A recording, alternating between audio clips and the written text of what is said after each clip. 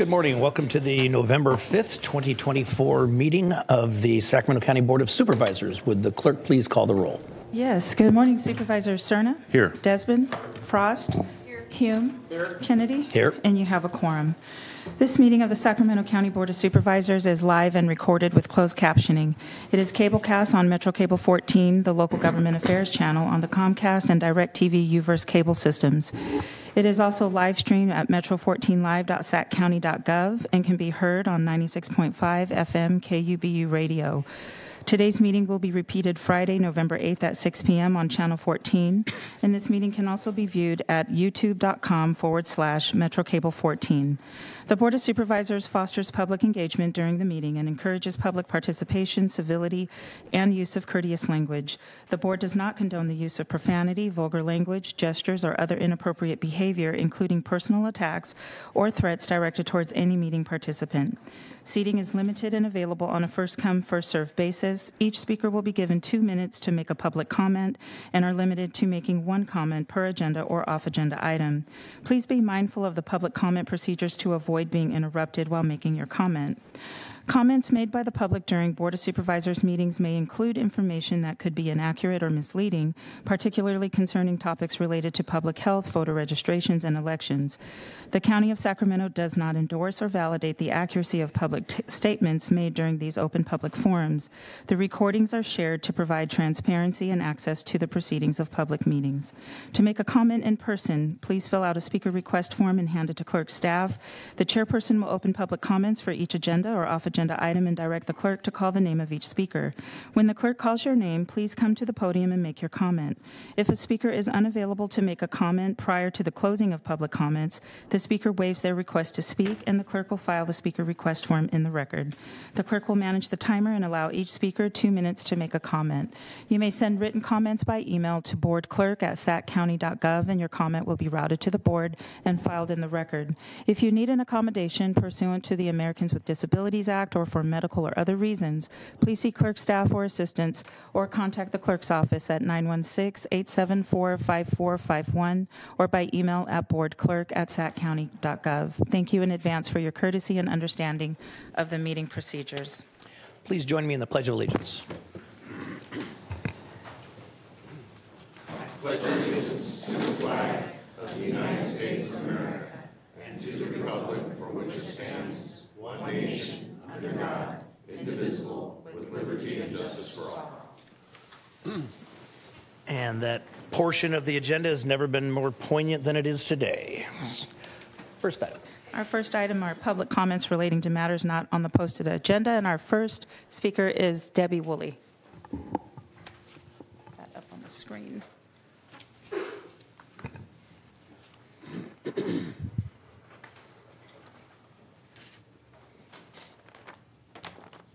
Good morning, Board. Happy Election Day. Morning. Forgive me for a minute. I just wanted to celebrate. Today is November the 5th, and I wanted to let you know that I'm coming to you as one of we the people, as seen in the 50 state constitutions, Republican in form, and I'm just letting you know that it's important that we remember the fundamental principles. I wanted to thank you for your care and concern about the elections being fair and honest. I just wanted to let you know that on Sunday I went to prepare my ballot, and I was confused and dismayed because when I put it in the ballot envelope, it looked like this. Can you see it? Not yet.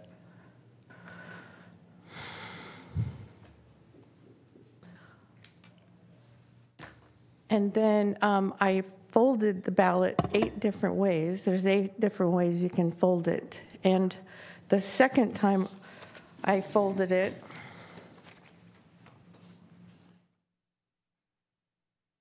you could see my ballot marking on the front also. So you can see who I voted for through the holes in the pink envelope. Then I went to my neighbor's house and I said, this doesn't seem right to me. So we compared our ballots, I'm just going to ask Metro Cable if you can assist, because I don't know if we're both hitting the screen at the same time, but I'm having a hard time controlling it. Thank you. We'll Really appreciate your we'll help. give you some extra time, by the way. Oh, thank you. Appreciate it. So my neighbor's ballot shows who she voted for also. Now, I folded the ballot inside out and outside in. There's 8 ways you can put a ballot in an envelope, and 2 out of the 8 ways discloses who I voted for. Just wanted to let you know that I don't want this to happen to any of the other 800,000 registered voters in our county. There's a lot of slop in this envelope, and I know you're all into attention to detail. This detail is important because the Constitution, Article 2, Section 7 says that we are entitled by right, constitutional right, to a secret ballot. So thank you for your attention today. I wanted to just let you know that this is not misinformation. I'm very shaken up by just learning this. I thought it was a conspiracy theory, Thank you, but Ms. it's Wall. not happening. Thank you. Thank you. Okay, our next speaker is Mr. Ted Samara.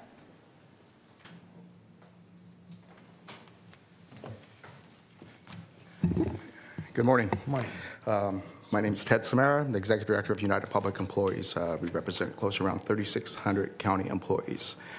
First of all, I don't know if this is going to be my last time here before you set sails, I guess, on your retirement, Supervisor Frost, but congratulations on your retirement, and it was always a pleasure working with you.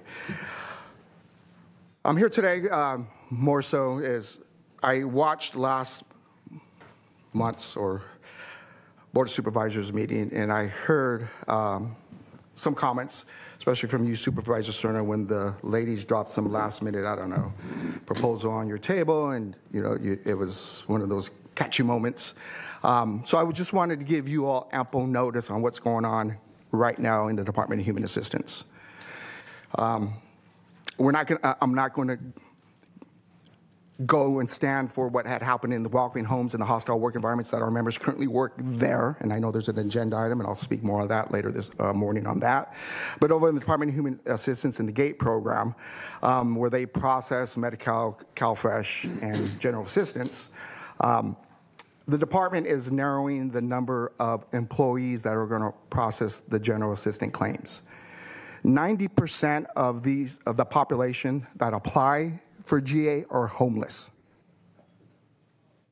And what prompted me here today is they notified our members, not this union, but our members, the day of, that they're going to narrow down, there's like 36 or so employees that process these claims, down to 3. 1 being a WAD, 2 being workers. And in January, they are going to go with only staffing it with 4 workers to deal with the homeless population that rely on this general assistance to buy a hotel room, to get shelter during the coldest months. And what they're telling me, and this is their director, is that you all didn't fund the program. Didn't give them the monies. That they can't afford the workers to process these GA claims. So I'm putting you all on notice now so it's not the last minute drop, and I don't have to hear the BS I heard that was dropped on these little ladies that came up here from the Merritt Parkway, that someone was being, I don't know, misled.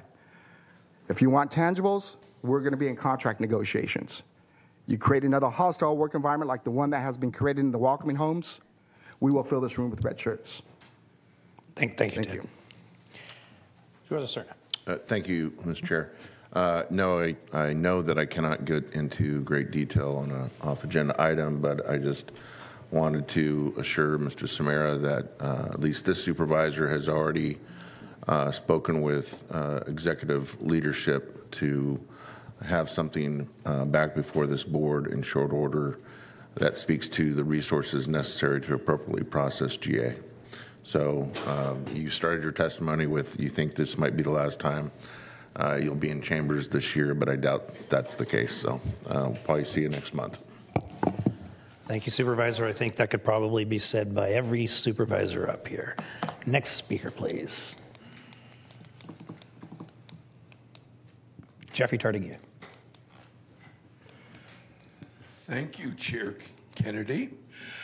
I am here on not agenda item is that for these efforts that are going on and which you've got further going on, my understanding for the disabled, you are supposed to be able to maintain medical records.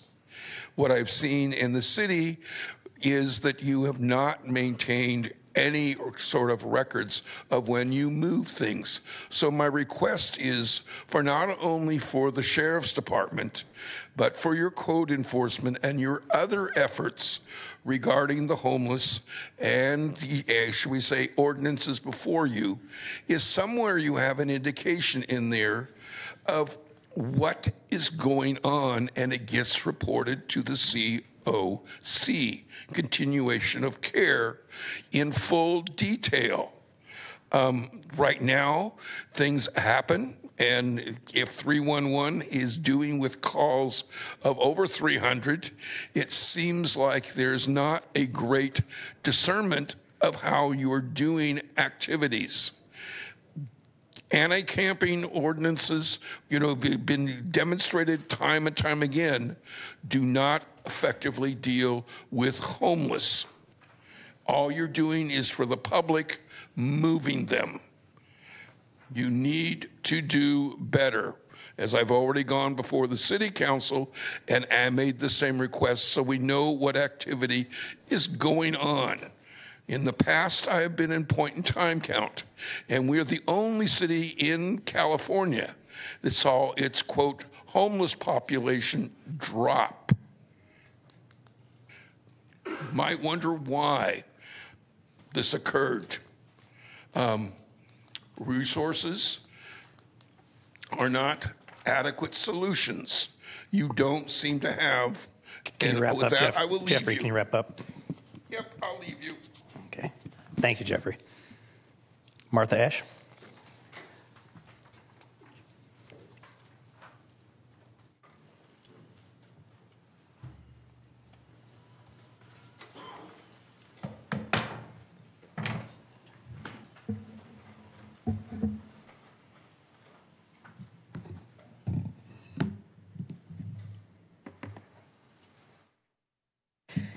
Good morning, Supervisors. Thank you so much for taking my comment.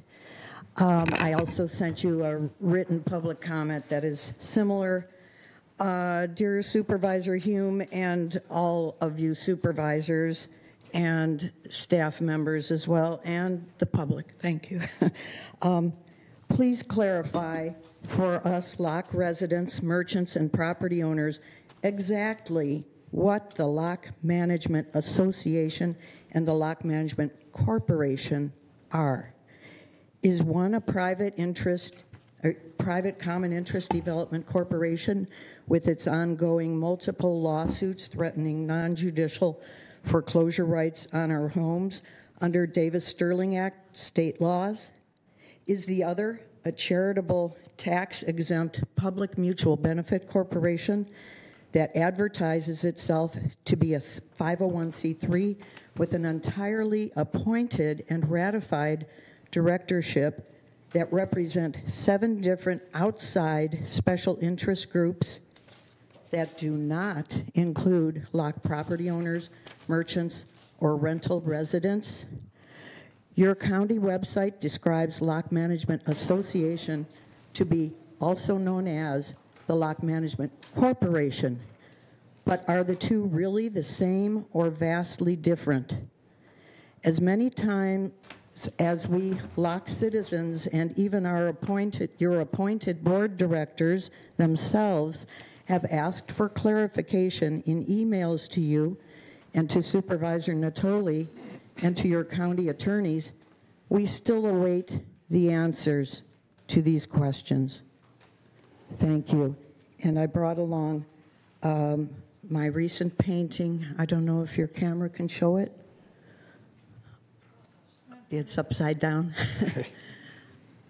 Okay. Of Locke. That's some of the buildings across the street from my ice cream parlor. By the way, anybody who mentions his comment to me at my ice cream parlor gets a free ice cream cone. Thank you, Marcia. Martha. Thank you.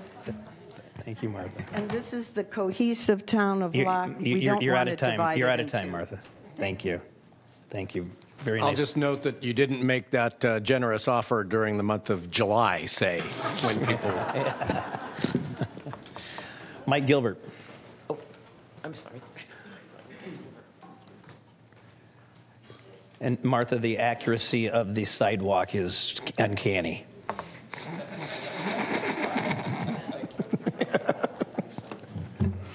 You guys ready? All right, good morning. My name is Mike Gilbert. I'm a social worker for Child Protective Services.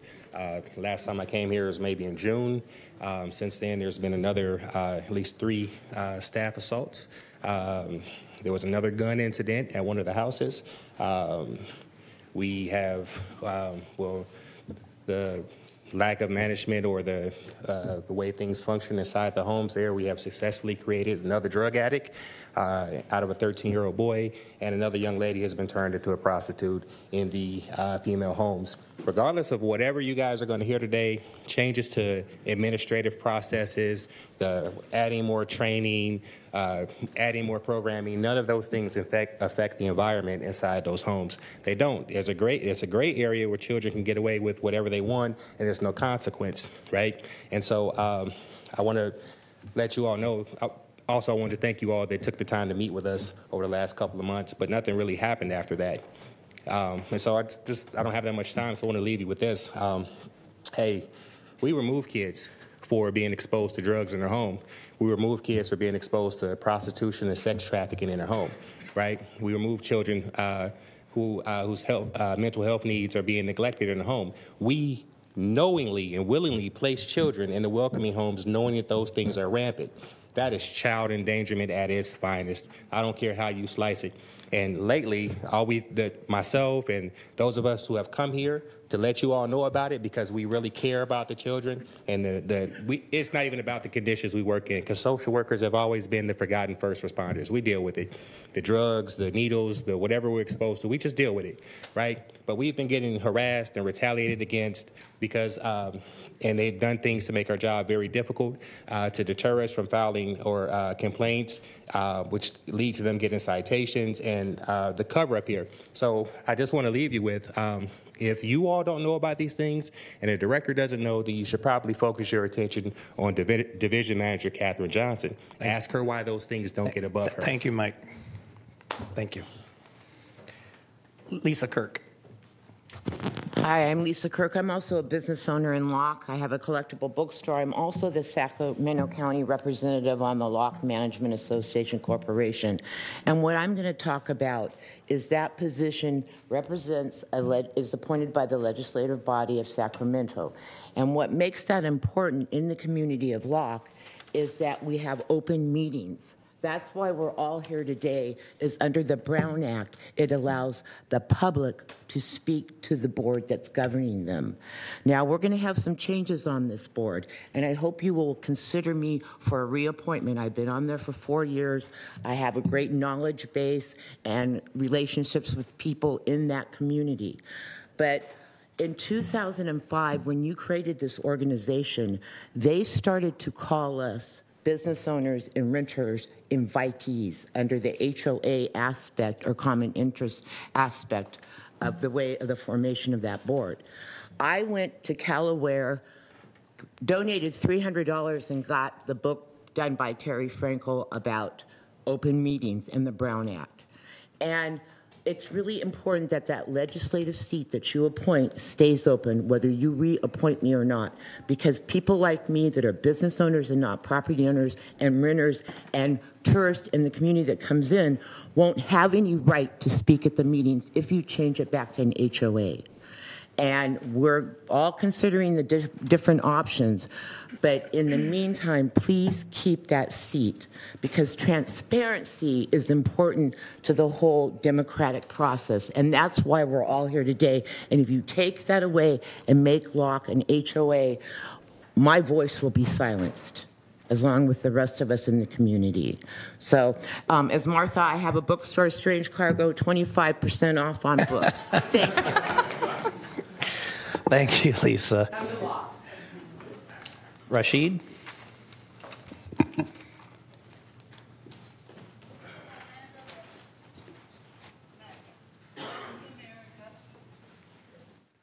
What was that? Okay. Rashid Sadiq would lift up love always. And I'm coming to you for a concern regarding the airport construction, the billion-dollar opportunity for Sacramento. And I just want to make sure that we don't make the same mistake we made with Golden One. And I was the vice president at the Urban League at the time. We had a lot of dollars passing through. We got a lot of labor jobs that were temporary for our low-income, hard-to-serve communities, but we did not get an opportunity for our contractors. And now, this year, we're ready for contracting work for our black and brown community. And so, too often, we're left behind. Dollars come too late. The training for the laborers. So I just want to make sure that we're paying attention to that. I know we have a 50% labor commitment, but I want to make sure that transitions to the contractors as well, and that we have GNCs that are from our community, that this money stays here, that we have an opportunity to grow our community and not have someone come from the outside, from Oakland, and take the money to their community. So I'm just here to kind of remind you that we are here, we are prepared, and we hope that we have opportunities. I haven't seen any detail paperwork on the PLA for that, for the airport. I've seen it for the laborers, but not for the subcontractors. So I'm hoping that we can develop that, or maybe I can assist with that. I'm willing to volunteer, but I just want to make sure that our community is not left behind. Thank you. Thank you, Rashid. All right. Supervisor Cerna. Thank you, Mr. Chair. I just wanted to, again, provide some minimal response to Rashid, as it's an off-agenda matter. But it does sound like you're at least somewhat familiar with the fact that we do have a first-of-its-kind community workforce agreement for the work out at the, you call it the PLA, out at the airport. While we're teeing up the balance of public speakers, Mr. Chair, on off-agenda items, I would like to have our airports director, who's in chambers, perhaps meet with Rashid out in the foyer there, so that she has a better opportunity to hear what your interests and concerns are, at least a sharing of contact information. Thank you. Thank you, Supervisor. Keon Bliss.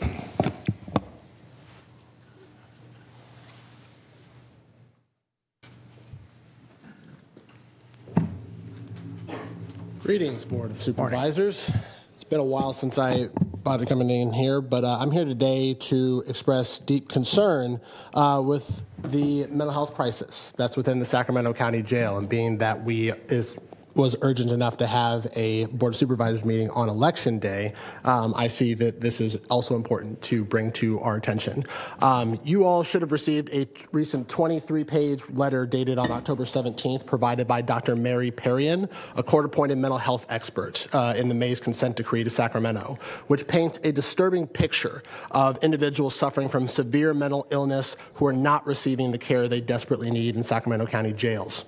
Dr. Perrian's report highlights specific cases of individuals who are experiencing immediate and serious harm due to the lack of adequate mental health treatment. Of 14 randomly selected patients that Dr. Perrian met with in the jail in early September and early October, all were found to be placed in an inadequate level of mental health care and all receiving inadequate treatment in the jails. One patient, a 35-year-old man, has been detained for 6 months and requires immediate transfer to an inpatient facility. Another, a 28-year-old woman, needs intensive treatment in a structured therapeutic setting. And a third, a 33-year-old man, requires placement in a state hospital for restoration of competency. These are just a few of the examples of many individuals who are continuing to suffer needlessly in our jails, in our overcrowded jail system. And the Sacramento County Jail is simply not equipped to provide the level of care that these individuals need. So I'm here to urge you all to take immediate action to address this crisis level emergency.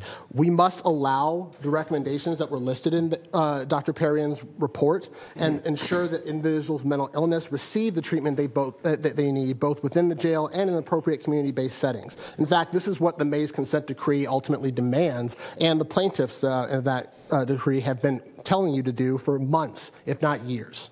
So I urge you to take immediate action on Election Day. Thank you. Thank you, Keon. Alfred Melbourne.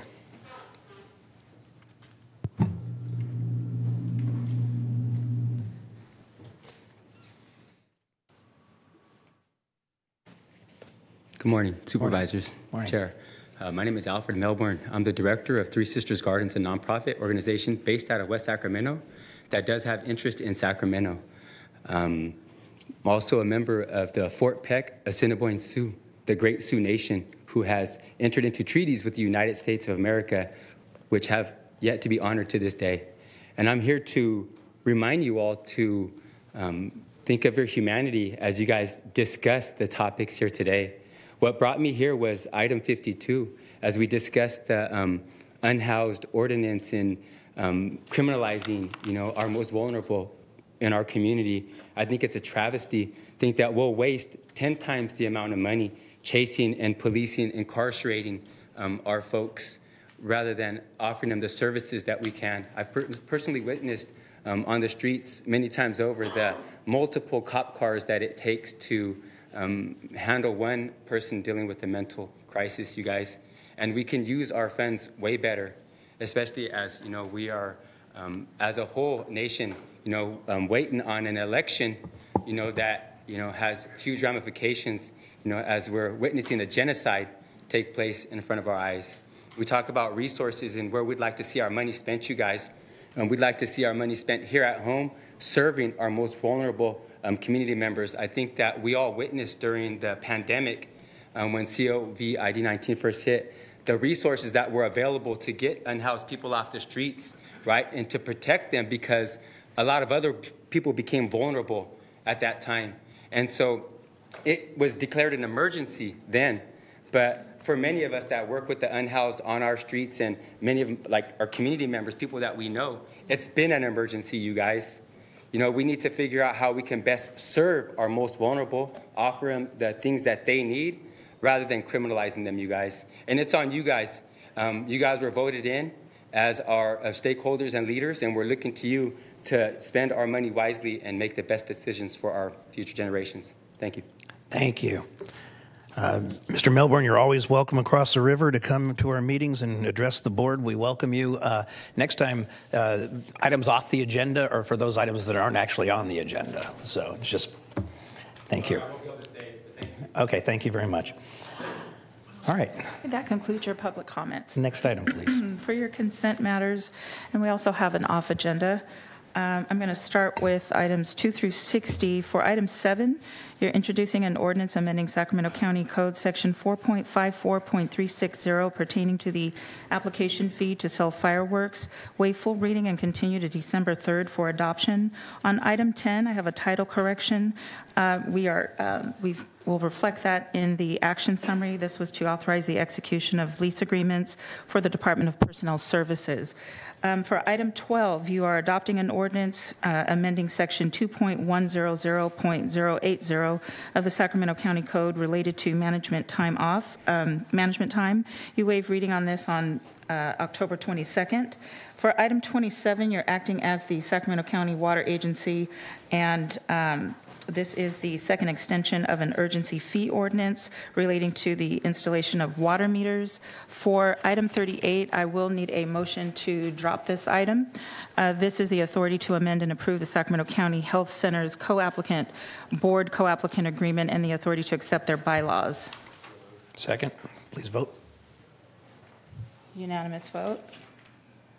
Just jot that down. Okay, for item 43, I do need another motion to continue this item to December 3rd, and there is also a title correction. This is a really long title, so this is a revenue agreement with Advocates for Human Potential Incorporated in the Well Space Wellspace Health.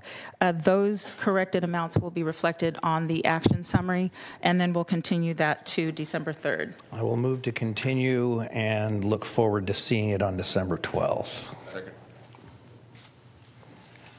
On December 3rd? 3rd, I'm sorry. Okay, thank you. I'll be here on the 12th. You all can do it somewhere else. Unanimous vote. Unanimous vote on that. So for item 52, you are adopting an ordinance amending Chapter 9.120 relating to unlawful camping on public property. You waive reading on this on October the 22nd. Also want to make a note that for the labor negotiations on closed session, you're dropping that. And then I will need to do a motion to determine necessity to hear the matter pertaining to the Board of Supervisors appointment from own ranks to the California State Association of Counties. Need a motion to hear that. So, second. Unanimous vote. And then we'll need the board to either reappoint or nominate. We need a member, and we also need an alternate. Move to reappoint Supervisor Desmond with Supervisor Hume as an alternate. Second.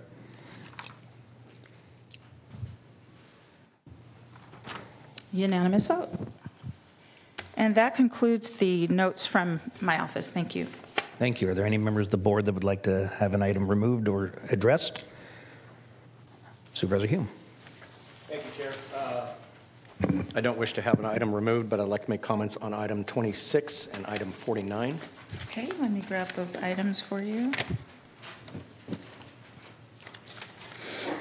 Let's see. Item 26, you're acting as the Board of Supervisors in the Sacramento County Water Agency. This is to approve a contract for the Casumnas Watershed Multi-Benefit Project. And what was the other one, Supervisor Hume? 49. 49. 49, you're acting as the Board of Supervisors, and this is to approve the retroactive contract adjustments for the North A Campus Emergency Shelter Program and the Mather Community Campus Single Shelter Program. Great, thank you. For item 26, I just want to say this has been a long time coming, and I recognize two members of Sakawa, two of our staffers up there, that I'm happy to see this come to fruition finally. I congratulate CBEC on their being chosen as the contractor to implement this work, given to their familiarity with the state DWR modeling program. But I do want to note, just for the record, MPK played an important part in sort of teeing this all up and giving us an idea of what we might be looking at, and that was a long time ago, and so I just want to thank them for their involvement, and I look forward to seeing some work product that will result in hopefully a physical change to the landscape that makes things a little safer for people and property, as well as hopefully do a little groundwater recharge. And then on item 49, I only just bring this up because with all of the recent discussions about safe stays, existing and future, just to point out that there is a significant amount of homeless services that are provided for in District 5 out at the Mather Community Campus, and I don't want to lose sight of that. Thank you, Supervisor. Anybody else? Okay, Madam Clerk, item 44. Okay, item 44. Get there. Okay, for item 44, you're acting as the Board of Supervisors. This is to execute a single-year retroactive revenue contracts with multi-year contract authority with the Centers for Disease Control and Prevention. Thank you. First, I want to thank Mr. Lutz for your email last evening, I believe, to outline some of the things that we are doing as a county, but I wanted to bring it to the attention, that we're not out of the HIV danger zone, and I know that it's, we've lived with it since 1980, roughly, and it's not showing the numbers and deaths and occurrences that we once saw, but this is a highly preventable and treatable condition, and through early testing, frequent testing for certain populations, and we're finding that the black and brown community, particularly particularly young black and brown people. We're seeing the numbers escalating in a disturbing rate.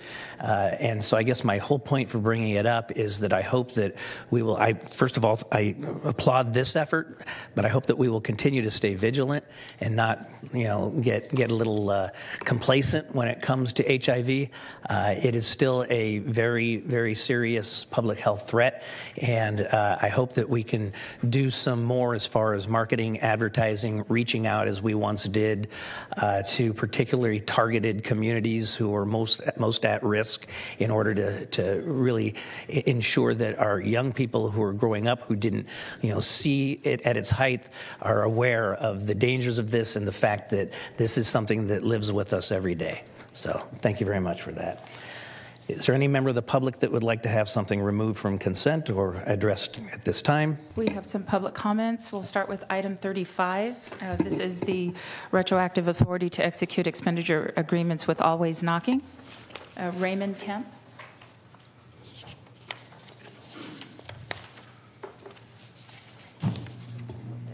Thank you, Flo.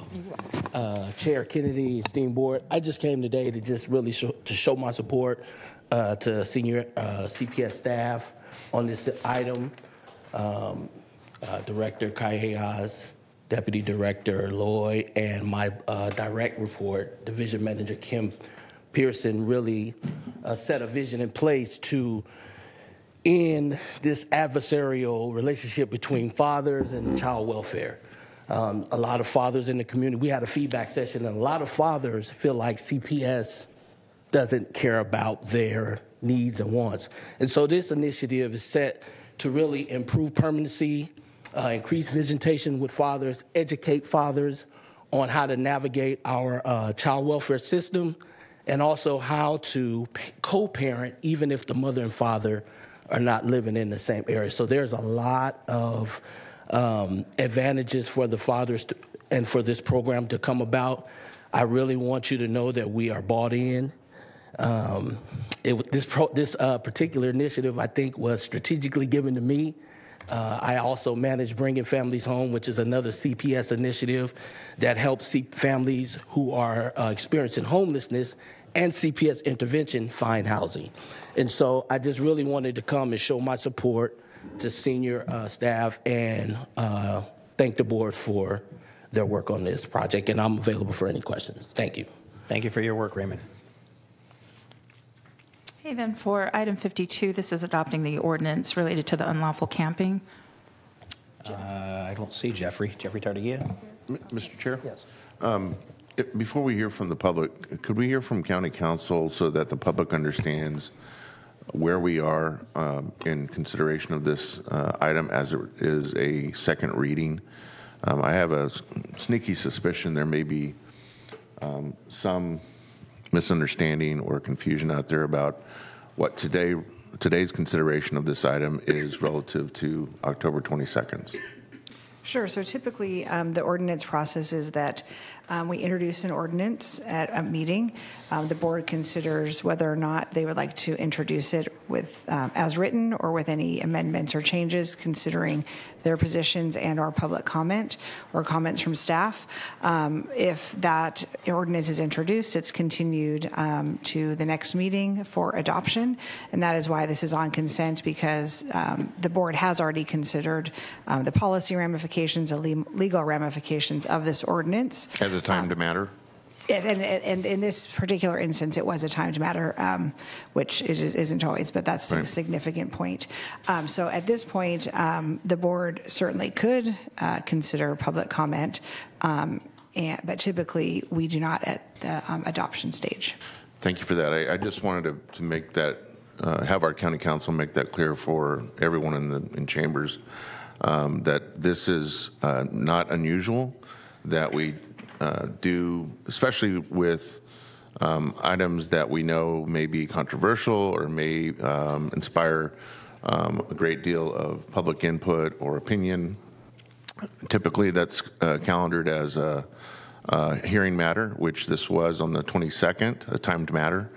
And the second reading is really a perfunctory action by the board. And in fact, I asked county council before we got to this point in our hearings this morning, whether she even remembers whether or not we've, had a second reading that is not, connected to the original public hearing item the way this is. And this, again, that just speaks to the fact that this is how it has typically been presented to the public, presented to the board. Doesn't mean, as was stated, that we can't, hear from you. We're about to do so. But I think it's really important for those that wish to speak to this item this morning that they understand the context of how we're considering the matter. Thank you. Thank you, Supervisor.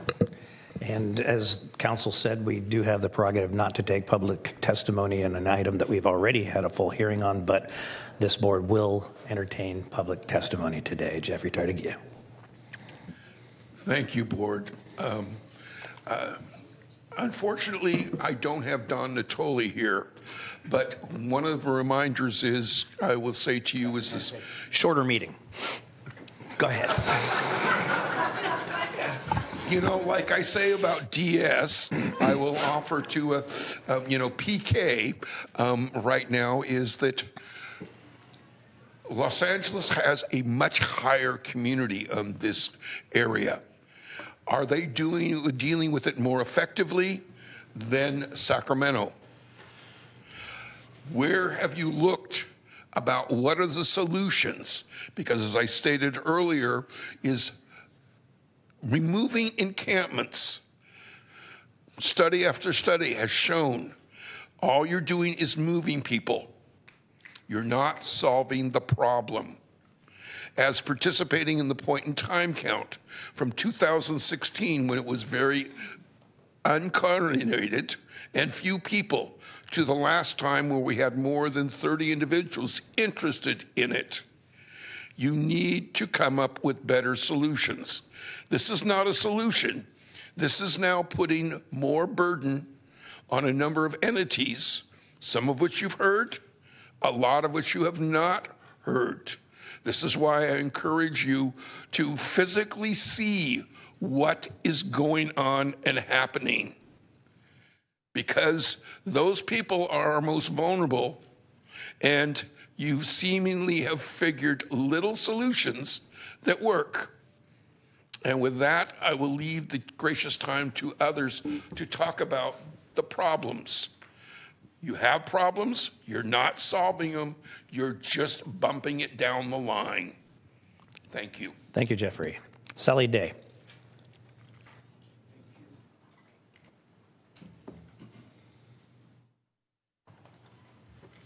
Thank you. Thank you for all you do.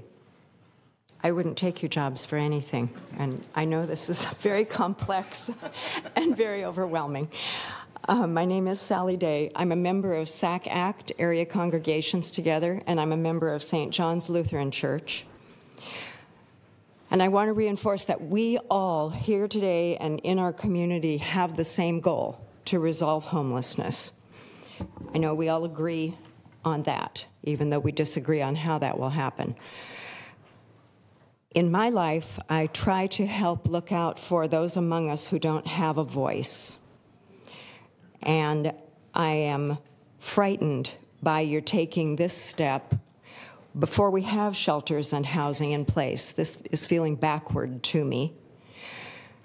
Because since human beings don't conveniently evaporate, I worry about how on earth this is going to be implemented.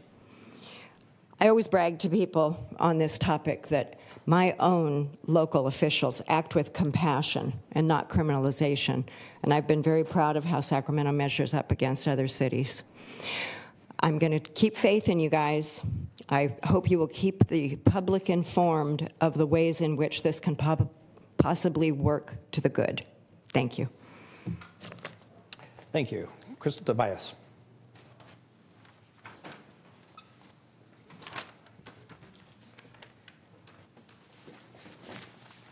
I have a picture here. Good morning. My name is Crystal Tobias, and I am the president of the Sacramento Area Creeks Council, which is a nonprofit organization that has spent years educating the community about the importance of our waterways, and in recent years doing multiple cleanups of our waterways. Unfortunately, most of the trash that is in the waterways does come from the homeless population. We are the first to admit that there's a huge problem here, a very complex problem that is not being addressed, and that is where to put this population. And we do strongly support the county and the city working together to do something about that and figure it out. Because what's happening in the meantime is areas like this along Steelhead Creek, Arcade Creek, and the American River are being ecologically damaged to the point almost of no return.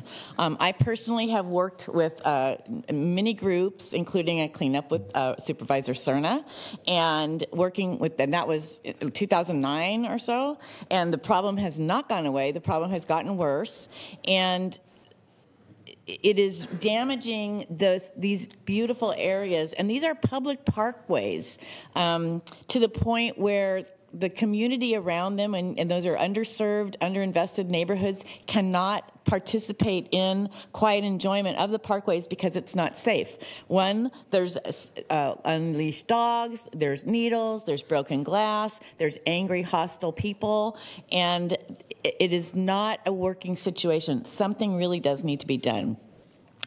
With River City Waterway Alliance, we have pulled out over 2 million pounds of trash since 2023 January, and it just keeps coming.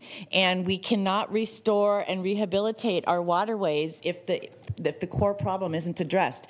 Again, we recognize that these folks need to go somewhere. There needs to be safe ground for them. They absolutely deserve that. They do not deserve to live in these conditions. Thank you, Krista. So thank you very much. Thank you. Supervisor Cerna. Thank you. I just wanted to express my gratitude to the speaker and the organization that she is with, River City Waterways. It's not lost on me that the work that you've done is produced great results. I traverse the Garden Highway pretty frequently, and if others take the time or have the opportunity to see the condition, especially on the south side of the levee along Steelhead Creek, that's kind of the after photo, in my estimation. If you were to see it 5 years ago, it would look very, very different. So I appreciate you not just being here and advocating the way you do for our creeks and waterways, and certainly all the blood, sweat, and tears you put into the cleanups, but for the continued enthusiasm that you have for doing what you do and keeping our waterways clean and safe. Thank you. Thank you. Christopher Camilo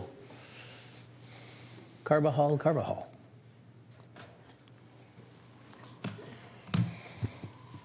Hi, my name is Christopher Camilo Carvajal, and I'm the program and campaign coordinator for Decarcerate Sacramento.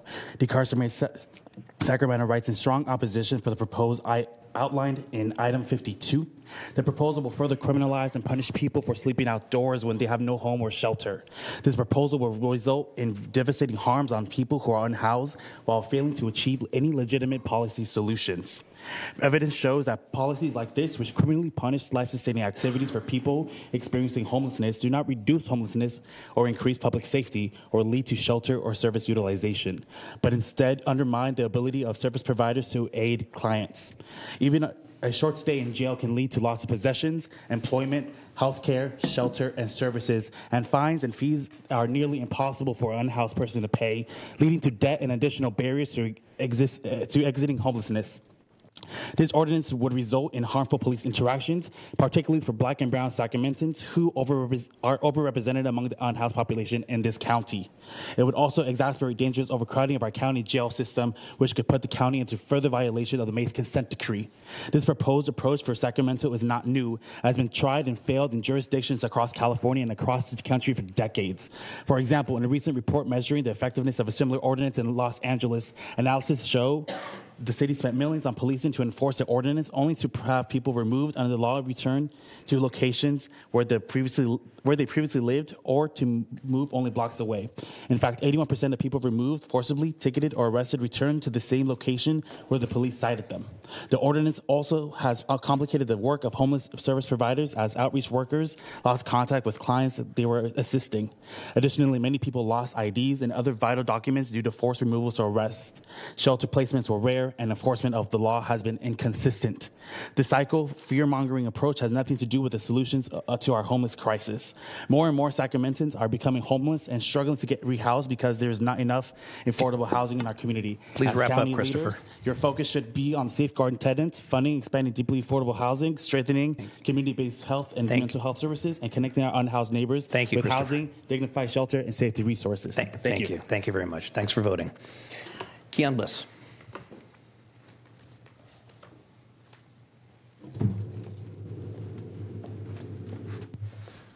You know, just because putting this on consent calendar and that not being unusual doesn't make this ordinance or your efforts to just criminalize homelessness any less disgusting or cruel. To your fellow human beings, your constituents, whether they give you money or not, it's just a formality. And if you genuinely wanted to actually get these people help, you would actually look at the root problems, which I can't think of it like any organization that hasn't been telling you, any study that's coming out that hasn't said housing. Permanent affordable housing is the #1 solution. That's where you could go, and this county has plenty of prime land that you could allow people to stay on, but instead you'd rather waste tens, if not hundreds of millions of dollars pushing people from left to right and then ignoring us and pretending like you didn't just make this decision in a back room before you even came to the chamber on October 22nd. I don't believe for a minute that you all are engaging in good faith with this. I think that, frankly, this is just the same old dog and pony show that you all continue to do so that you have something to campaign on. And the fact that you're not even paying attention right now, even though we're tax-paying constituents all the same, pretty much shows your contempt for community members. Yeah, I see you, Phil, and Rich Desmond, who don't really give a shit about other people. But, you know, how often are you going to keep turning people away, wasting our taxpayer dollars on this and giving hundreds of millions of dollars to policing, which already collectively that are going to be doing this is up to over $1 billion before we actually decide to address the root problems of these issues? You all have the solutions. Community advocates have been giving it to you, and the people that are living on the streets who've been stuck on the streets for years on end, being swept and having to start over and over again because you send police to ticket them, to take away their belongings, important information like their birth certificates, their passports, their IDs, and their medications. You know, wrap up, please. You just keep wasting all of our time and money and dollars on pointless solutions to benefit the Metro Chamber and their business interests. Your campaign donors who are giving you tens of thousands of dollars to do this shit. Thank you, Keon. It's ridiculous. Thank you, Keon. What are you good for if you're not going to actually address our root problems that are addressing community? Thank you, Keon. Thanks. I did. Thank you. Nikki Jones. Why the hell do I have to have respect for you if you don't have respect for us?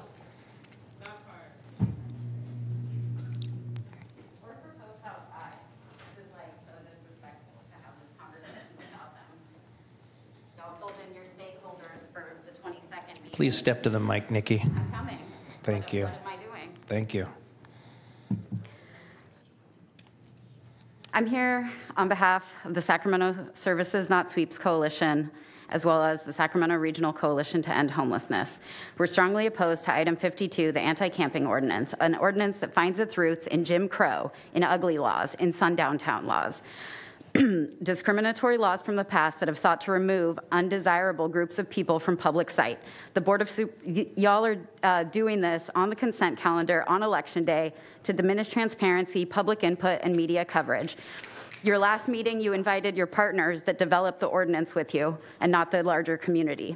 The Services Not Sweeps Coalition was founded in 2019 to support unhoused people in Sacramento region by demanding increased services and an end to law enforcement sweeps of homeless camps. Key organizations in the coalition include the Sacramento Regional Coalition to End Homelessness, Loaves and Fishes, the Poor People's Campaign, SAC Community Lead Advocacy Project, Sacramento Homeless Organizing Committee, SAC Act, and others. We believe that it's time that we're all in on real solutions to the crisis of homelessness instead of the status quo of displacement, criminalization, and punishment, which do nothing to resolve homelessness and are not new strategies. As with all policies that increase police contact, these policies pave the way for more discriminatory policing and a disparate impact on the Black unhoused community and other communities of color. We will not police our way out of this social health crisis. We should be focused on robust tenant protections, aggressively developing no and low-income housing, uplifting the quality of life for people living outside on these wait lists through stabilization, survival supplies, trash and hygiene services, and ongoing support. Imagine how that could impact public safety positively. Unlike forced displacements, which a recent University of Colorado study showed did not increase public safety, despite the rhetoric used to justify them. Besides protection from the elements and the modicum of privacy that a tent or tarp provides, staying in encampments is a strategy for safety and survival. Individuals stay together to share resources and to look out for each other. The physical and mental distress caused by these criminalization policies is incalculable and will contribute to early preventable death. In addition, this cruel proposed ban on camping will target disabled and elderly individuals. Can you wrap up, Nikki? It's morally repugnant as well as ineffective at reducing homelessness, simply reducing unhoused communities from sight rather than focusing on long-term effective support for pathways to housing. Thank you. KJ.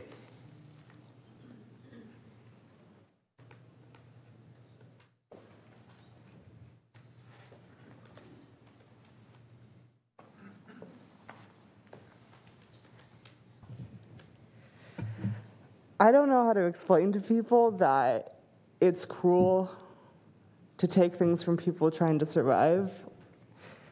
You'd hope that we'd all exist on that understanding. I've been an outreach worker in Sacramento County for 5 years, spent thousands of days and shifts out in the community, and because the community is really not here, I guess I'll use this time to talk about some of what that's like. What this policy does and what really the practice of Sacramento for years now has been to do, the reality of it is someone's outside freezing in the cold and they put on a blanket and you take it away from them. And you can put it in any way you want and describe it, but that's the reality of it, is that people are trying to survive, they're developing what they can, they're doing what they can with very limited resources. And as a service provider, very limited services. I think we really oversell the amount of services available to people in rooms like this, but the reality is that maybe you can give someone a piece of plastic to keep them dry, maybe, and that's very few people even get that. But people are, smart, and they're working on their own behalf, and they're developing camps to keep themselves safe, to keep themselves with other people that could protect them, to keep themselves warm, to keep themselves dry, to keep themselves fed. And you're separating yourselves from it, but would you go out and take the blanket off of someone in the cold, Would you go out and take a glass of water from someone on a hot day? That is the reality of what this policy is. And I've seen it on the streets of Sacramento long before this policy, but this is gonna make it so much worse. And if you wouldn't be willing to do that, if you wouldn't be willing to rip the blanket off of someone, can you wrap up, please? You need to not pass this policy. I know it's already done. I know that you don't care about what we're saying here, but. Thank you, KJ. Mark Baker.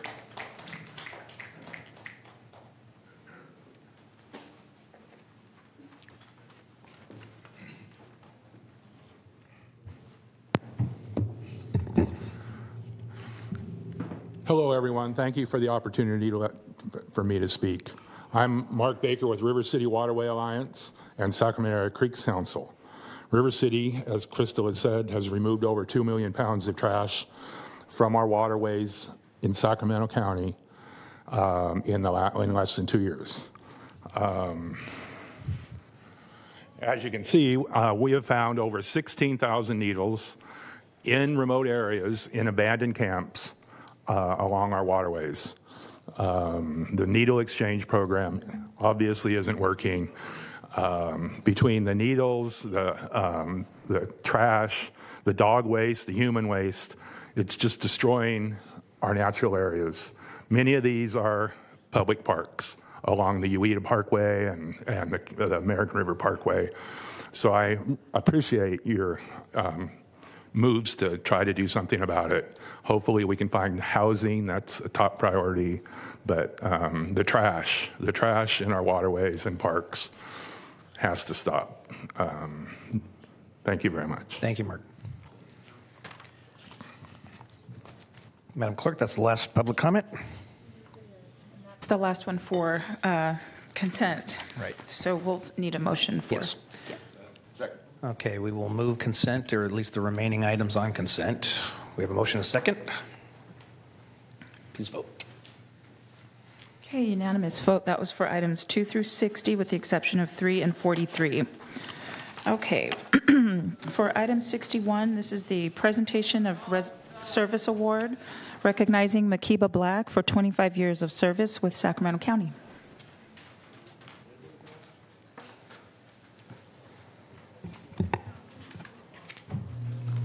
Good morning. Morning.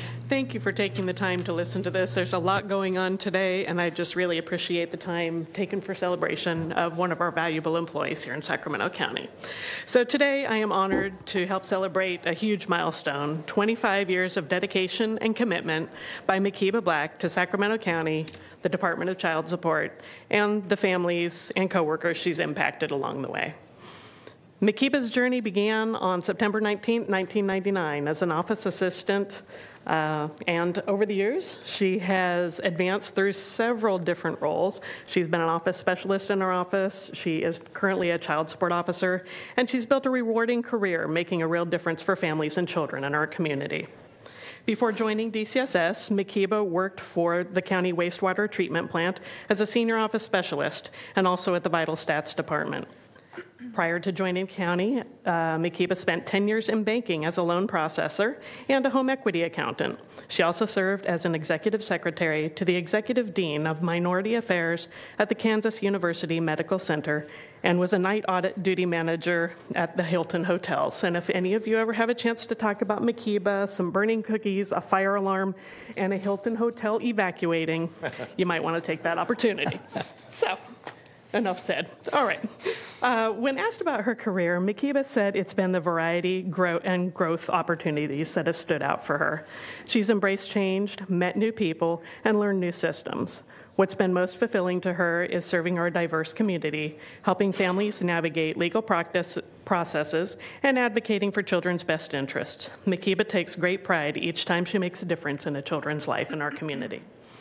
On the lighter side of work, Makiba mentioned her love of potlucks and the connections they've helped her build with her coworkers over the past 25 years. She's enjoyed collaborating on committees and values the personal and professional development opportunities in our department. Over the years, she's developed a great range of skills from case management to conflict resolution and motivational interviewing.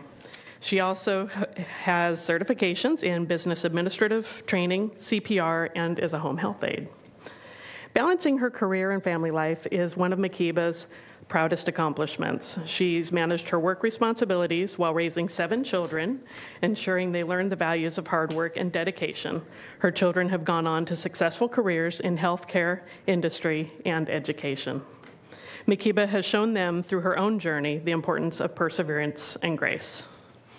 Looking forward, Makiba plans to keep serving the community and supporting her family in their dreams while pursuing her own certifications as a life coach, nutritionist, and yoga coach. Pretty busy. Makiba's love of exploration shines through her hobbies, whether it's hiking, discovering new restaurants, cooking, or dancing. Outside of work, Makiba has a life filled with the joy of her family. In addition to her 7 children, she has 9 grandchildren. The youngest is just 8 months old. Makiba shared a philosophy with me that has guided her throughout her career and her life by Charles Swindoll. Life is 10% what happens to you and 90% how you react to it. This belief in the power of attitude has shaped how Makiba approaches both challenges and opportunities in her professional and personal life. Makiba, thank you for your 25 years of service. Your journey has been inspiring, and I look forward to seeing where the rest of your steps take you with the county. It's been my privilege to work alongside of you, and I'm excited for your future. And I believe you have a couple of comments? Yes. Okay. Thank you. Thank you, Marilyn.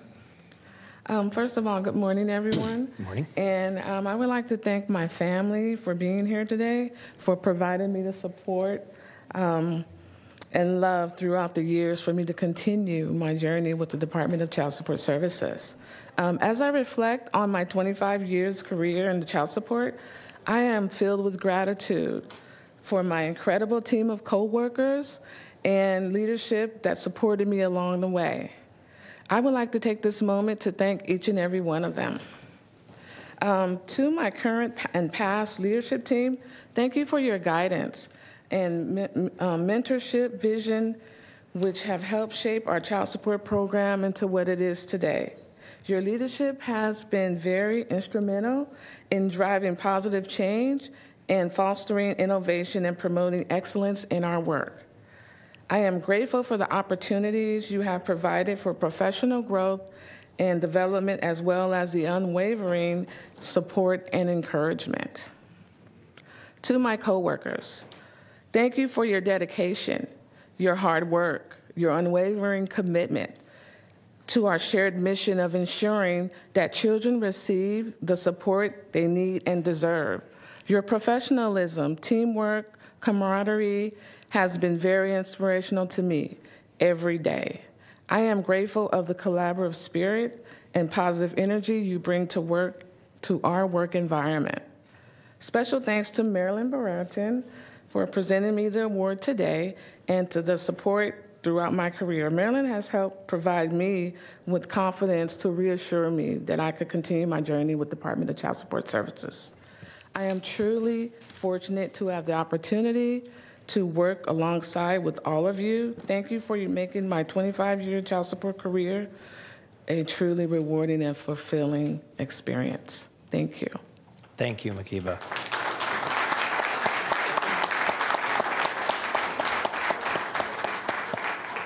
Supervisor Cerna. Thank you, Mr. Chair. While they're taking photographs, I will just say thank you to Makiba for her quarter century of service to this county, and just remind her that this marks the halfway point in your tenure of service here. Hey, I'm at 30. Wait a minute. Supervisor Desmond. Thank you, Mr. Chair. And Makiba, I also want to thank you for your service. And I love it when we recognize county employees who have spent so much of their life in dedicated service to helping people in Sacramento County. Very proud of them and proud of you, Makiba. And I wish you all the best in retirement. Thank you, Supervisor. Thank you, Makiba, for everything you do for our county. Appreciate it. Okay. Next item, please. Okay, our next item is the presentation of presentation of resolution recognizing November 18th through the 24th as California Clerk of the Board of Supervisors Week.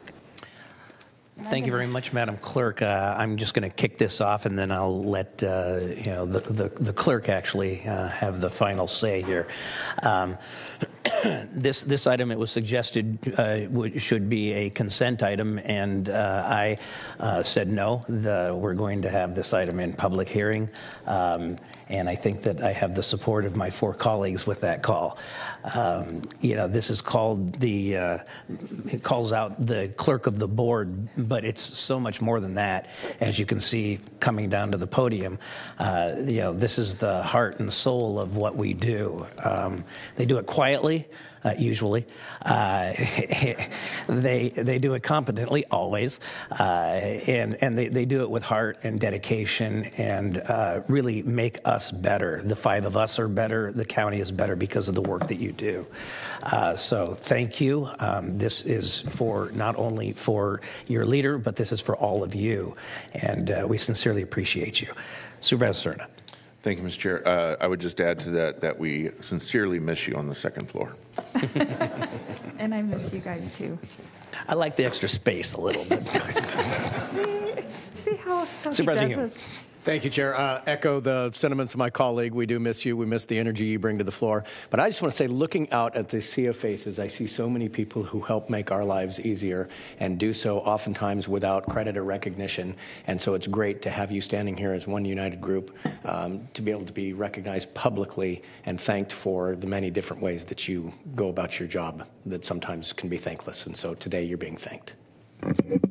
Supervisor Frost. And I just want to add to what everyone else has said to say you didn't miss a beat when you left the second floor, but you sure left it vacant. It seems so lonely without all of your smiling faces. And you all work so hard. I don't know how you do what you do, because I know you have a lot of deadlines and intricacies in record keeping and the laws around everything that you do. I just want you to know it doesn't go unnoticed, and that we really appreciate all that you do to help us. Thank you. Supervisor Desmond. Thank you, Flo, and your staff. And yes, the second floor is not the same, despite our chair's wonderful personality. It's just no replacement for having all of you on this floor. So I certainly miss you. But the public doesn't know, by and large, what you do behind the scenes, how you toil in obscurity to keep the county running, and certainly keep all of us and all the boards and commissions working smoothly. And I just thank you for so many things that I know you deal with that don't even get to us. I mean, you have our backs here, our collective, the board here, and I just appreciate you so much and everything you do, and congratulations. Thank you very much. Thank you, Supervisor. Flo, you have 2 minutes. Okay, I'm going to make this very quick. First of all, I want to thank the board and the county executive, first and foremost, for all of your support. It is an honor to serve as the clerk of the Board of Supervisors and to work amongst the finest clerks and professionals.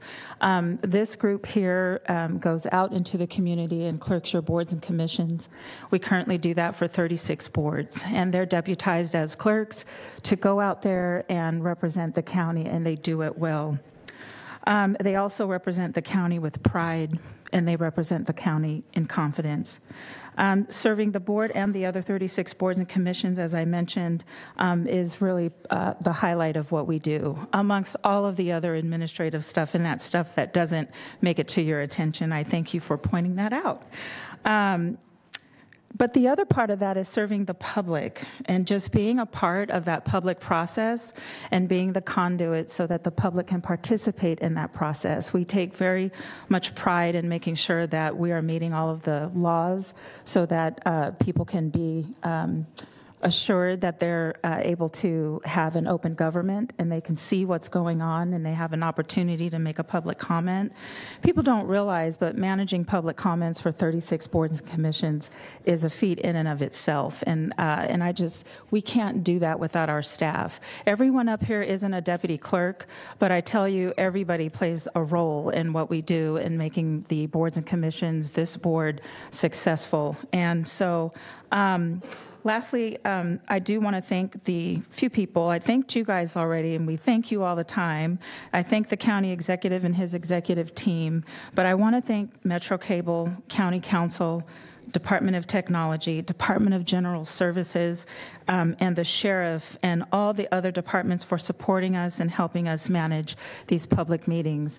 Brenda is standing over at the side. Joey's, I don't think he's in the room, but we could not do this without them. They work alongside of us, and they're very much a part of our business processes, and they understand what our mission is. They understand the assignment. So anyways, thank you very much. Thank you very much. Thank you.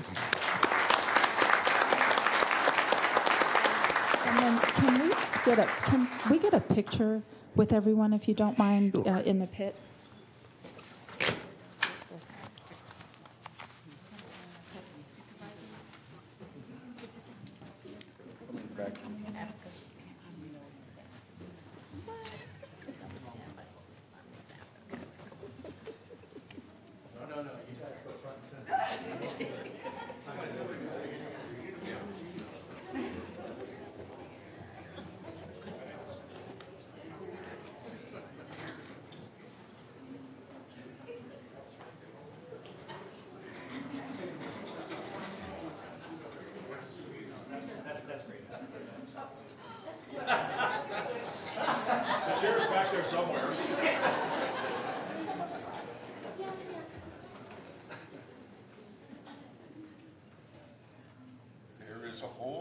you.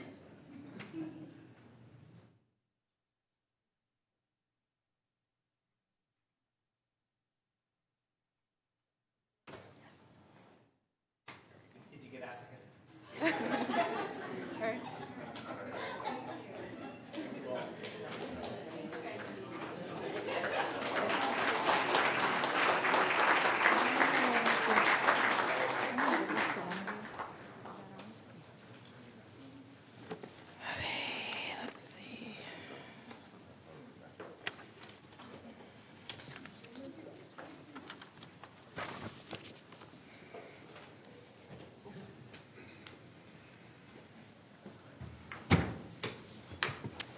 Okay, for item 63, this is the presentation of resolution recognizing Safetyville, USA on the occasion of their 40th anniversary.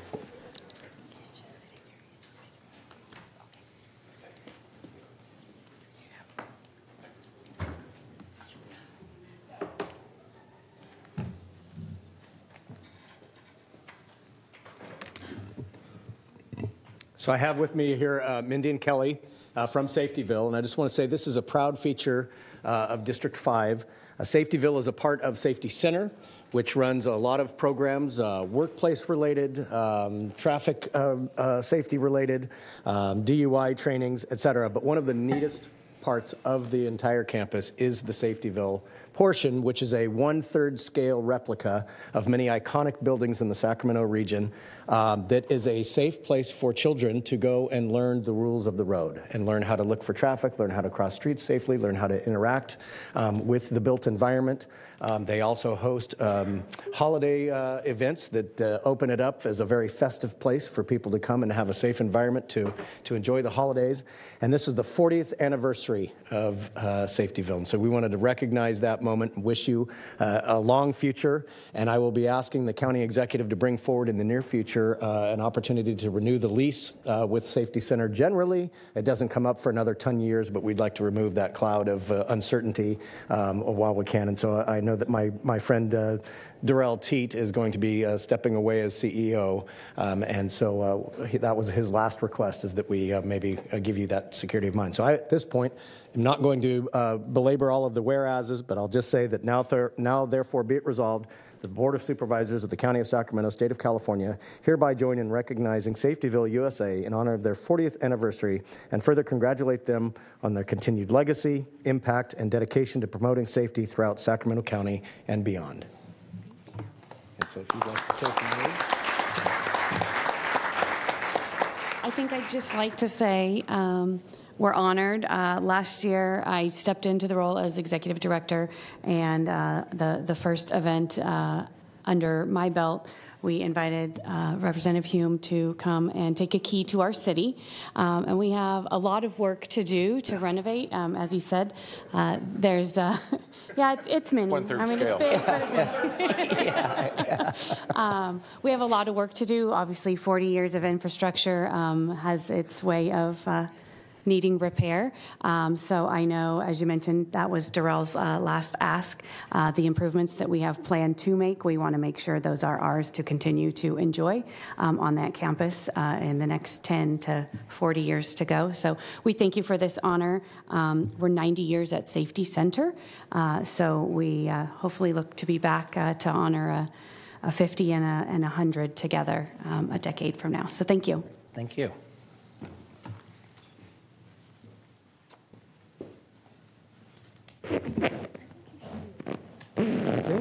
Okay.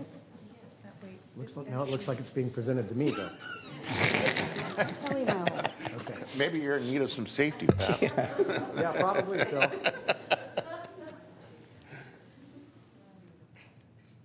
Thank you. Thank you. Thank you. Supervisor Desmond. So really quick, I had the opportunity to meet with Kelly and Darrell last week, and it was really enjoyable. And I've had a long history with Safetyville from my days going back to the Highway Patrol. But I've also seen Supervisor Hume drive, so maybe you can bring him out there for a little safety refresher course. All right, next item, please. And item 64 is the presentation of resolution recognizing Heroes of Human Services awardees. Thank you. Siobhan Katari, Deputy County Executive, and I have with me Melinda Avey, who's the chair of our Human Services Coordinating Council. And we're here today to honor the heroes in our community that are being awarded today for the Heroes of Human Services Awards. So first of all, I just wanted to thank the Board of Supervisors for your support of this really important recognition. You've had ongoing support for years, and this is a really important time for us to uplift those in our community doing very important work. Also wanted to thank the Human Services Coordinating Council, who sponsors this, as well as Valley Vision, who's been helping with our administration of the Human Services Coordinating Council. This is an opportunity for us to recognize those unsung heroes in our community that do the health and human service work to make the quality of life better for all Sacramento residents, whether it be housing and shelter, food security, cash assistance, health and emotional support. We have people, hundreds and thousands of people who are doing work on a daily basis to uplift our community. And I just wanted to say that government alone, we're just one piece of that puzzle. It really does take a tapestry of our community to actually come together to do the work, whether it's our community-based organizations, volunteers, service groups, schools, our healthcare facilities and partners, and even our public safety and justice professionals who have to act like social workers on a day-to-day basis because of the nexus between the two. We have people throughout the community who are giving of their time and energy and passion to do this work. They're not in it for the money, they're not in it for the accolades, they're here because they're passionate and they have a mission to really help people and help the community. And I will add, on election day, our elected officials also, we have people serving in elected capacity across the county, beyond the board, into different sectors, and even on our boards and commissions, who give of their time freely to make sure that we are hitting the spot when it comes to serving our community. And so with that, I just wanted to turn it over to Melinda Avey, the chair of our Human Services Coordinating Council. She also wears other hats. She's on our mental health board. She's on our alcohol and drug advisory board. And her leadership is really helping to usher in these awards today. So I will turn it over. Thank you. Good morning, Supervisors. I'm Melinda Avey. I have the honor of being the chair of the Human Services Coordinating Council this year, and I think Siobhan said just about everything I was going to say. But I do want to add a little history on these awards. We couldn't remember when we first started them, and so we looked back and we found it was 2007. And in that year, we started doing something. We started going out to the community and listening. We had listening sessions, and we went all over the county, and we listened to what people had to say about human services needs in our county. That's a great exercise, by the way. And once they found out we didn't work for the county, they stopped yelling at us, and they talked. So great conversation. There were a couple takeaways that have stayed with us. Number one, we live in a great county. Sacramento is a great place to live, and it's great because of the people. And we found that people really care. They're much more engaged than we thought they were. The other takeaway was that we have a lot of people in this community that are stepping up. They're seeing a need. They're filling the need. They're using often their own money, their own resources. They get no government funding. They get no accolades. They often don't get much recognition. And we were struck by the number of people that do that, just in their own way, in their own communities. It's what makes us great. So at the time we thought, you know what? We need to start recognizing. And that's what this is for. So we started in 2007. We went all the way to 2019 until COVID interrupted this great ceremony as it interrupted our lives. So we're back. This is our first year back. And we want to thank you for taking the time to recognize people that otherwise wouldn't get this kind of recognition. And I want to thank all of the people in this county who step up every single day and do things for our county that we never see, but it makes it the great place that we live. So thank you very much, and I will turn it over to you. Thank you, Melinda. Thank you also for everything that you do personally. You could qualify for any one of these awards, and we really appreciate it. And thank you for letting me know that all I have to do now is tell my wife I don't work for the county. Magic. With that, we do have the first award, which will be presented by Supervisor Cerna.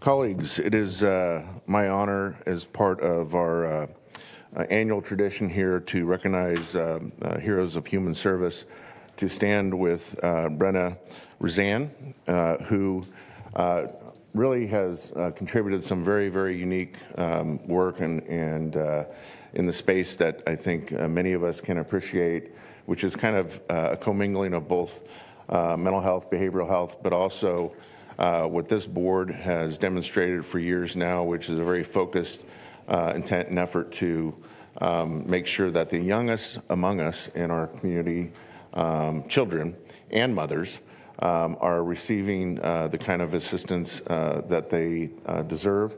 And I will say, as the chair of the First Five Commission in particular, and to what Deputy County Executive Katari mentioned earlier in terms of not being able to do this alone as government, it is really a distinct honor of mine to read a few of the substantive whereases here in this resolution that recognizes again Ms. Razan for her service to this community. So Brenna has been a social worker for 20 years, but it was not until she started working at UC Davis that she found her passion for perinatal mental health and health equity.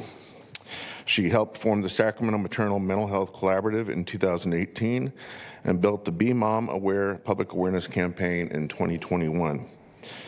Furthermore, she's demonstrated an unwavering commitment to bring awareness to the unmet mental health needs of pregnant and postpartum women with her relentless dedication and ability to inspire and motivate others around her. There's a lot of other text here that really explains the context of our, again, annual Heroes of Human Service Award process and why we do this. But as I mentioned at the outset of my comments, in this particular space, I'm really, really delighted to have the honor of presenting this resolution for the work that is so incredibly important that Ms. Razan does day in and day out. So with that, present you this resolution, recognizing you as a hero of human service for 2024 for District 1.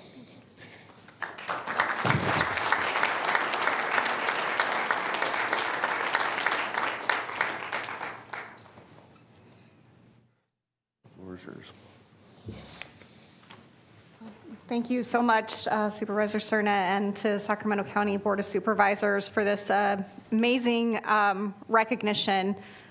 This is really a matter of heart. I think, as Melinda had said, you know, we definitely do this because it is a passion of ours. And we have started just before COVID, and then COVID hit, and we had to reimagine what our public awareness campaign was going to look like and what support we needed.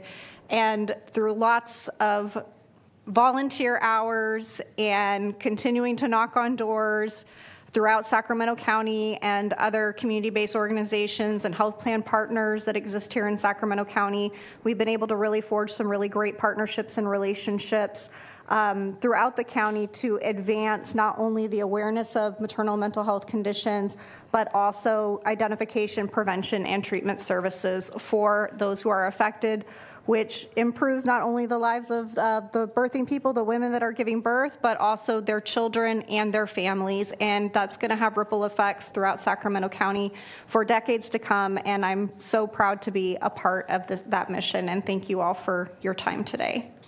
Thanks again, Brown.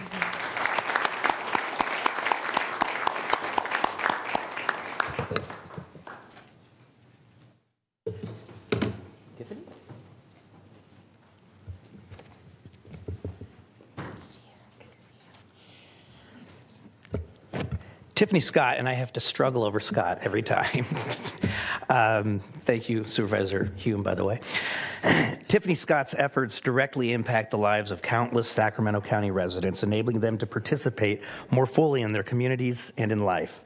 Tiffany is a passionate advocate for accessible transportation at both the state and local levels. But that's not the end of Tiffany's story, because Tiffany's also quite the entrepreneur. As an example of Tiffany's entrepreneurial spirit, during the pandemic, when transit agencies throughout the country suffered, Tiffany partnered with food banks and used Paratransit Inc. vehicles in an unprecedented way to deliver food boxes to seniors and those living with limitations. This offering proved a successful lifeline for the most vulnerable among us during a historically difficult time. To summarize Tiffany in 3 words, and I got this from many people I talked to, she is tenacious, focused, and passionate. Through her tenacity, focus, and passion, Tiffany has expanded Paratransit Inc. services and transformed the organization's core mission from a consolidated transportation service authority into mobility services for the most vulnerable among us, including youth. And she also provides Christmas boxes and gifts to countless, how many probably every year? 3,000. 3,000 people in need every year, and it's a whole lot of fun to go over there and pack those boxes. So, Tiffany, thank you for everything you do for our community. You really are an outside-the-box thinker, and we're better because of it. Thank you. Thank you.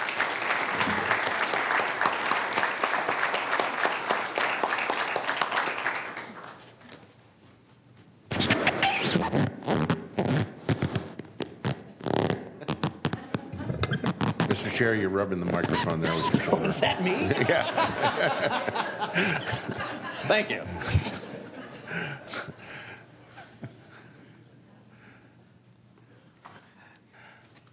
I just want to say thank you so much for this recognition. It truly is a passion. A lot of people are hopeful they have a career or they feel like they can go to work each day and make a difference. And I'm thrilled that in my career, I can make a difference every day through what I do. I'm very lucky to have staff who's willing to kind of lean into some of these different ideas to come up with, and with a board that's supportive. But really, at the end of the day, it's about helping people who have the least voice and least ability to help themselves enjoy the most in what this region, this county have to offer, whether that's through mobility, through food. And actually, this week, we are turning ground because we are going to be building housing, and it is actually going into construction this week for fully ADA accessible housing to help solve the housing problems, because all of this means that the county ends up with a better sense of community when everyone has a better, fully accessible way to live their life. So thank you so very much. Before you walk away, the chair isn't up here to acknowledge me, so I'll just take my prerogative and go ahead and speak. Thank you.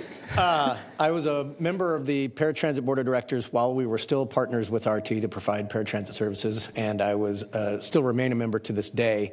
And when Tiffany took over her role, I said, you're either going to be playing violin on the deck of the Titanic as everything comes crashing down, or you're going to be the butterfly that comes out of the cocoon and turns it into something new. And she took that challenge and really, I think, went above and beyond and exceeded even what I could have imagined the organization turning into. And so I think this is a very well-deserved award. Thank you. You're here. Thank you.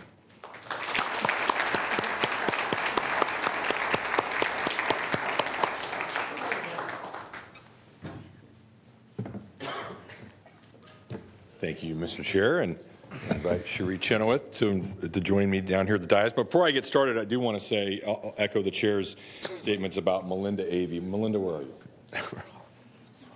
You know, we all like to boast about our programs in our respective districts, the things that we're doing. But I've got Melinda in my district, so that trumps just about everybody. And Melinda, you are volunteer #1, I think, pretty much in Sacramento County. So thank you for everything you do.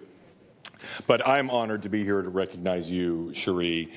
Cherie Chenoweth is an outstanding volunteer who perfectly embodies what it means to be a hero of human services. She's the founder of the Believes Family Program, which you'll hear a little bit more about in a moment when Cherie says a few words. It's an organization that mentors students attending Encina High School. And as all of you know, Encina is a very under-resourced is in a very under-resourced community, serving very children in dire need, and so we rely so much on organizations like the Believe program to break the cycle of poverty and try to ensure the success of these young people. And Cherie, not only is she a volunteer, and you're still an employee in San Juan Unified School District, have been for many, many years, but she's also confronted life's challenges with indescribable strength, surviving stage 4 breast cancer, extensive chemotherapy, and 9 surgeries. And despite that, she still chooses to give so much back to the community that we all serve. And that makes you truly a hero of human services. And thank you for the work you do in District 3 and in Sacramento County, and congratulations on being recognized as a hero of human services.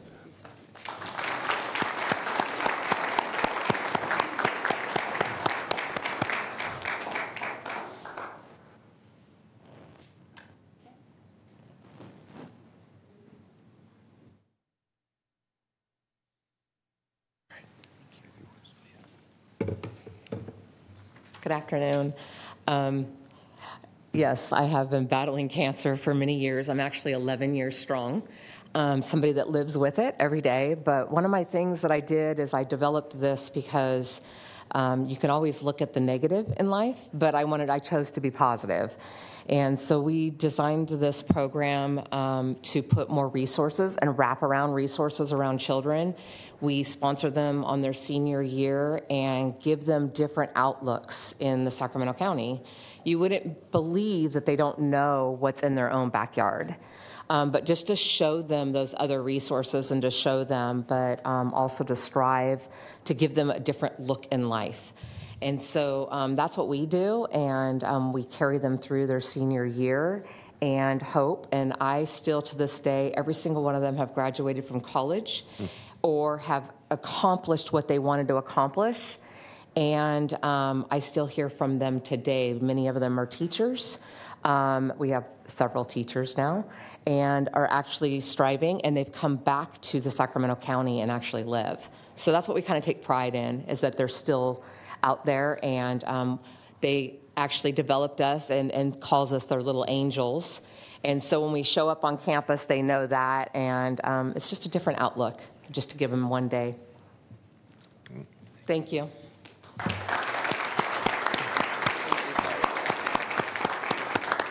Supervisor Frost.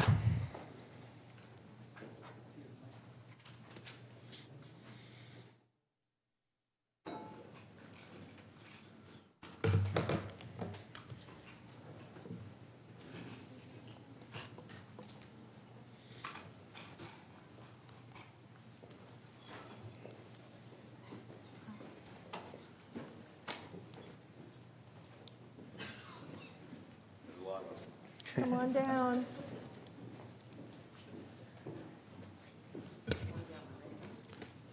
Well, I'm delighted to be here today to present a proclamation to Battalion Chief Parker Wilburn. Sue, I'm going to interrupt you for a second. We have more joining. Oh, I'm sorry. That's okay.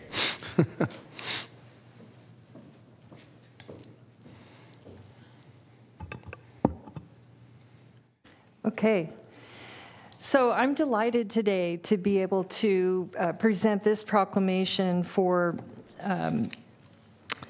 Heroes for Human Services to the Metro Fire CERT. The Sacramento Metro Fire District's Community Emergency Response Team, CERT, consists of exceptional volunteers who demonstrate dedication, compassion, and resourcefulness in enhancing community safety. CERT has significantly contributed to Sacramento County by teaching life-saving skills, responding to emergencies, to providing critical support during times of need. Their skills in managing emergencies range from fire rehabilitation to installing smoke alarms, showcasing their adaptability and readiness in any situation. CERT is pivotal in boosting community resilience through training and workshops, equipping residents with effective response to a crisis. In July alone, CERT dedicated over 900 hours to emergency response and public safety education, underscoring their impact and commitment. Today, we honor Sacramento Metro Fire District's Community Emergency Response Team as 2024 Heroes for Human Services Award recipients for District 4.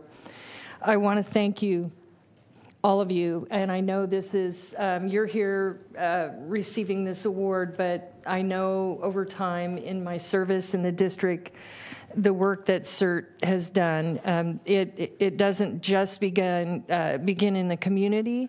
They're out there when there's a fire up in how many fires have we had in California? You responded to the fire up near Chico. The car fire. You've been out there fundraising to raise money for your equipment so that you could better respond. And I just want to thank you for your invaluable service to Sacramento County. We have a better place. We're better for you. You have so much heart, and your effort is tireless, and you are indispensable to the community, and this award is naturally going to a deserving organization. Thank all of you for all that you do.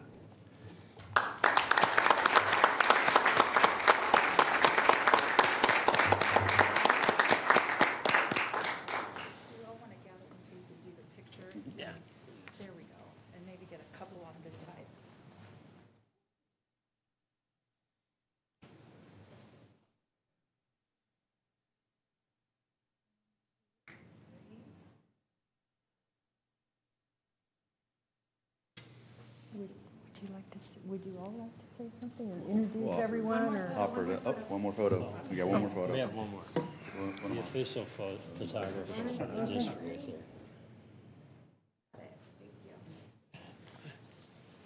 Does anybody from CERT like to say a few words? I can't. Come on, Harry. My name's Harry Belt, and I've been a member of Metro Fire CERT for 15 years. And during that time, we've spent countless hours, both at community outreach events throughout the county, but also some of our large events like the air show and the Rancho Cordova 4th of July. We commented about the number of hours in July. They were 900 in 2024 because our two large events happened in the same month. We're hoping that doesn't happen again because that made it for a lot of burned out people. But we had a lot of fun, and we enjoy working. We enjoy supporting our district. We enjoy going out on fires and helping our frontline crews with nutrition and hydration on a hot summer day. And we also enjoy helping in the wintertime with down power lines and babysitting down power lines so that the crews can actually go out and fight fires, because in a storm, we do have fires. And so that's important to have that opportunity. And it's a pleasure to be here, and we thank you very much for this award.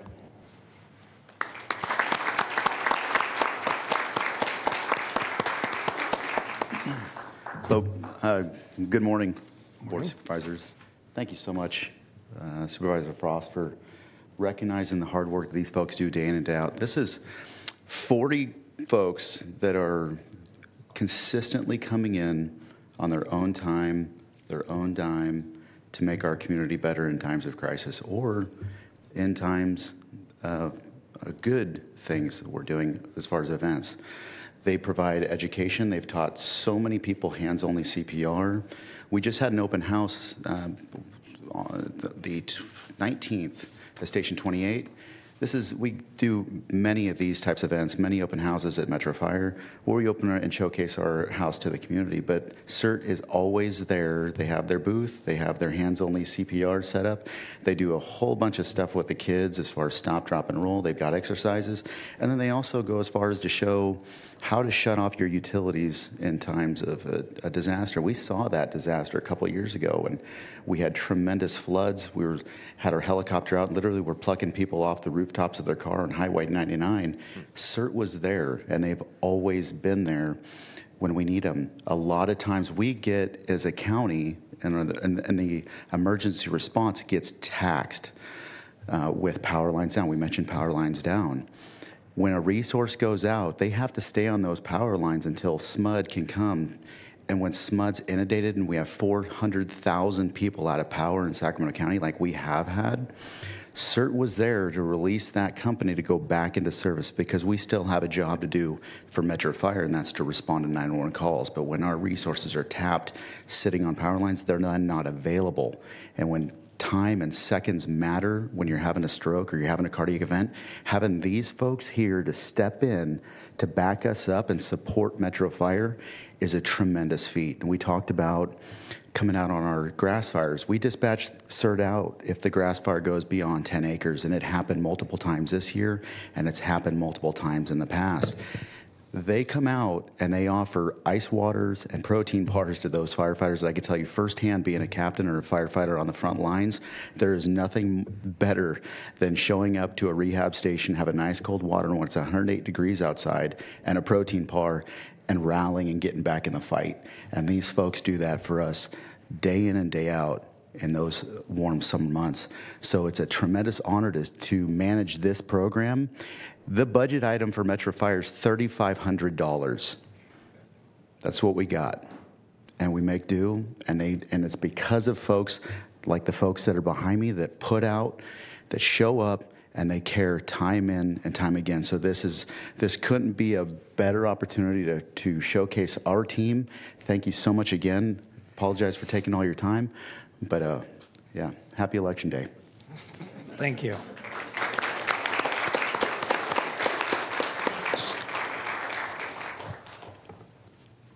Supervisor Hume.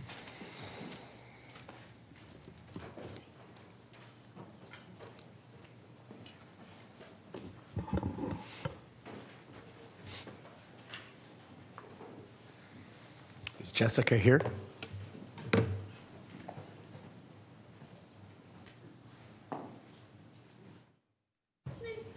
Okay, great. Well, I first want to say that what a privilege it is to represent District 5, because in moments like this, it allows me to delude myself into thinking we've saved the best for last, which is so much better than being stuck right in the middle like District 3. But I first want to point out the poignant words that Melinda said earlier.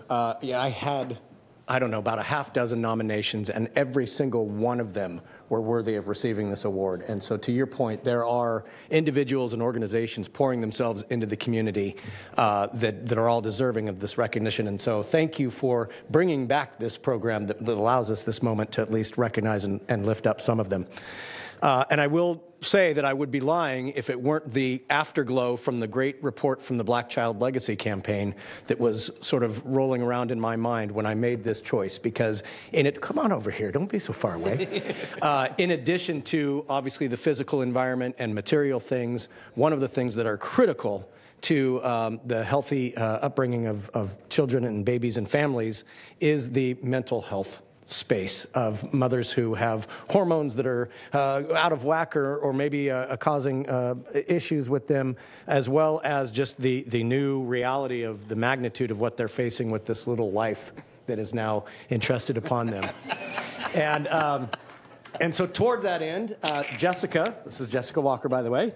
Jessica is an original founding member of Be Mom Aware Public Awareness Campaign, the California Task Force on the Status of Maternal Mental Health Care Report, and the Sacramento Maternal Mental Health Collaborative. And so using her volunteer efforts and leadership roles to advocate for new mothers and their families. Over the past 11 years, Jessica has been a tireless advocate for maternal mental health in Sacramento County, demonstrating a deep compassion in her efforts to erase the stigma surrounding postpartum depression, especially in the Black and Latino communities. And so I just, like I said, that wonderful feel-good moment of the campaign and what we've seen and the good progress we're making was rolling around in my mind, and I wanted to extend this congratulations and appreciation with a little resolution from the board to thank you for your tireless efforts. Thank you. Thank you so much.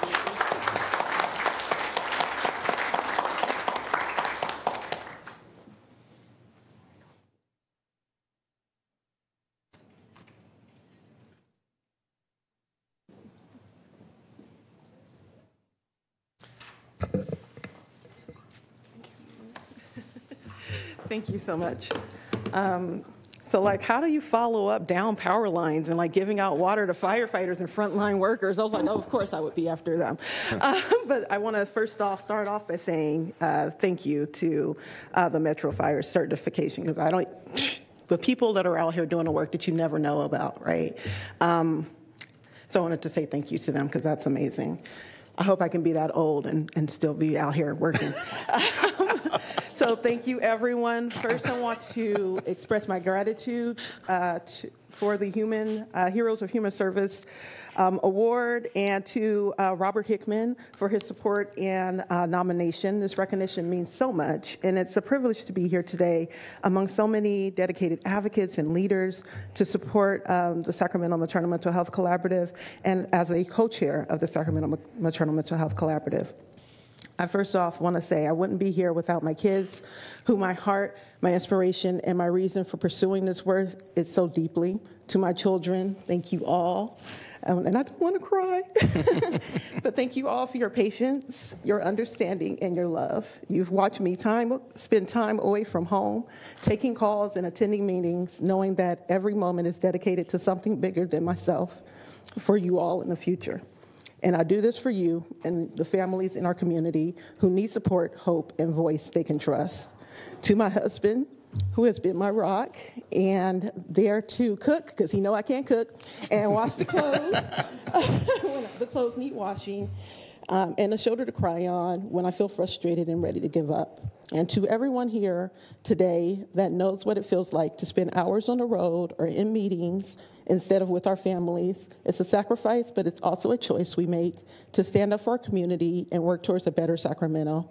We do this because we see the need, and we feel a responsibility to fill it. To everyone here who shares that commitment, I want to acknowledge the sacrifices you've made too. Thank you for your dedication and resilience. So when we advocate for families in Sacramento, we bring attention to mental health, maternal health, and community wellness. We're laying the foundation for a stronger future, and we're making sure that no family feels alone, that every parent and child has the resources and community that cares for them and their well-being. I just want to say again, thank you, and I hope that this all helps make Sacramento a better place to live and stay. Thank you.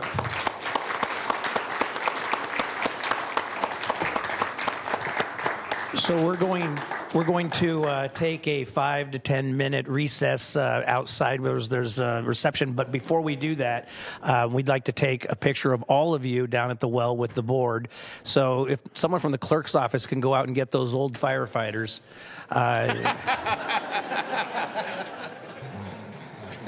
That would be great. Thank you. Can you guys grab the firefighter? Yeah, thank you. If there's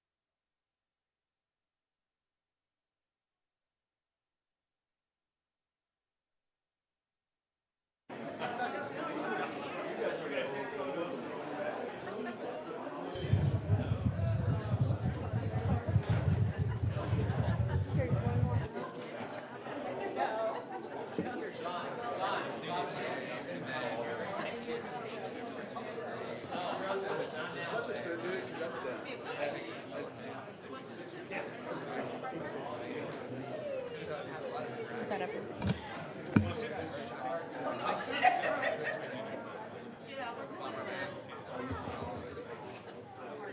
Oops.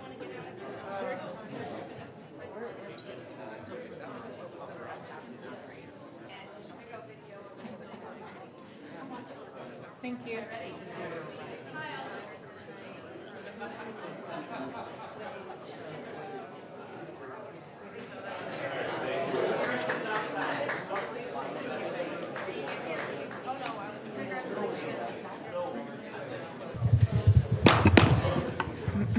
All right, we'll call the meeting back to order. Would the clerk please call the roll?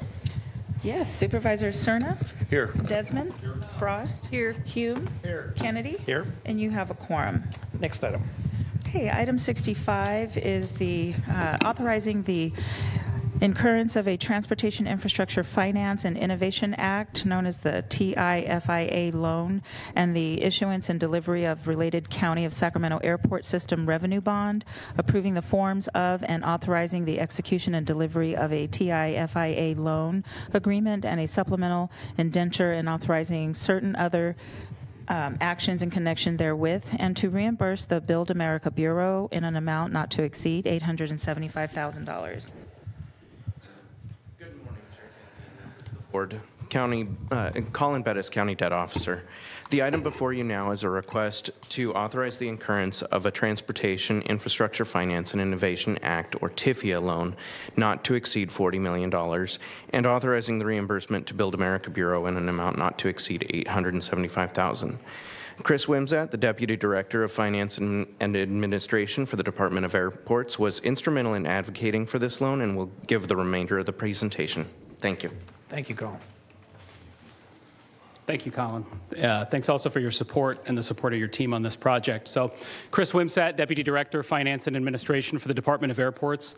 Good morning, Chair Kennedy, members of the board. I'm pleased to come before you today to request your consideration for this first-in-the-nation airport TIFIA loan. Our planned $38 million loan will finance a portion of the $140 million pedestrian walkway project at Sacramento International Airport, a part of our SMF Forward capital program. Our project is unique in that it could qualify for TIFIA's rural category, providing expanded eligibility and at a much lower interest rate. While these rural terms are not guaranteed at this point, they are expected through the end of the negotiations. The use of TIFIA could result in more than $15 million in interest savings over the life of the loan versus traditional bond financing. And attractive loan terms also provide additional savings, as well as preserving financial flexibility in the future for the project. In addition to Colin and I, Mudra Patel from our financial advisor, PFM, is here in case you have any questions. Thank you for your consideration. Thank you. Are there any questions from the board? We have any public comment? We do not have public comments for this item. Move the item. Second. We have a motion and a second. Please vote. Unanimous vote. Thank you very much. Okay, for item 66, I need a motion to continue this to December 3rd at 10 a.m. This is the County Service Area Number 1, Zone 1, public hearing on the benefit category change and levy of increased service charges for the Watt and El Camino Chick-fil-A project. We have a motion and a second. Please vote. Unanimous vote. Okay, for item 67, this is to accept Community Corrections Partnership Assembly Bill 109 Public Safety Realignment Plan 2024 update. Here comes the short timer. Yeah. I did hear that. You can say whatever you want. That's what they tell me now. To get off the rails. Good morning, Chief Probation Officer Marlon Yarber. Good morning, Chair, members of the board. We've got a PowerPoint, and let's see if I can remember how to do this. So let's see. No, I think I'm good. So before you today with our 2024 realignment plan update. All right, there we go. As you'll recall, Assembly Bill 109 realigned certain categories of individuals committed to CDCR and then released to parole supervision, sent them back essentially, and made all similar cases for non-violent, non-serious, non-sex offenses, eligible for housing in county jails, and for supervision by probation. To lead local planning efforts, each county was also required to establish a Community Corrections Partnership, or CCP, comprised of all the agencies and community as well as victim advocates to support that effort. The CCP generates a plan each year. It's presented to all of you. It's also presented to the state by December 15th each year. And most importantly, I think the key task of that plan is that it informs the county budget process. So our CCP meets every other month. We're fortunate that we have an advisory board. I don't know that I see volunteer number 1, but we're extremely fortunate to have Melinda Avey chairing our Community Corrections Partnership Advisory Board. They've been tremendously helpful and informative to our planning process as they've led efforts with community engagement, focus groups, really capturing the voice, I think, of the justice involved, and it's helped improve, the work product, if you will, as it relates to the plan itself.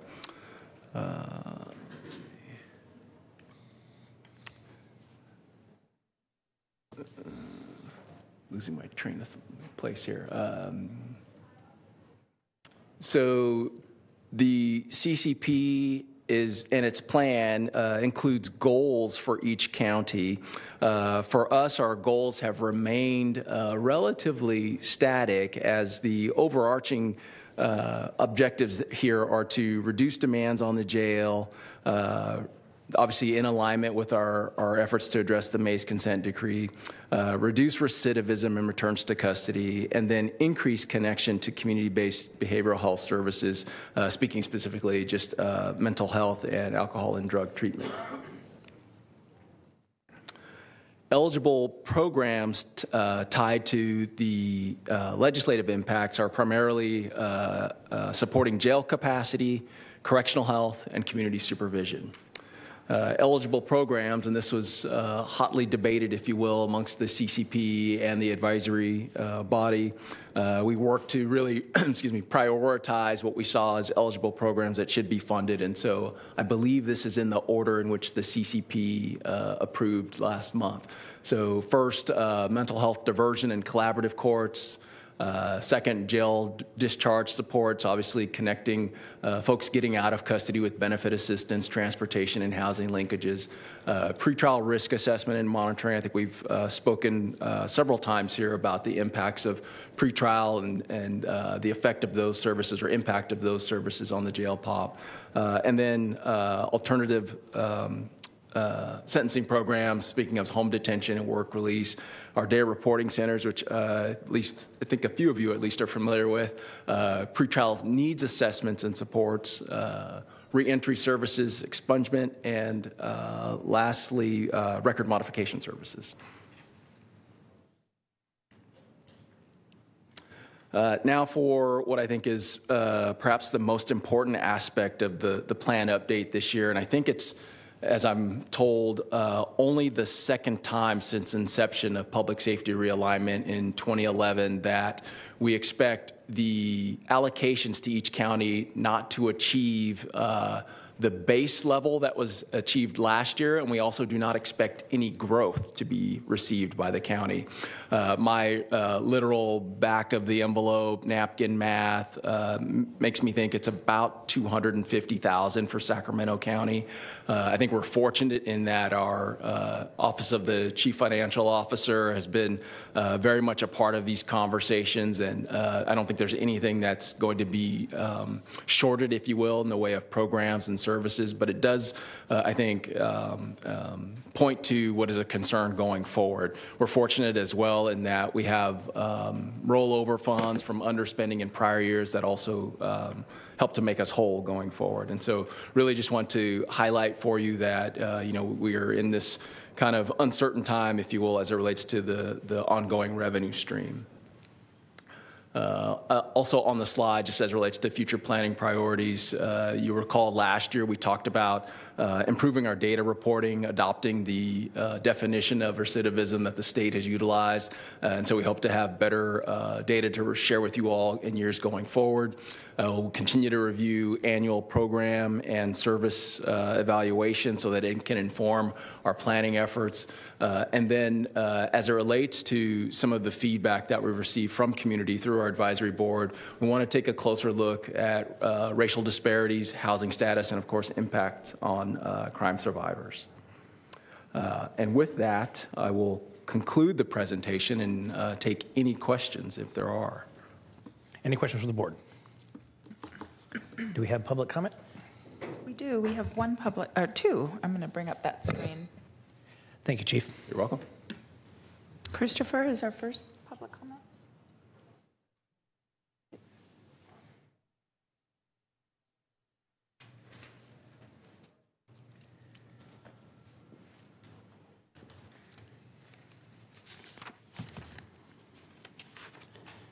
Let me find my notes. Give me one quick second.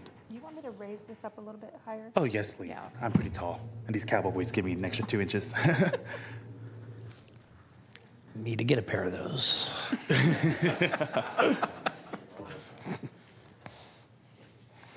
Cool. Let me begin. Hi again. My name is Christopher Camilo Carvajal, and I'm part of Decarcerate Sacramento.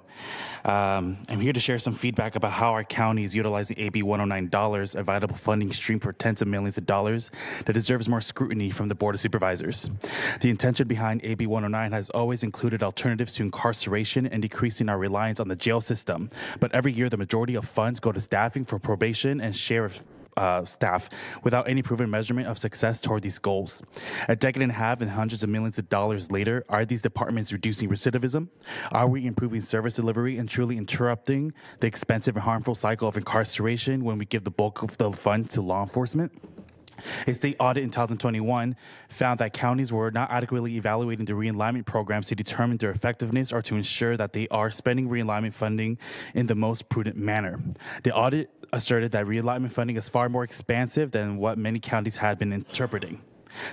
The Community Corrections Partnership has evolved in some positive ways, including community voices for the first time in 21, after advocates exposed that their legally required community seats had been vacant since 2012.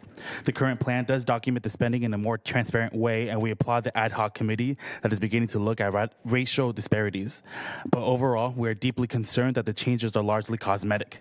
The board should provide more oversight and direction on these dollars, especially in regards to reducing the jail population. We need real metrics to show that we're actually working toward three main stated goals. 1, reduce the resource demands on our jail system. 2, reduce recidivism. And 3, increase connection to community-based behavioral health services upon release. Where can community members find accessible recording on outcomes of the programs being funded? We see in Appendix E that annual reports are required, but it's not clear where to find that information. If it's being collected, cannot be posted on the CCP's website. Thank you. Thank you. Deon Bliss.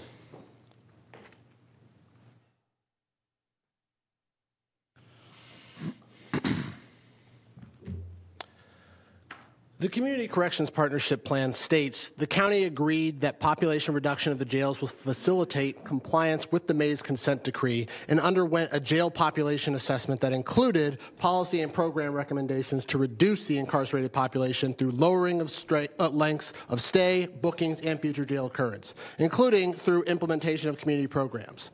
The CCP's funding priorities should reflect a genuine intention of reducing the jail population by at least 600 people, the number constantly referenced from the O'Connell study. In addition to over $910 million in general fund dollars, probation is already receiving 50% of AB 109 dollars and the sheriff receiving 33%. Public defender is receiving as little as over 2% on a $60 million budget. The majority of AB 109 expenses are staff for probations and sheriff's departments, which fund 147 probation positions and 61 positions for sheriffs, but only 5 public defender positions and exactly 0 for health services. When it comes to things like transitional living, probation allocates only $15,000, and for residential treatment, $10,000. The $8 million Prop 47 grant seems like a positive development, but why do initiatives focused on health equity and services outside of law enforcement always come through grants? Why don't we dedicate dollars to them earlier? These proactive commitments will actually pay off. And our organization continues to work with community partners on our jail support program, where we meet individuals being released and offer the modest resources we can: a light rail ticket, a phone call, food and water, blankets, and emotional support. We do this on a tight budget and not nearly as frequently as we would like to. This county has so many low-hanging fruit opportunities to better care for people, and it's not going to happen through funding the sheriff and probation. We are not seeing the results. People are released in crisis with many of their basic needs unmet. And all county residents will benefit if we actually use AB 109 dollars to invest in community-based organizations, supportive services, programs geared towards health and racial equity that are separate from law enforcement and public defense. Thank you. Thank you. Supervisor Cerna. Great, thank you. Question for Mr. Jones. So we heard from two speakers who offered some, I think it's fair to say, critique about the priorities reflected in our spending as it relates to implementation of AB 109 and the goals associated with that, which include, as was stated by our chief, addressing recidivism and in conjunction with the directives from the May's consent decree to reduce the jail population. So can you say, or maybe the chief can offer some comments too, can you say what the kind of general relationship is relative to how we use resources, particularly for personnel in the Sheriff's Department and the Probation Department, and how does that advance kind of those two principal goals of addressing recidivism and reducing jail population? So I see the chief getting up and back you.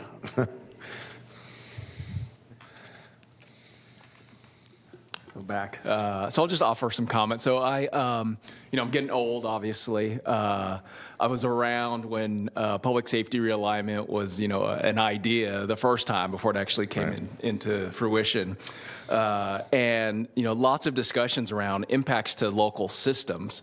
And so, we've heard over time, obviously, the conversation evolve and, why aren't more of these funds being utilized for things like behavioral health or treatment or housing. And that's simply because the agreements made when realignment first rolled out was that everyone recognized there would be impacts to jail, there'd be impacts to probation. And we've got to ensure we've got enough capacity for folks who no longer are going to prison. Excuse me, Chief, Sure. In terms of what the state told all 58 counties, you now have to assume as a additional new responsibility, correct? Correct. Okay. The responsibility, as I often say, you will get pennies on the dollar for, essentially. You won't get everything that CDCR was utilizing to support housing and supervision, when under their responsibility. And so really the funds were meant to support those initial impacts. And that has not changed. Our number of PRCS, I don't think, has changed really at all since inception. Our number of mandatory supervision folks has not changed. I think it's maybe gone up slightly. And so, I can't speak to, what the jail population might entail as it relates to realignment, but I can speak to probation. And so, the comments about behavioral health and treatment are not lost on me, and so that's where I think it's important for the CCP and obviously the county to leverage all of the other funding streams that we know are available to support and address those needs. So, whether it's our Mental Health Services Act, when I was first hired, I was working on ACA with, connecting nurses and behavioral health to, probation clients, in our buildings. And so, we looked to other means because we knew that realignment funds were really for those impacts to jail and probation supervision. And just for a second, as it relates to evidence-based implementation, if you will, a lot of research around probation as a great alternative to custody. And so supporting probation in terms of supervision, I think, is really in line with that research. And in terms of the concern, thank you for that. In terms of the concern expressed about, if I heard the speaker correctly, the reliance on grants, I'm going to assume, but I'd like to hear your thoughts on this, that when we are looking at trying to implement AB 109 and all the goals that come with that, the fact that the state, while giving us that additional responsibility, does not give us commensurate resources to implement it, and that's not just Sacramento County, that's all counties. Everywhere. I assume that when we, scrub what's out there in terms of grant opportunities to help us achieve that goal of implementation, that we're looking at grants not to supplant even general fund dollars, but to complement what the county is looking at in terms of its own net county cost. No, that's accurate. And then, in addition, I'll just say, as I referenced kind of the use of 109, we're utilizing, probation's budget, millions of dollars from other sources to address those very specific needs. Thank you, Chief. You're welcome. Okay, that's all the questions I see up here. Is there a motion? I'm sorry, I was looking at the wrong item. No, I wasn't. It's a motion to adopt a resolution. Yeah, so moved. Yeah. Unanimous vote. Thank you. Next item. Okay, for item 68, you're acting as the Board of Supervisors in the Housing Authority of County of Sacramento. This is the approval to delegate authority for intent to issue tax-exempt mortgage revenues bonds for affordable housing projects and amend the Sacramento Housing and Redevelopment Agency multifamily lending and mortgage revenue bonds policies for County of Sacramento to reduce annual administration fees. Good morning, Christine Weichert, SHRA. The report before you requests authorization to delegate authority for issuance of tax-exempt mortgage revenue bonds for affordable housing projects if needed. Thank you. No, thank you, because I am not very tall. This is to meet application deadlines for the state of California, and we also would like to address updating SHRA's administrative fees. For background, mortgage revenue bonds are exempt from federal and state taxes, and for this reason, bonds are an important funding source for affordable housing as they lower interest rate on loans. Bonds for affordable housing in the city and county of Sacramento are issued by SHRA, acting as the housing authorities, and the bond issuance process is governed by Sacramento Housing Redevelopment Agency's multi-family lending and mortgage revenue bond policies. As the bond issuer, SHRA ensures the necessary project due diligence, financial feasibility, quality management, and on-site services, which are crucial to development's long-term success. Among other things, SHRA confirms adequate oversight by performing annual on-site inspections of units, common areas, and amenities. Property records, resident files, and resident services are reviewed. These activities play a vital role in confirming that residents are not overpaying for rent and they live in well-maintained and safe housing. If bonds are issued by another entity, SHRA does not have the authority to monitor the project, conduct compliance visits, investigate residents' concerns, or to replace property management companies if needed. All affordable housing projects that intend to use bond financing are required to have an inducement resolution approved by the governing board. To request an inducement resolution, the project developer submits an application to SHRA.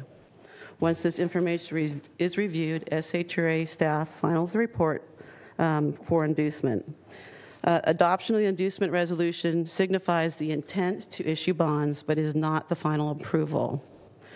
Currently, approval of inducement resolutions require the staff have a report submitted within the county housing authority's required agenda deadlines. That report process includes internal reviews and requires the staff reports be completed approximately 8 weeks prior to the housing authority board meeting. Since bond applications, which include adopted inducement resolutions, are only accepted by the California Debt Limit Allocation Committee 2 times a year, affordable housing developers are anxious to submit their application as soon as they have secured award of all their funding. In 2 recent City of Sacramento projects, developers received funding awards from the state less than 4 weeks prior to application deadlines, and we were unable to serve as the bond issuer. Staff simply did not have the adequate time to analyze and complete the information and meet the staff report deadline. Since we are not the issuer, we are not legally able to monitor the project. At the request of the Sacramento Housing and Redevelopment Commission, SHRA staff reached out to our bond counsel, ORIC, to determine if a solution could be found. ORIC suggested staff-level approval of the inducement resolution. Staff-level authorization of the inducement resolution does not represent the bond commitment by the Housing Authority or allow the applicant to proceed with the financing. The Board of Supervisors will still retain authority over the issuance of bonds through the required TEFRA hearing. The TEFRA hearing is a public hearing conducted by the governing body, such as the Board of Supervisors. It gives the opportunity for interested parties to express their views on the proposed bond issuance and the nature and location of the project. Even with the inducement resolution process delegated to SHRA's executive director, no projects would be able to proceed nor receive any funding without the required Board of Supervisors TEFRA hearing.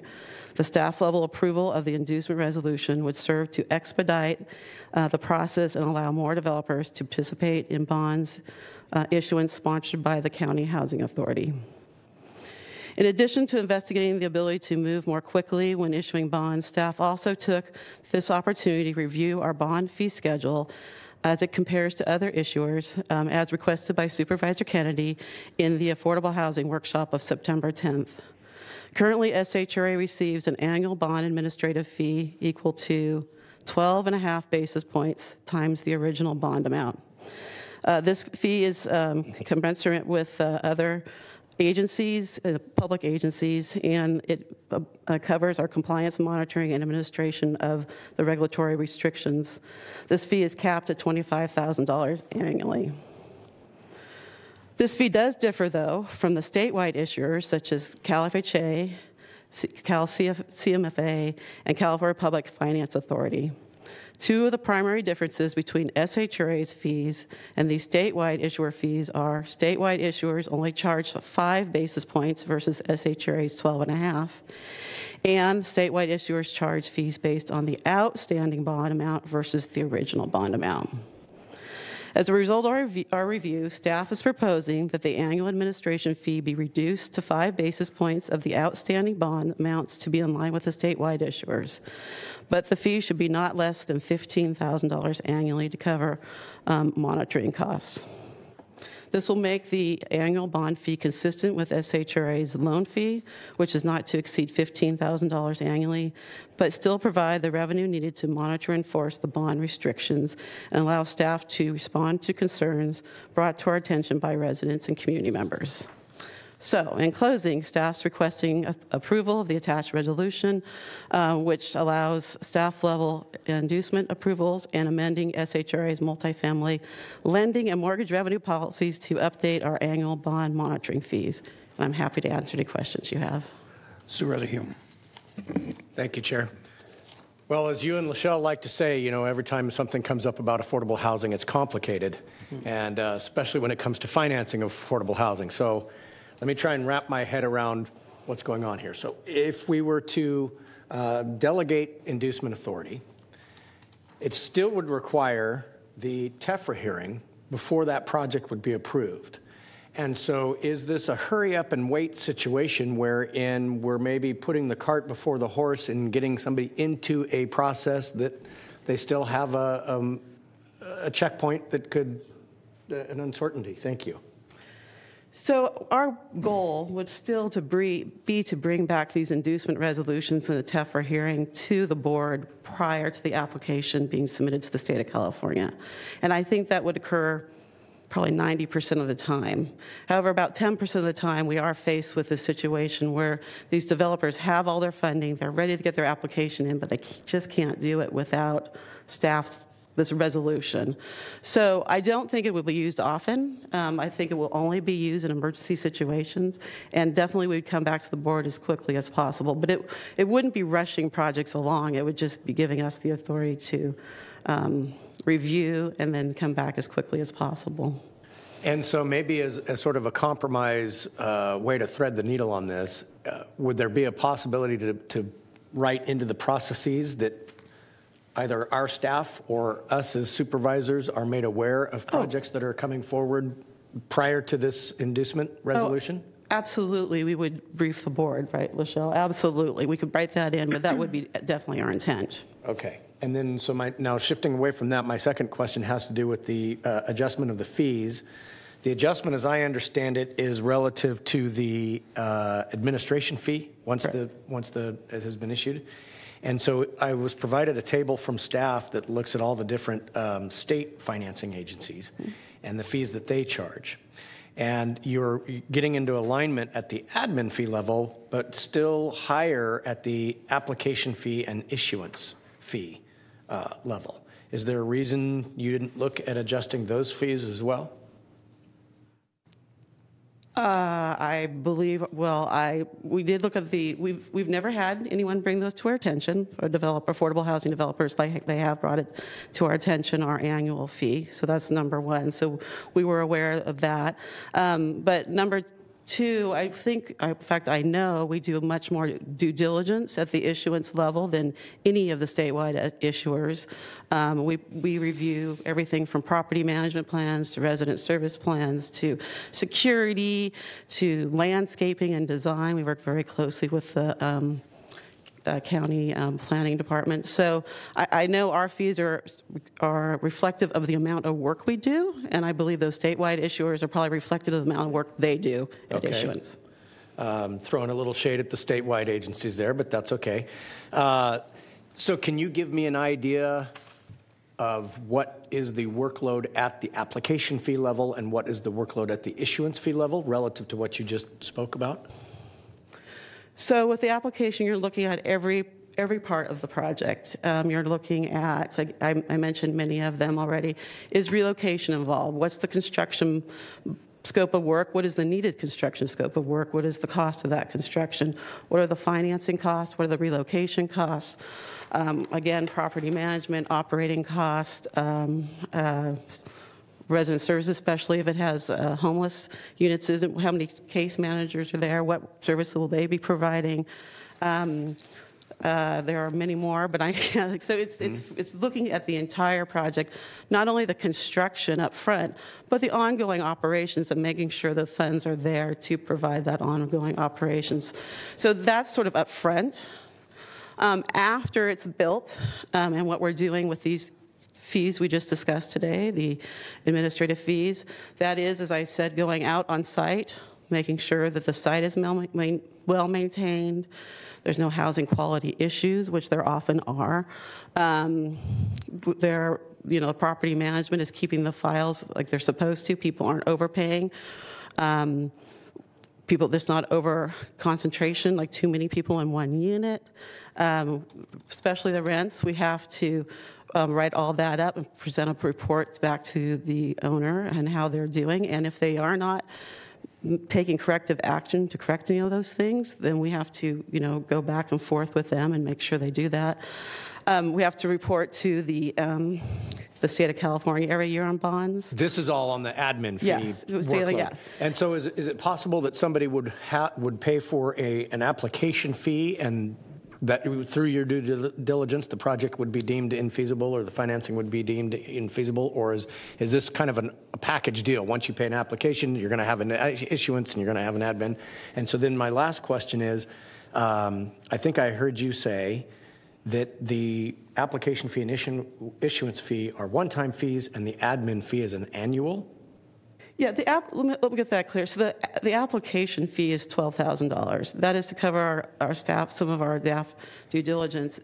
And I didn't go into this, but then there's the issuance fee, which not only is that due diligence I spoke of before, without getting too weedy, there's also documents, there can be a stack of legal documents that are this high that have to be drafted by our legal department that we have to go back and forth with. Often like 12 other legal entities that are involved with this financing. So part of the issuance fee is also these legal documents we're doing it. Again, we're just trying to recoup our costs. We're not, that's what we're trying to do. Okay. Thank you, Chair. Thank you. I see no other questions. Do we have public comment? We do not have public comments on this item. Any more discussion from the board? Is there a motion?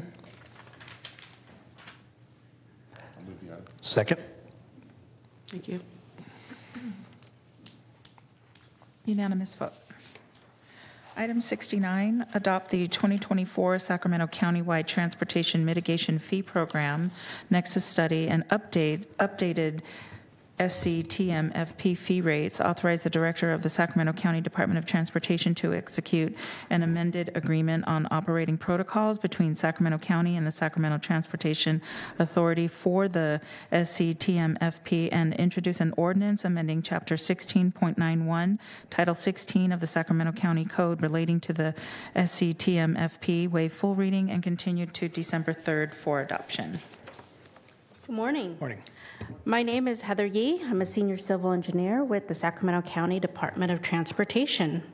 Today's item is in regard to the Sacramento County Transportation Mitigation Fee Program, also known as SCTMFP.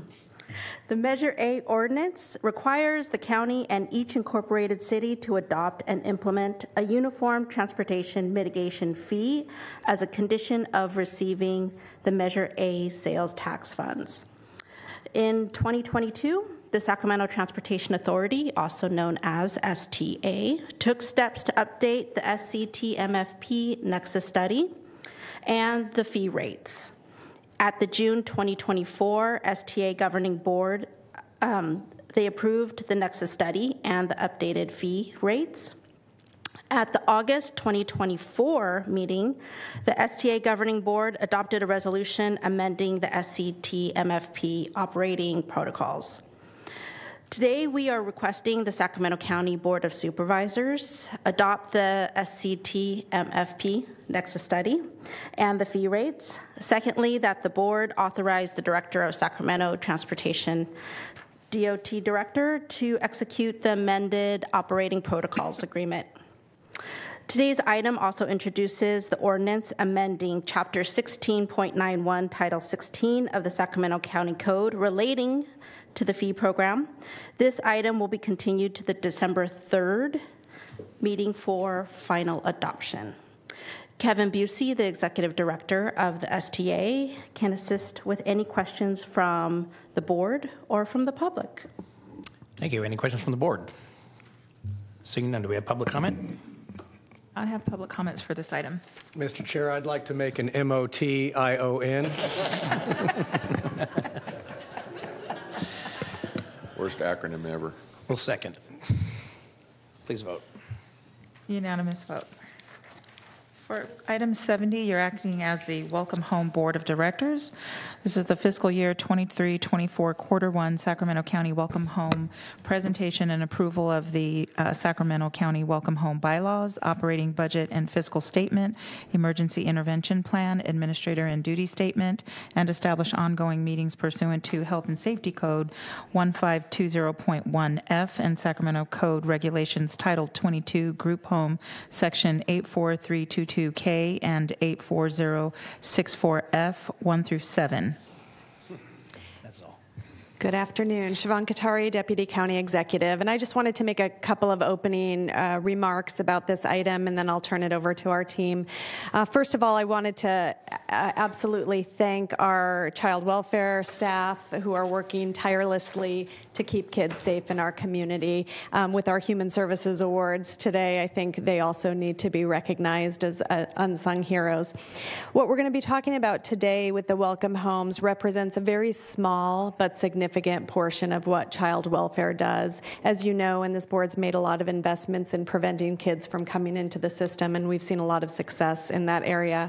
And you've also invested a lot in what do we do with youth that have complex needs, and how do we build out that placement capacity. And over the last couple of years, our team's been working tirelessly to build out homes where youth can go, placement homes, because we know that the welcome homes are not where we really want kids to be. As a result of the continuum of care reform that occurred in 2015 at the state level, it really left counties in a precarious position of having to provide services without all the tools in our toolbox that we previously had. In the past, we would be able to place youth with complex needs and long histories of trauma into group homes with our private providers, and we weren't able to do that once CCR passed. We weren't able to pay for that level of service with state and federal dollars, and we weren't able to do that anymore because we really needed to shift youth into homes with families. So we are going to work to build out that placement capacity, and in the meantime, we're left with a scenario where we are trying to meet the needs, and our staff on the ground are trying to meet the needs of our youth, and there are some struggles. We continue to see youth who come with significant needs, mental health needs and trauma. I've been really proud of the work that our child welfare team and our behavioral health teams are doing together to put more and overlay more behavioral health supports in the welcome homes. And today we're going to just present to you some of the things that the teams have been working on and some of our future goals. So thank you. Supervisor Cerna. Thank you, Siobhan, for your opening remarks. And I suspect we'll hear more from the next speaker, but maybe what I can do is give that next speaker a heads up and maybe at the same time beat Mr. Samara to the punch here. I'm going to be very interested in hearing about what, if anything, we are going to do in terms of keeping staff safe. I mean, our objective is no doubt to do what's in the best interests of the I call them kids, but some of them are, you know, as big as I am, and they come with, as you mentioned, some very difficult trauma, and that sometimes manifests itself in violence. And so I don't want to disparage who we are trying to serve with our Welcome Home program, but I think just reiterating what safeguards we currently have in place is not going to be enough moving forward. So I'm going to be very interested in what creative ideas or new protocols, new safeguards we should be considering, and how we implement those in short order. Absolutely. We're happy to share that with you today. Thank you.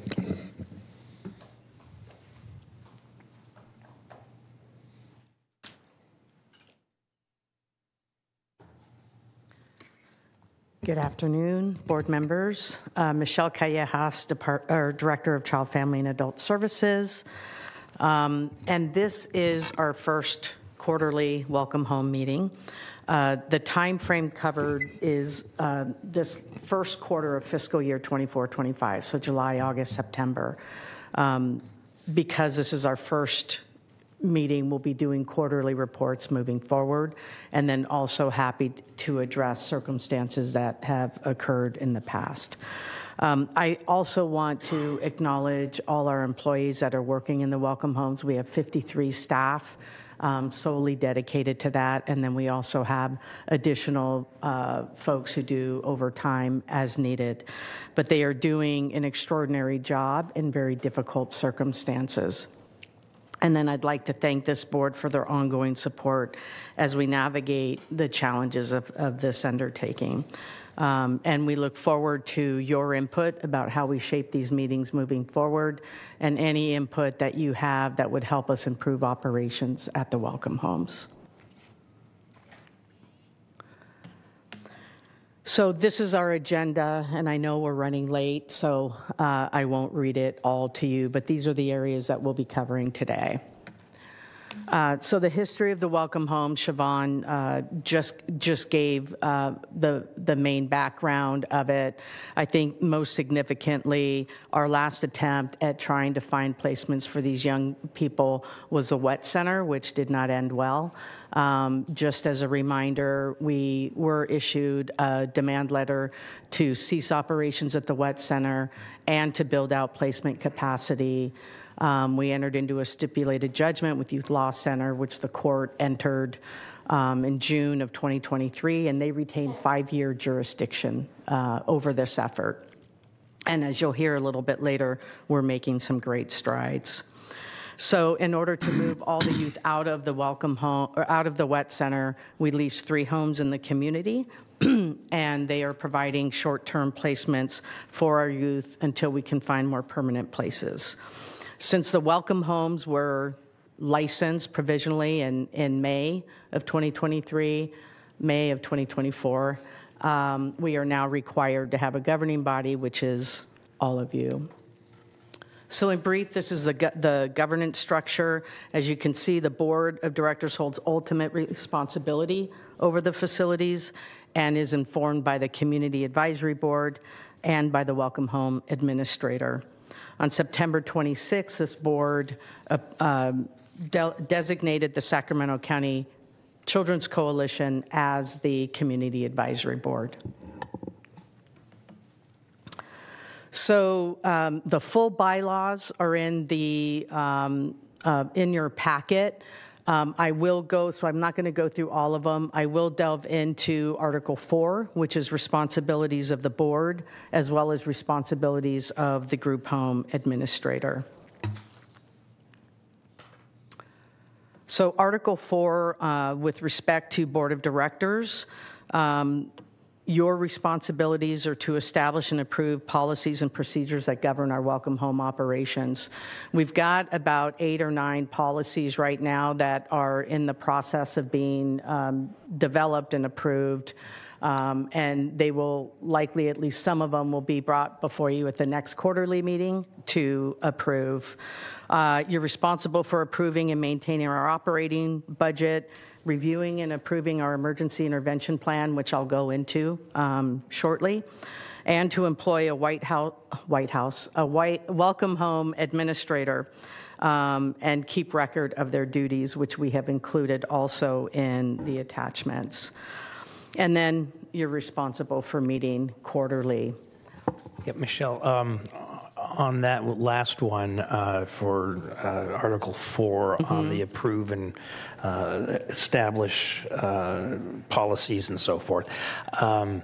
While I would assume staff's going to make recommendations to the new board, and then we will vote on whether or not we approve of that. And then, of course, that will go through scrutiny from council and all of that. While you're doing that, I encourage you to take input from, as Supervisor Cerna, alluded to, is to take input from our staff who have been working there, who have been on the ground, and see firsthand what's going on, and that you'll take that into account while you're developing those recommendations.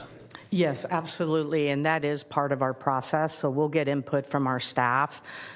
We work with what we call subject matter experts, which will be them, to help inform policies. And then we also go through county council. We work with our labor partners, and then it comes through for review, and then it will come to all of you for final approval. Thank you. So responsibilities of the group home administrator, and I will point out over here in the waving at you is Katherine Johnson. She's our division manager and was approved by CDSS to be our Welcome Home administrator. She's responsible, and us as a department, it is not just her, for providing direction and evaluation of the welcome homes, managing staff, reporting issues, recommending solutions. The full duties can be found in Attachment 2, and they're set forth by CCL. So our operating budget, there's a full operating budget in the attachments, Attachment 3, but here's a breakdown. The most significant, obviously, over half of our budget is dedicated to staffing. The next largest is contracted services, which makes up about 1/5 of the budget. Our security services contract with the Sheriff's Department makes up the bulk of this line item, but we also have staff training, youth recreational activities, and a youth mentorship program. Finally, our operating expenses and overhead make up the final 14% and 15%, respectively. This includes facility costs, supplies needed to feed and care for the youth, indirect costs related to operating the welcome homes, and other minor miscellaneous expenses. So, Michelle, on that slide here, for the contracted services, you have Q1 actuals at $23,000, but the budget is for much larger number. Yeah. Why is that going to balloon so much? Yeah. So the Q1 actuals don't include all of the actually incurred expenses incurred because the contractors haven't submitted all their invoices. The Sheriff's Department being the largest, they only bill quarterly. Got it. So we hadn't received it. Thank you. So you can see to operate 3 welcome homes, it's about $12.7 million annually. We are working hard to transfer these over to providers. They will be able to operate 3 of them for about $5 million less, which will not only allow our staff to go back to the social work they came into wanting to do, but also free up funding. So our emergency intervention plan is required by community care licensing, and it's to provide guidance on intervening when a youth is in crisis. And I just want to acknowledge that crisis situations are hard on youth and staff. Everyone is pretty rattled after events occur, either assaults, youth on youth, or assaults of youth on staff. And I know that many have been brought to your attention. And we work hard to address those situations as they arise, and I will tell you a little bit more about the training we provide for our staff. As Deputy County Executive Katari mentioned, our youth have experienced significant trauma. They can be easily triggered. They're adolescents, their brains are still developing, their brain development has been impacted by trauma, and they have great difficulty regulating their emotions. And for our staff, it's very difficult to anticipate when they're going to engage in erratic behavior, particularly if they've been utilizing substances. So given the challenges, it was important to choose a model that is trauma-informed and includes strategies focused on building and maintaining strong relationships with the youth. After doing our research, we selected therapeutic crisis intervention. It's an evidence-based model. In our queried counties, 5 out of the 10 shelter counties also use TCI, and it's recognized as one of the safest and most effective methods to address crises with youth in congregate care. We are currently providing training for the staff. There's 2 phases. The first one will be completing at the end of this month, I believe. Yeah, at the end of this month. And so they will receive certification on all the TCI interventions that do not include restraints. Phase 2 will include some physical restraint training as well. Supervisor Cerna. Thank you. As it relates to the final bullet there, the 4th bullet, what is, now I have to read from the screen because it went off mine, but what is the recognition that this is a model that advances safety? And I assume this statement applies to both parties, both the young people that we're serving and staff. So what are some of the component parts of that that make the model deserving of sort of the praise that is alluded to here? Yeah, so the model consists of phase 2 goes into physical restraints of youth. So doing like non-aggressive but holding youth when they are trying to fight or engage with staff or other youth in a non-productive manner. It's focused on I'm sorry. Does that mean sometimes, Michelle, that people come in various sizes and weights and abilities? So does that mean sometimes you might have the need for multiple staff to address a single youth that needs to be restrained in that manner? Yeah, great question. So there are different sizes that are alluded to in the training, and then techniques when it's 2 or 3 staff that are intervening, all focused on not harming the youth, but really restraining the behaviors that are occurring. It's a trauma-focused approach. They focus a lot on de-escalation, taking steps to prevent crises from occurring.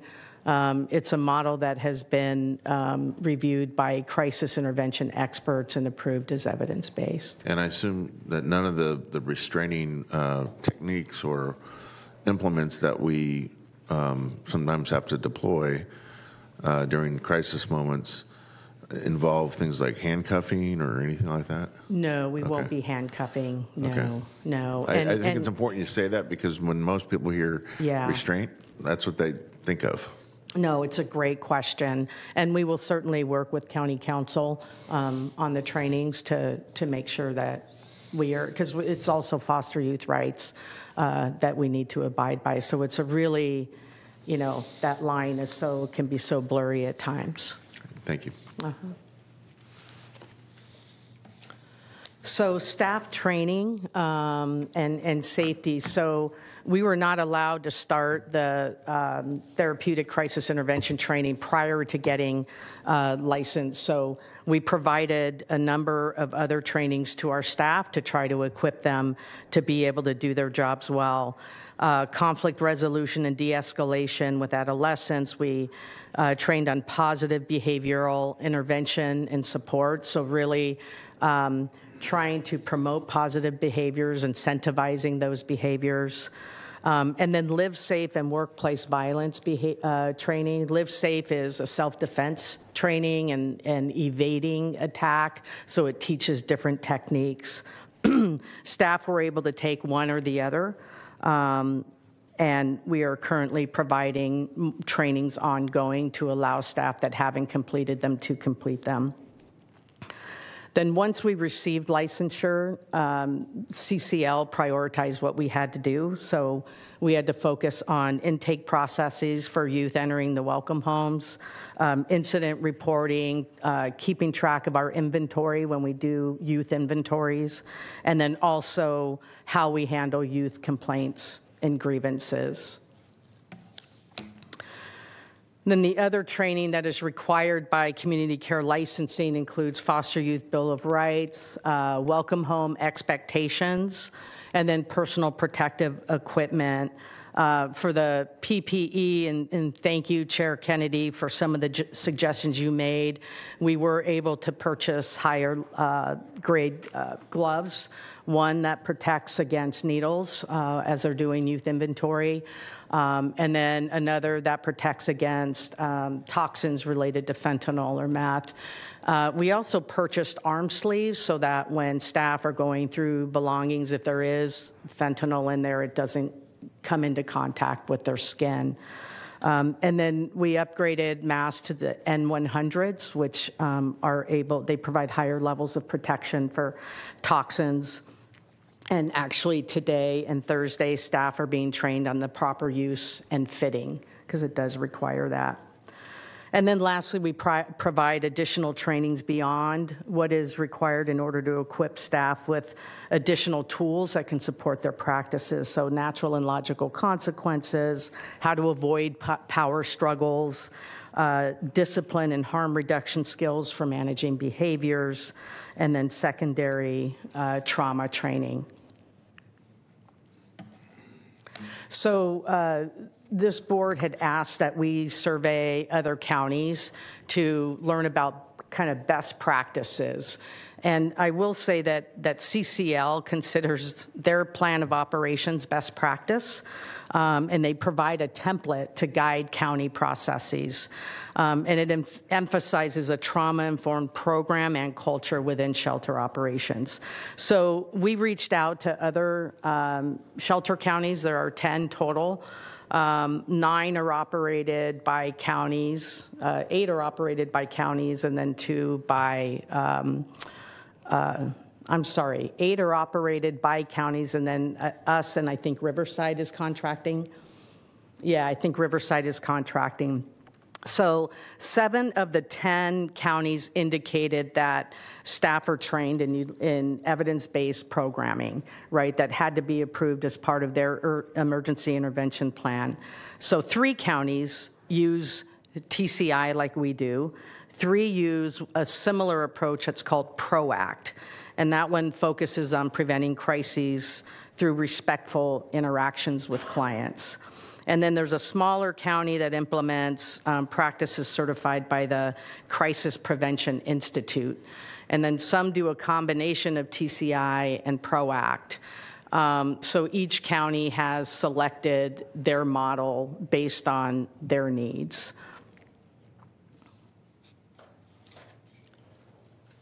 Supervisor Desmond. Thank you, Mr. Chair.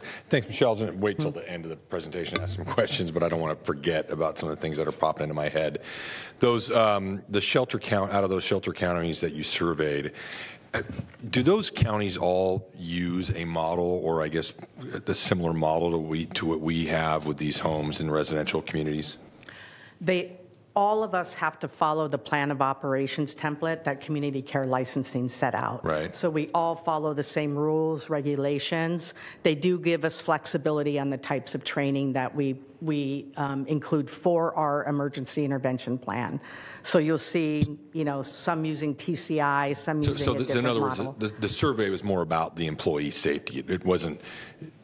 May I wait till the end to ask the question about other counties and what other counties are using this kind of similar welcome home model exclusively for the foster youth that we're serving in these homes, or are they using maybe some residential homes and other models as well? Yeah, they are using facilities. They are? Yeah, for the most part. Now, I believe one county is using Airbnbs, VRBOs, and I think they somehow got them licensed.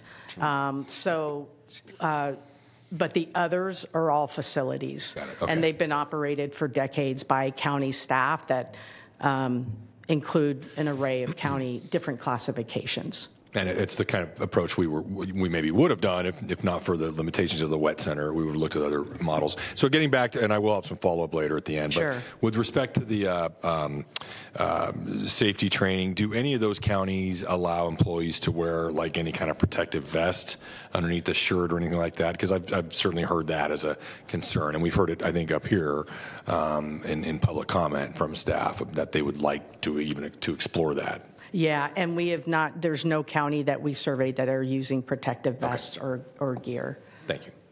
Supervisor Cerna. Thank you. Just to follow up on Supervisor Desmond's question.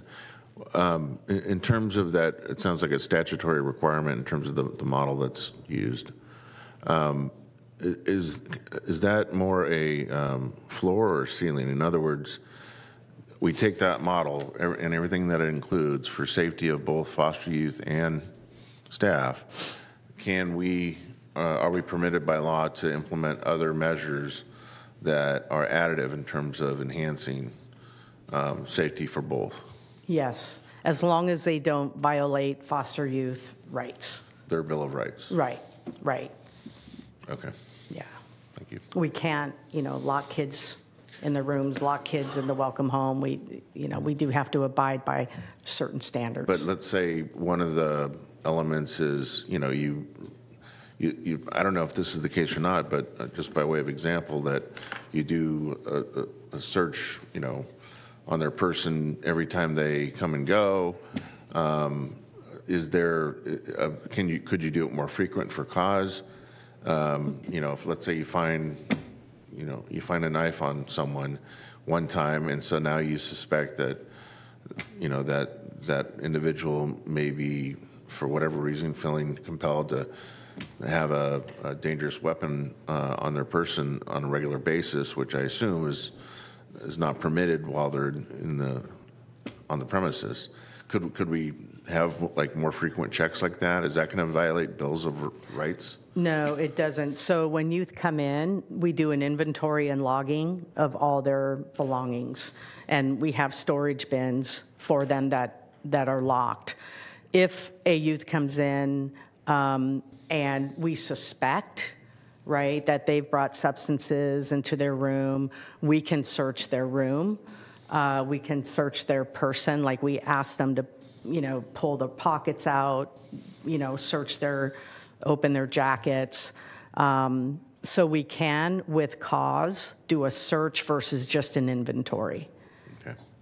If I can add to Supervisor Cerna, I think this is one of those finding the balance so that we're not treating youth in the child welfare system as though they're in the criminal justice system, and that's what the Youth Law Center really focused on when we had to leave the WET Center.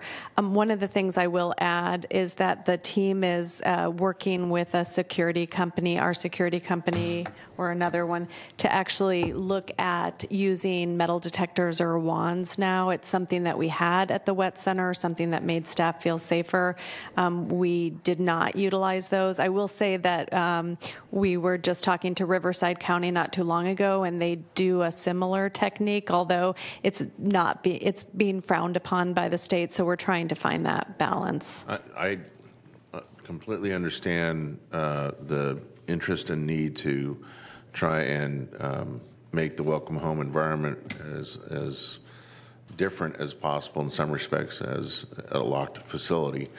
However, I'm talking about repetitive behaviors that might warrant somehow treating not everyone, but maybe an individual a little differently, so that for their safety as well as the safety of staff, and maybe that even warrants some of the protocols that perhaps were part of a previous experience in a more clinical setting. And I believe our staff are able to do that. If there's a young person that continues to bring in substances, and we have suspicion, then we can search their belongings, and then we contact law enforcement. They're not going to do anything about marijuana, but we do confiscate it. But if it's meth, then law enforcement does respond. By the way, speaking of substances, I assume all staff in welcome homes have a lanyard Narcan around their neck. I don't know if they have them around their neck, but we have several in all the homes, and sadly have had to use them on a couple of occasions. Yeah, but it saved their we're doing that in so many other contexts in terms of other county staff. Yeah. Totally different agencies, Mm-hmm. some of which have nothing to do with the criminal justice system or the foster care system. So I would certainly recommend, in addition to some of the measures that Supervisor Kennedy has suggested, that be something to be considered, where you literally have a visual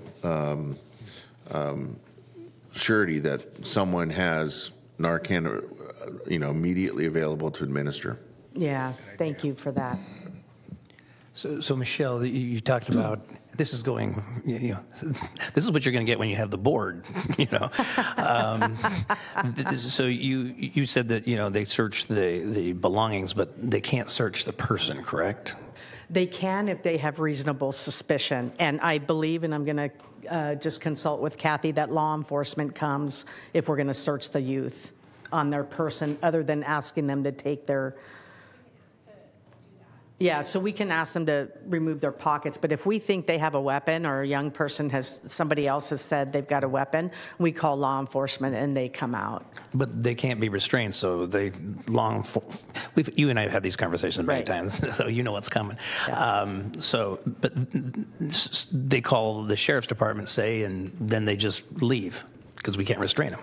Right, and that's happened. Yeah, I'm sure. Yeah. Okay.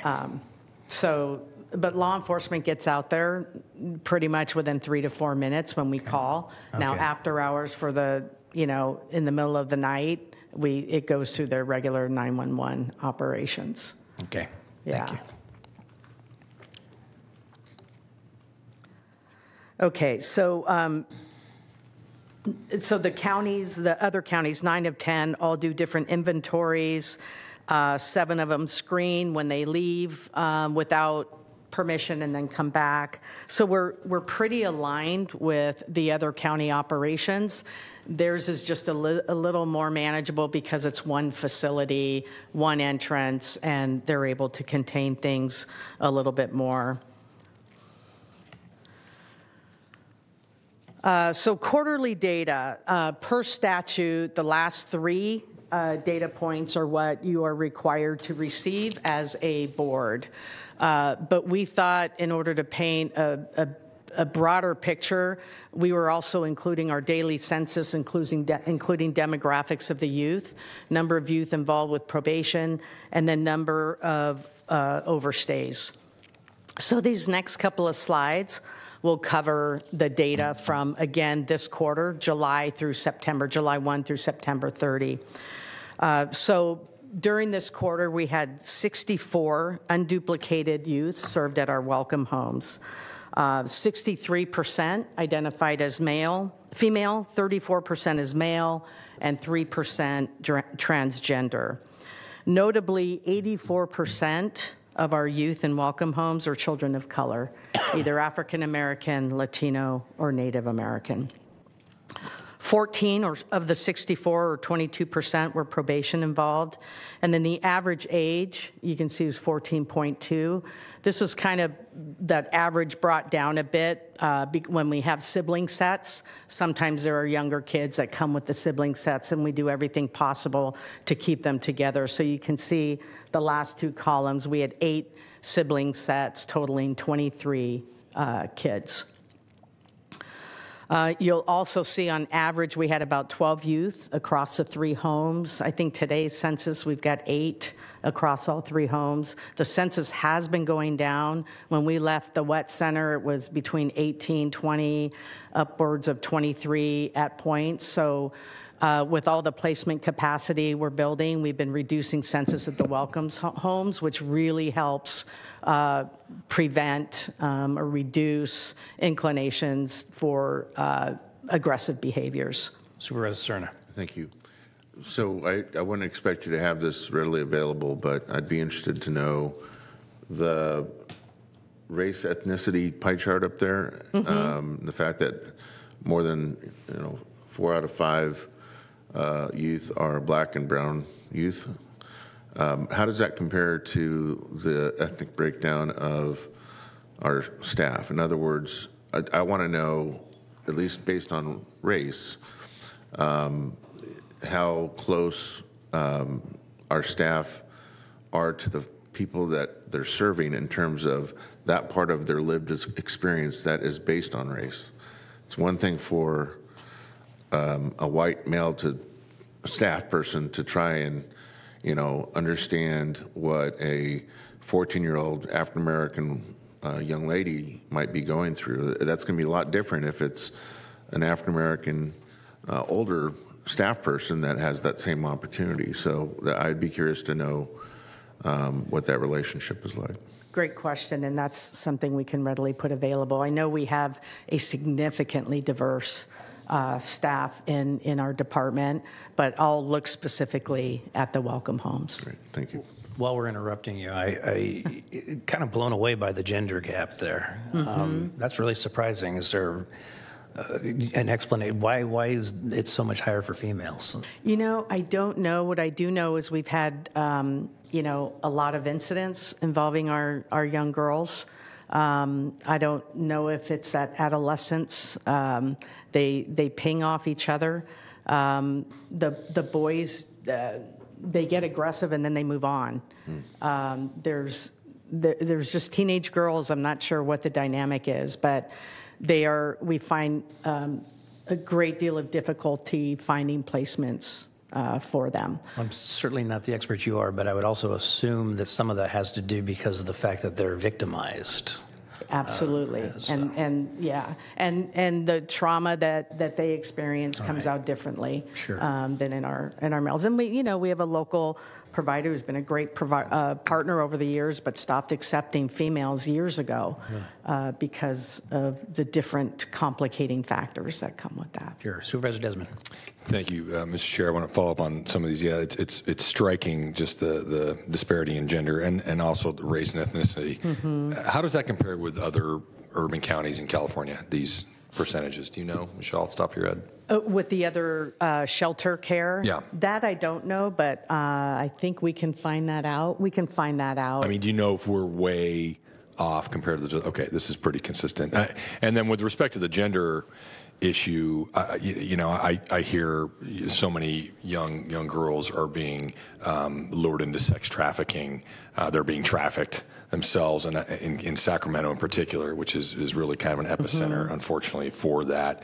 And I wonder if that influences how many girls end up in this situation as well. So that could, and when the jurisdiction to serve young girls being sexually exploited shifted from probation to child welfare, we began seeing that dynamic.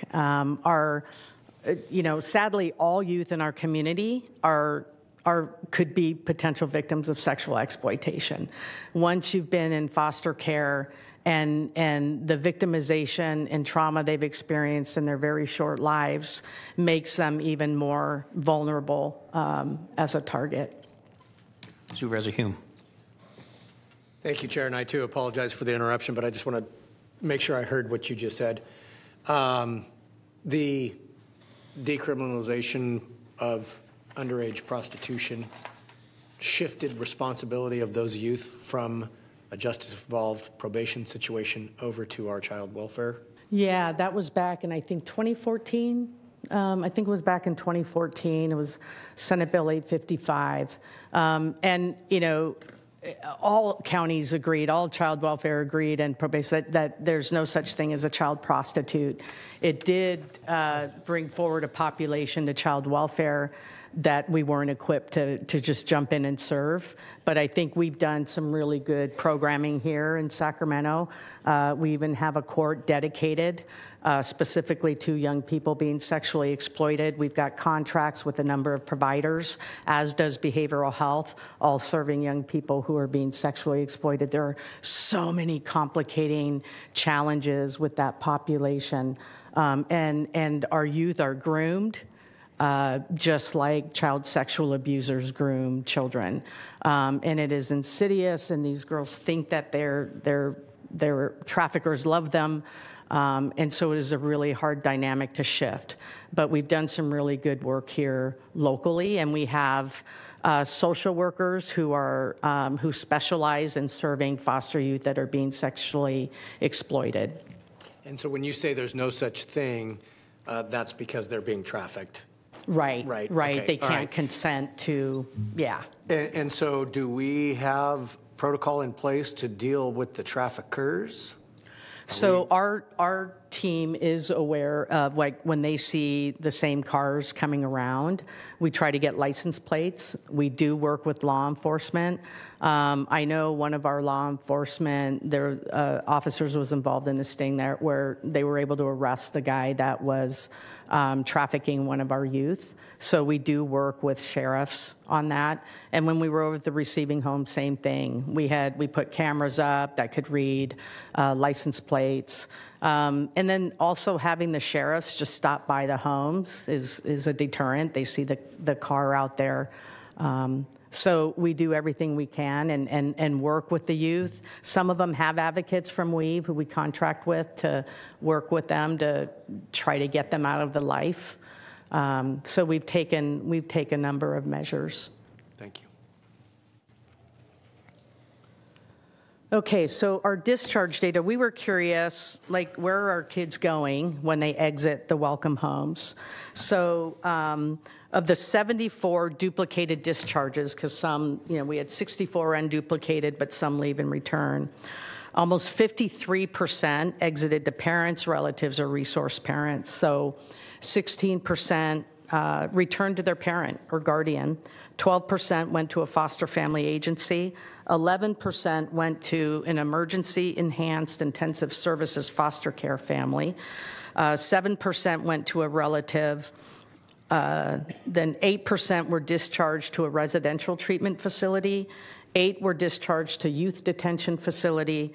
And then 1 youth exited care at 18, and juvenile dependency was terminated. And then on the far left, you'll notice that 30% of all discharges were categorized as unauthorized due to youth leaving the facility without the home without permission. So incident reports. So these were all the incident reports filed during this quarter. you can see that there was a total of 153 incident reports. What's important to point out is that there were 77 related to unauthorized absences. So these are kids when they leave the welcome homes. We are required to file an incident report. So 77 of those were related to that. 50 of those 77 were reported to law enforcement because we're also required not just to do a CCL report, but to file a law enforcement report when kids leave without permission. 27 were not reported to law enforcement because they were only gone for a few minutes, right? They left, came back, and staff hadn't called law enforcement yet. So there were 17 incidents involving law enforcement that did not involve an unauthorized absence. Those involved property destruction, substance use on site, and then physical aggression. And you can see the data broken down into the categories, which are delineated by community care licensing. But some of the incidents may fall into, the same incident may fall into two different categories. So for example, could be contraband and substance use and maybe property damage. It's one incident, but in several different categories. What isn't noted on here, but we will note moving forward because it is a CCL category, is the youth or the staff assault. So you can see injury-youth about halfway down. We are tracking injury to staff. So those will be, we didn't have any this quarter, but we will be tracking those moving forward. Supervisor Cerna. Thank you. And so I'm hoping that you'll have a little bit more breakdown too in terms of injury to staff, type of injury requiring hospitalization or not. You know, those types of kind of subsets. Yes, absolutely.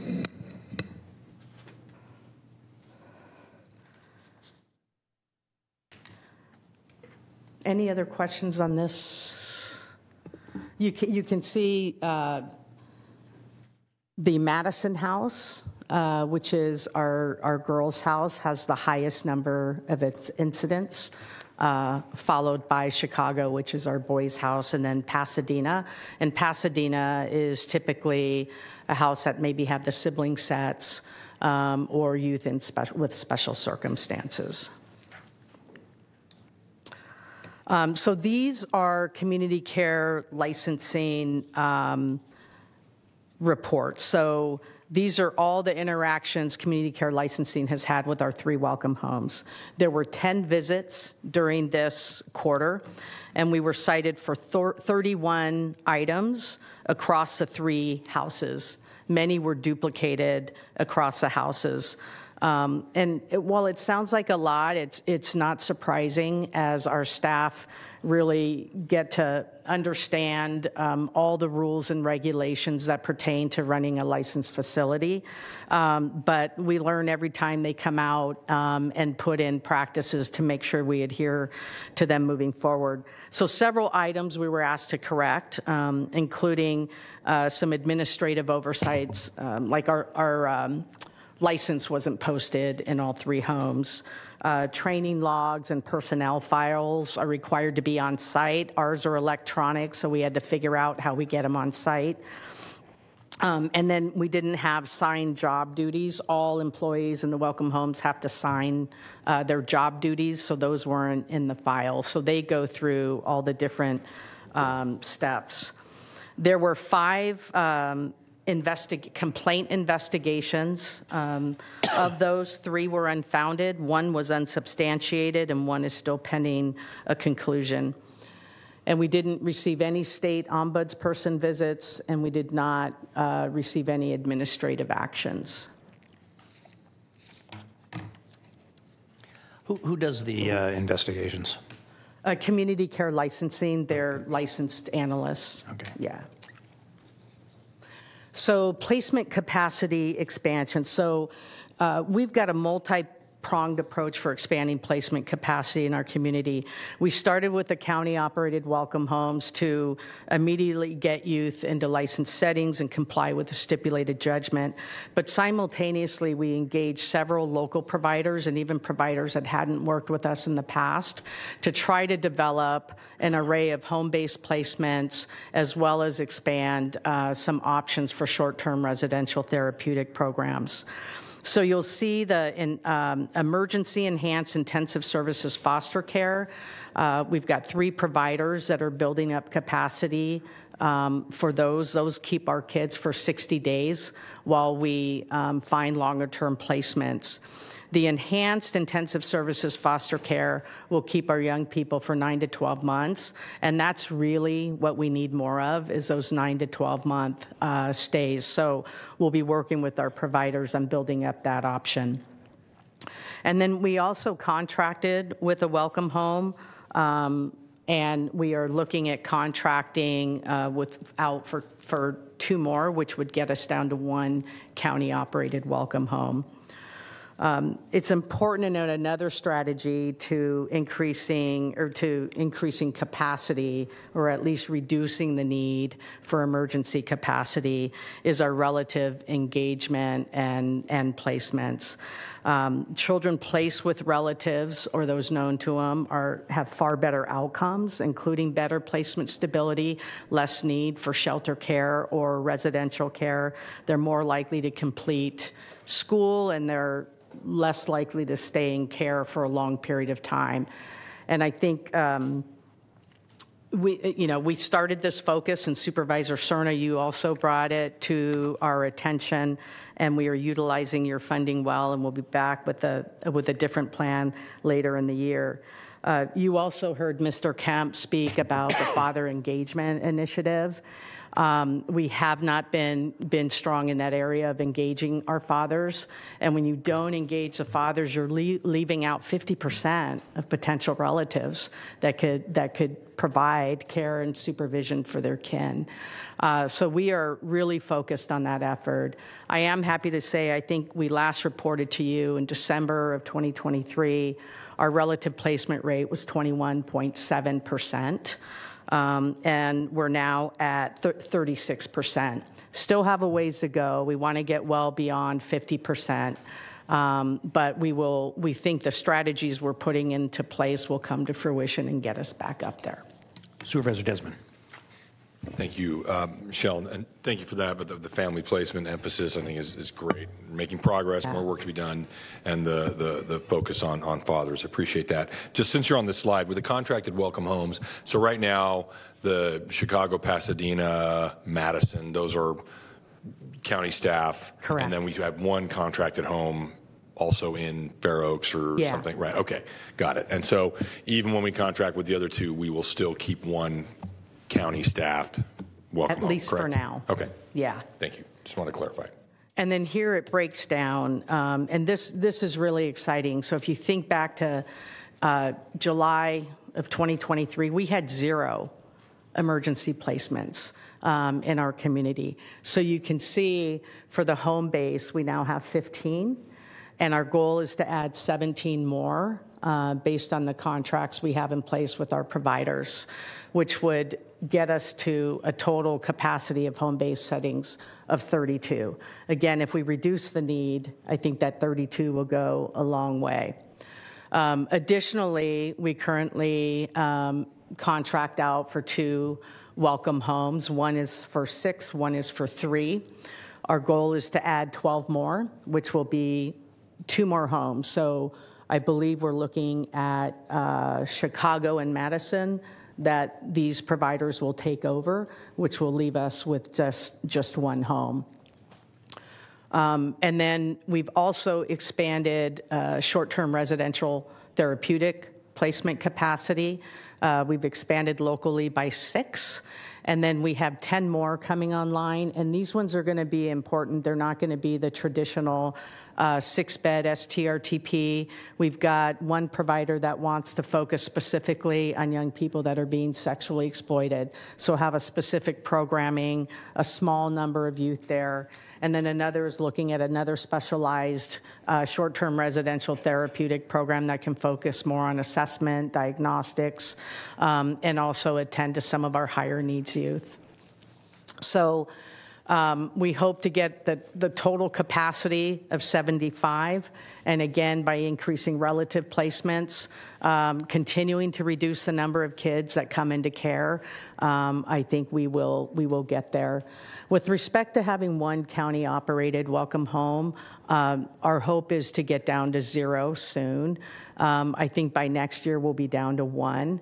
One of the challenges, and we'll have to figure that out internally, and maybe when we get the placement capacity up, it won't be an issue, but our providers still have the right of refusal. So they can say no to taking our kids, and they can also kick our kids out. Because these kids are in our care and custody, we can't do that. You know, we kick them out and then someone's going to call CPS, right? Because we're abandoning our kid. So we will have one, but we will do our best to get out of that as well. So that's something that we'll have to work on and really work with our providers to try to get to kind of that no eject, no reject agreement. Supervisor Hume. Thank you, Chair. I was going to wait till the end, but if you advance one slide. You're there. There we go. So first of all, I just want to acknowledge, Michelle, the effort that you and your staff and Deputy Executive Qatari has been putting into this. You know, and we had a meeting with the chair offline and with Mr. Samara, and looking at kind of short-term, mid-term, long-term, and the short-term being, as Supervisor Cerna said, providing for the safety not only of our staff members, but also of the children who are in our care. And I think it was a very poignant comment that was made earlier where somebody said that many of these situations were these children's exposed to that in their homes, they would be removed. And so now they're in our care and being exposed to that. And so that's an untenable situation, obviously, and there's no easy solution, unfortunately. But one of the long-term solutions that we talked about is if we need to go back for a legislative fix to either provide a little more discretion or flexibility in some of the laws that have been passed, particularly the Foster Youth Bill of Rights, as well as I think that this AB 403 might need to take another look at, you know, that's only 9 years ago that we swung a pendulum pretty far. And so maybe is that not the correct solution, and we should look at dialing that back a little bit. But I did have a question. One of the early slides talked about the Community Advisory Board. Who is on that board, or what is the makeup of that board? So that's our Sacramento County Children's Coalition. So it includes, I believe, folks that you have appointed from your districts. Okay. And then community, there's like different seats that are represented on the Children's Coalition. Sure, but it's not specific to Welcome Homes.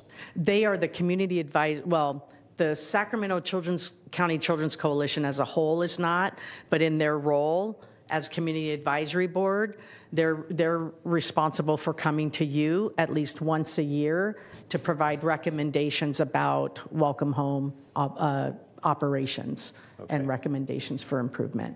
Okay, thank you. Thank you, Chair. Supervisor Desmond.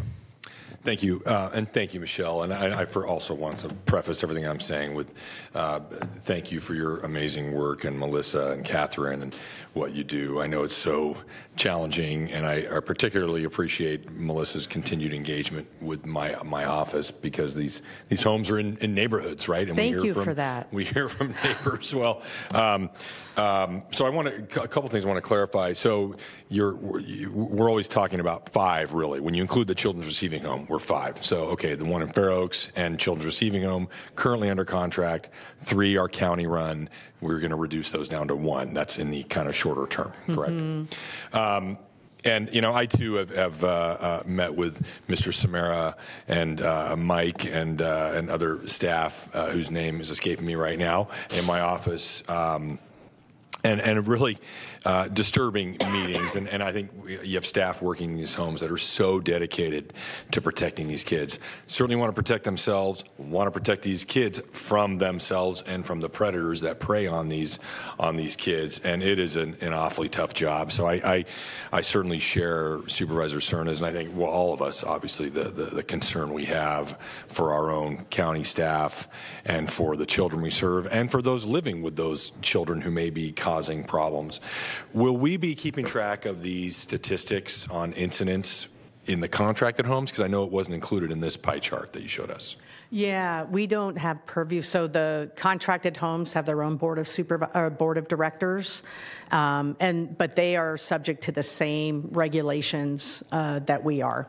So they also get unannounced home visits from community care licensing and may receive citations. That is all on the public. There's a transparency page at the state's website under community care licensing, so you can look up our homes, you can look up our contracted homes, facilities throughout the state, and it'll show visits, citations. But I'm talking about the incident reports. Will we get that? Melissa's shaking her head. But Yeah, not for contracted providers. Not for contracted provider. Right. I think that's valuable information, though. I mean, isn't that valuable for us to know whether those contracted providers are doing their job, or maybe doing a better job than? Especially if it results in injury to the kids. That's right, exactly. Because we may be reducing the impact on county staff, but we're certainly that dynamic with the kids and their safety still exists. So, and maybe I can add to, and correct me if I'm wrong, Michelle, but when we place kids in different, whether it be foster homes or whether it be STRTPs, we do have that information. So we do have access to information for our Sacramento County kids. Not all of it's posted on the public website for CDSS, but the aggregate is. Now, if we wanted to get more detail because we've placed those children, we absolutely could do that. Okay. I mean, I think that's crucial for our oversight role over these contracted providers, certainly. And with those go ahead. Can I just add, they are required to let us know if one of our kids has been harmed in care. So they are required. I just don't want to get into the dynamic. Okay, we're going to contract this out, but we're still dealing with all the same problems, and it's not getting better, right? Right. You know. Right. And in terms of the contracts, and I know we'll be coming back and having more discussions about that. Will they? I imagine they will still be contracting with the Sheriff's Department. That will be incorporated into the contract, I'm assuming? The contracted providers? Yes. No, they don't have a contract with sheriffs. They take care of things in-house. Private security? They don't have security. Well, who's going to respond? Because they're still going to have incidents with drug dealers showing up and predators and children themselves, maybe with edged weapons and illegal drugs. Who are they going to? They'll just call the sheriff like a private citizen? We can certainly talk with them about whether they want to have law enforcement as a contract that we would pay for. We can certainly engage in that. Our local STRTPs don't have contracts with law enforcement. I think some have security, some don't. Even the other shelter counties, some have security, some don't. And they try to use law enforcement very infrequently. So that's certainly something that we can talk with our providers about, to just say, hey, this might be higher level here. We are also trying to do our best to not overwhelm them. Having 6 girls, teenagers in one small home is not ideal. So we are doing whatever we can to set our providers up for success. No, and I certainly appreciate that. But I was just assuming, they're going to be inheriting the same inherent challenges that we deal with now. And I would submit that our county staff probably does it better than anybody can. So I can't imagine a scenario where they're not going to still be as reliant on law enforcement. If I could kind of dovetail off of Supervisor Desmond's line of questioning and commentary here, it seems to me that for the contracted providers, I'd want to know, do they have a best practices that they deploy for keeping their private staff safe? I know they have to abide by the same rules, but do they do things differently that ends up with their personnel being safer than our personnel currently are? So I'll say that the current contractors, Progress Ranch Youth Services out of Yolo County, and they have run short-term residential therapeutic programs, so they have that experience running residential care. We have had our supervisors go over and shadow, and they've brought back, practices. Ms. Johnson is also setting up to have our social workers go over to shadow how they're engaging with our youth and serving them. So we can certainly find out the trainings, the specific trainings they provide, whether it's TCI or PROACT. It has to be something that's evidence-based, that the state approved. But we can certainly look at their emergency intervention plan to find out what are they doing that maybe we could also do differently in our homes. I think it would be fascinating to understand the nature of outcomes as it relates to assaults and other occurrences between a contracted location and one that's not. Because if the data that comes out of it tells me and us that there's a different outcome that's more affirmative in terms of de-escalation or fewer injuries or what have you, that's the lowest hanging fruit there is. I don't know why we wouldn't want to understand that a little bit better. So if I could... Can I add one more point, and I'll yield to you. Sorry about that, Supervisor Cerna. So one thing before I forget. So, we talked a little bit about some of these other counties that they're not all doing this same model that we have. Is it our intent that this welcome home model that we have adopted here, is that going to be our permanent solution, or are we all going to be always going to be open to other alternatives?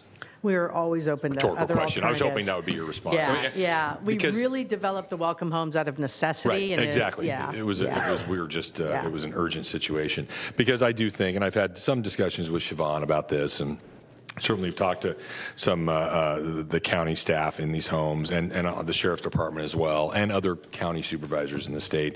And you mentioned it, some use facilities, which I think there's an inherent challenge being in a neighborhood at times. Yep. I know we have a scattered site model for homelessness, scattered site, which is wonderful to bring them into a neighborhood, and sometimes it results in better outcomes. I think sometimes with this population of youth we're dealing with, it may be making it more difficult in terms of, I think the ability to hide in neighborhoods, the ability of the predators, the drug dealers, and the others who would make conditions worse for these young people. So I just hope we will always be, if an opportunity comes up, we'll take advantage of it, and we're open to it. Thank you. Supervisor Cerna. Thank you. Totally different line of questions and comments here. But what I didn't see in any of the slides, or even in just some of the anecdotal oral testimony that you've provided, Michelle, is do we have an understanding of how many youth that I guess are at a particular age where they have an option of pursuing emancipation do decide to do that? And if they do, and they can, as residents in these welcome homes have the assistance of staff to pursue that?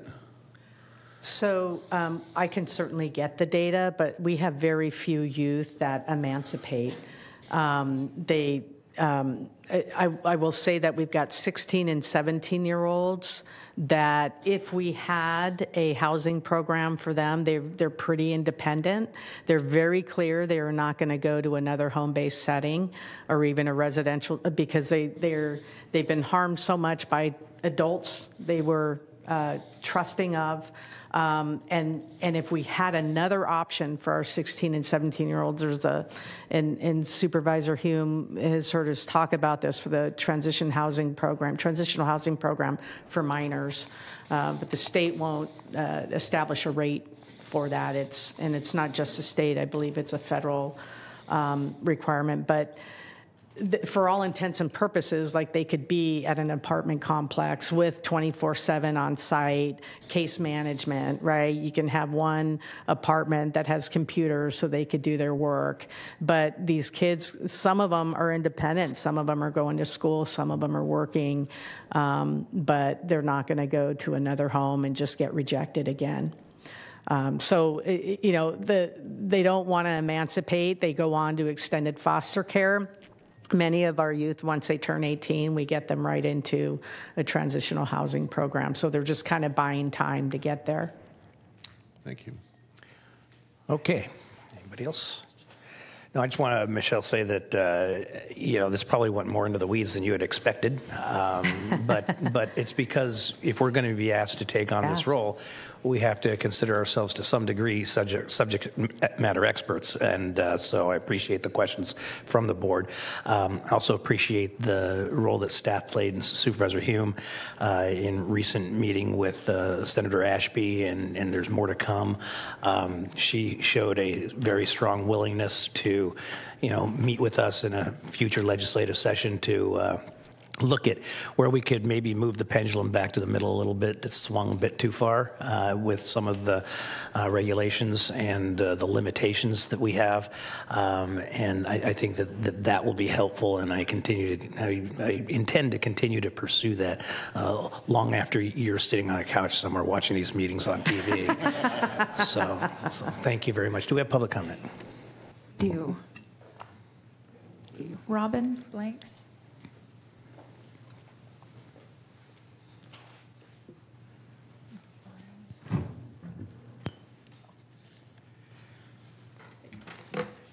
Good afternoon. I'm Robin Blanks-Guster, Chair of the Sacramento Children's Coalition and also Chair of the Community Advisory Board, CAP, for the Welcome Homes. I just wanted to let you guys know that we're taking our role seriously and that some of us have visited and toured the Welcome Homes because we're very invested in this since we are overlying and watching what they're doing. We have also talked to some of the social workers, and we've had them come and present, but we plan on having some more come and present. And we also want to be of assistance to you as to what you all would like to see from us when we do present our report. We will be here on a quarterly basis with them because we hopefully will continue to get their report just before they give it to you so we can see what is there and what's missing. I really wanted to thank Supervisor Cerna and Supervisor Patrick for bringing up the disproportionality. Thank you much. But we did notice that was missing and that there were some education links missing for the truancy and absence of the children, that their mental health support, because we were interested on, we know they're coming in, but when are these mental behavioral health people coming in? Because they're going into these houses and the children are there. And if they're not getting seen within the day or two that they're there, it's just, to me, it seems like they're just asking for trouble. So we would also like to see how that works. And then we need a little clarity on the program administrator assignment and duties and the sheriff's scope of work with their current contract, what they actually do and don't do.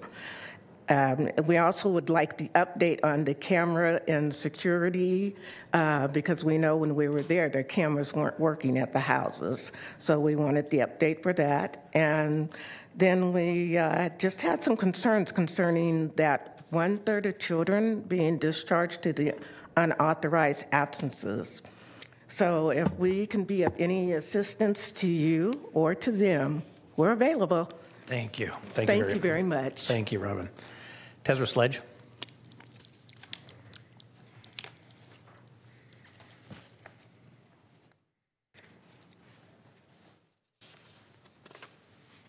Good afternoon. I want to thank you guys, all of the Board of Supervisors, for meeting with myself and Ted and some of the engagement social workers and child development specialists that work in the Welcome Homes.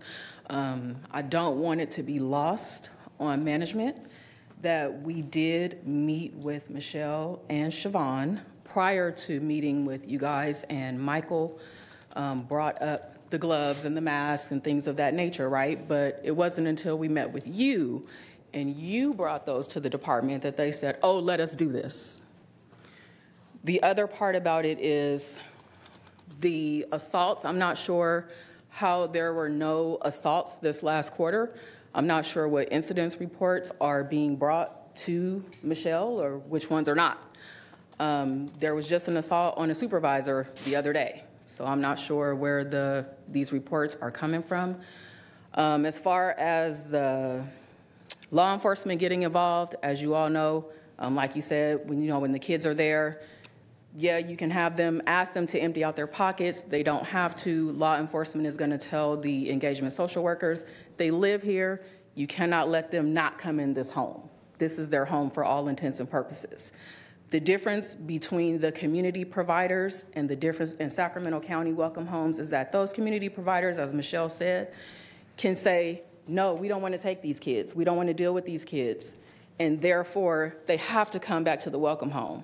So I'm not sure how one welcome home is going to work when you're going to have different genders, right, under one roof with different mental problems, different emotional issues, different physical issues, different ages. How are you going to put all of those kids in one welcome house if that's what you really want to boil it down to? Again, and we've said this multiple times, instead of investing these monies into homes, it needs to be a facility with wraparound services, right? Mental health services, emotional health services, and have security on site. These, and I know my time is over, but these homes that are being run by the community providers, they are hands-on. And that's another reason why these kids, some of the kids will stay, but a lot of the kids will come back because those homes are hands-on and they have hands-on security as well. We do not. Thank you, Desiree. And to be clear, just for data purposes, the numbers you saw were through September, so anything that happened in the last few days would not appear on there. Ted Samara.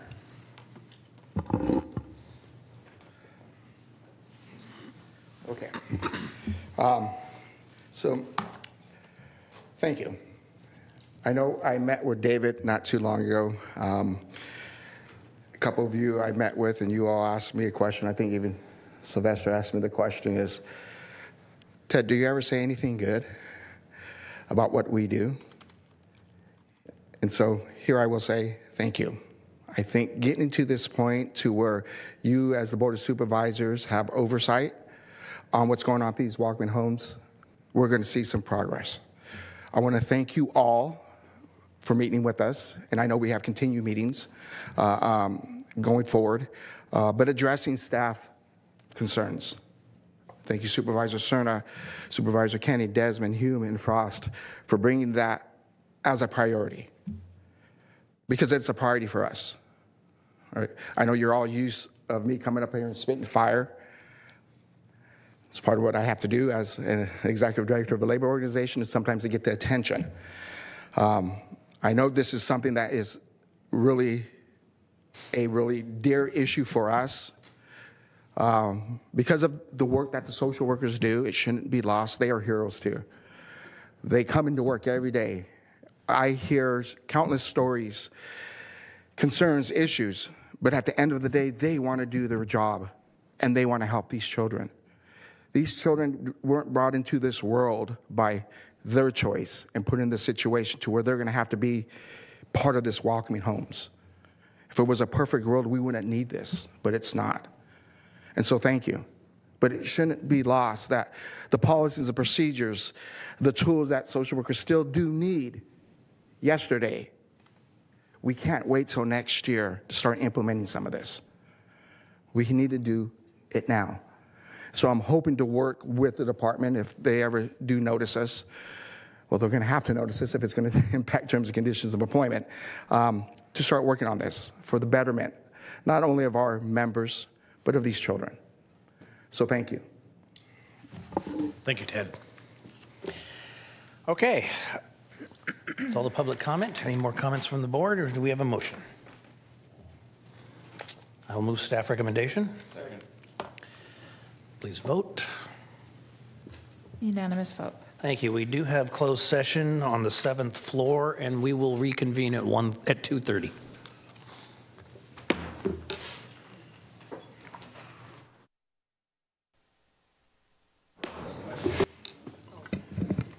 Call the meeting back to order. Would the clerk please call the roll? Yes, Supervisors Cerna? Here. Desmond? Hume? Here. Kennedy? Here. And you have a quorum. Thank you. First afternoon item, please. Okay, I need a motion to drop this item. Excuse me. This is the request or review of hearing officer's decision in the matter of Orient Massage. Second. See, when you delay, things just work themselves out. Unanimous vote with those members present. And then for item 72, these are resolutions of necessity authorizing eminent domain actions to acquire real property for the Alberta Road Improvement Project. I'm going to defer to Peter and let you read those items in, and there's a couple that are going to be dropped. Yes. Okay, good afternoon, Chair Kennedy and all members of the board. I'm Peter Hannon, Program Manager with the Acquisitions Section of the Real Estate Division, and I'm here today to introduce this item, which recommends board approval for 5 resolutions of necessity authorizing eminent domain actions to acquire real property interest for the Department of Transportation's Alberta Road Widening Project. Before I begin my presentation, as Florence has alluded to, we have had some recent activity with 2 of the resolutions. First up, resolution number 3 for John Chow Seng Chow, a single man, at 2621 Zweederzee Circle. The owner has signed and the county has fully executed the necessary acquisition documents for this property. Therefore, I would ask the board to please drop resolution number 3. The next one, resolution number 4, for Anastasia Masulyuk, a married woman, and Aleski Masulyuk, a married man, as joint tenants at 2625 Zweederzee Circle. The owners have signed the documents, and the county has also fully executed those acquisition agreements. Therefore, I would ask the board to drop resolution number 4. Speaking about the project, the proposed project will widen Alberta Road from 2 to 4 lanes between Dutch Haven Boulevard and Watt Avenue. The project includes the installation of Class 2 bike lanes, landscaped median, and replacement of the existing 2-lane bridge over Dry Creek with a new 6-lane width bridge, including bike lanes, sidewalks, and an equestrian path. The project also includes modifying the traffic signal at the intersection of Alberta Road and 28th Street. Of the 13 necessary acquisitions required for the project, 3 properties are the subjects of this board's item. At this time, I'd like to display attachment number 3 to this RON. Hearing. Out there. So this list is each of the individual property rights that the county is looking to acquire, and the corresponding easement areas are shown in square feet. So the first, AGGC Investments, LLC, a California limited liability company located at 2721 Alberta Road, assessor's parcel number 203-0050-043. The real property interest the county is seeking to acquire consists of a public utilities and public facilities easement and a temporary construction easement. Resolution number 2, Clyde Eugene Haygood Jr. and Victoria Ann Haygood, his wife, located at 2860 Alberta Road, assessor's parcel number 203-0090-008. The real property interest the county seeks to acquire consists of a public utilities and public facilities easement, as well as a temporary construction easement. Moving on to Resolution number 5, Oleg A. Sayaba, a married man, as his sole and separate property located at 2629 Zweedersee Circle, Assessor's Parcel number 203-0211-039. The real property interest the county seeks to acquire consists of a temporary construction easement. The county obtained appraisals for the affected properties from an independent appraiser and presented offers to the respective property owners for the purchase of the easement interests I just displayed on attachment 3. The county's negotiations with these remaining owners have reached impasse. Today's resolution of necessity and anticipated eminent domain actions will provide for possession of the real property interests and construction of the project while the county proceeds to acquire the easements through eminent domain if necessary. The county also will always continue to work with property owners to try to negotiate a settlement prior to eminent domain actions. Information to support the required statutory resolution of necessity findings are contained within the staff report included with the agenda packet, along with a history of owner contacts. Notices of intention to seek approval for the resolutions of necessity were mailed to the respective property owners by registered mail and standard mail at least 15 days before today's hearing.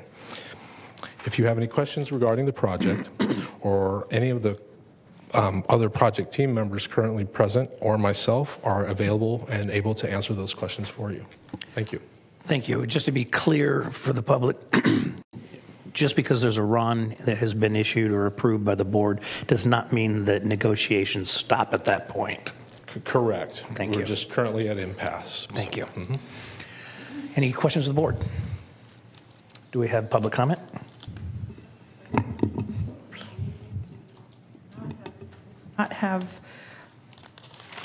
Sorry, we do have public comments. We have one public comment for this item. Hold that up. Vlad Moskalayuk. Hello, I'm Vlad Moskalyuk, even though my wife already signed that agreement, but I think it should be, I'm for the project. It's good to have a nicer road and better city, but I think it should be better, or I would say proper, for the property that they seized from us, the proper pay for the money, you know, how much they would pay enough money to get to seize the property, the fair value of the property, I would say. Because the first time they negotiate, they offer one price, then another price. I think it would be fair for everybody have the same price to seize the property. Thank you. Thank you. Supervisor Frost. Did you want to respond in any way? I don't think once you've already signed, you can go back. That's my understanding. Yes, that's generally correct. And our understanding was the terms and conditions of that agreement were acceptable to the two property owners when they signed. That was essentially our understanding. So okay. I've not heard of this issue up until Mr. Mossel just introduced it. I just want to say that this is going to be a very welcome project in my community. A lot of my constituents have been so frustrated with the traffic bogged down over that bridge, and I know it's been a long time coming, and they're going to be so excited, and I'm excited. I'm sorry it has to, you know, I guess we always have these kinds of issues when we're widening something, but I'm going to move approval when the time comes. Or I'll move approval. Yeah, I believe the time has come. Let me ask one clarifying question, though. It says drop. Do we need to drop these? We have to have motion? I need to take 5 separate votes for each one of those. So, but even the dropped ones, we need to take a motion to drop it. Yes, Okay, just please. making sure. Okay, so your motion is? I was a little bit late after lunch, so I didn't hear the exact conversation, so I'll go ahead and move the ones. Move the first item. Yes. Okay. The first property. Yes. Yeah. I will second that. Unanimous vote. That takes us to the second property. I I don't know which ones. The ones that was dropped as 3 and 4. Okay. Correct. I'll move approval for 2. Second?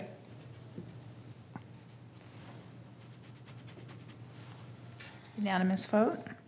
And motion to drop 3. Second. Motion Unanimous vote. to drop 4. Second. Unanimous vote. And motion to approve 5. Second. Unanimous vote. Thank you. All right. Thank you, everyone. Okay, for item 73, I do need to take an oath for this item, and I'll do that after I read the item into the record. This is for the Blue Oak Car Wash, a general plan amendment, community plan amendment, and rezone, use permit, special development permit, and design review for a property located at the southwest corner of Werner Avenue and Garfield Avenue in the Carmichael Old Foothill Farms community. The environmental document is a mitigated negative declaration. And I'll go ahead and do the oath at this time. So if you do wish to address this board, please stand and state the statement that you have been sworn after I swear you in. Does anyone plan to make a comment? Okay, so I'll start now. Please raise your right hand, and the appropriate response is I do. Do you swear that the testimony you're about to give this board is the truth? So help you God. If you do not swear, do you so affirm? Okay, and when you get to the podium, please state your name for the record and the statement that I have been sworn. Good afternoon, members of the board. Todd Smith, Planning Director here. Just to introduce these items, you'll hear from staff presentation in just a minute on both items. We haven't done a general plan amendment round with multiple items in a bit, so I wanted to give you a brief refresher.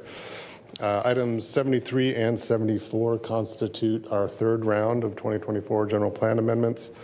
So there's multiple projects, and so we would ask that the board hold off on adopting the general plan resolution, which is resolution 1 in each package, until the conclusion of item 74. You are able to take action on all the remaining requested entitlements, though. Thank you, Todd.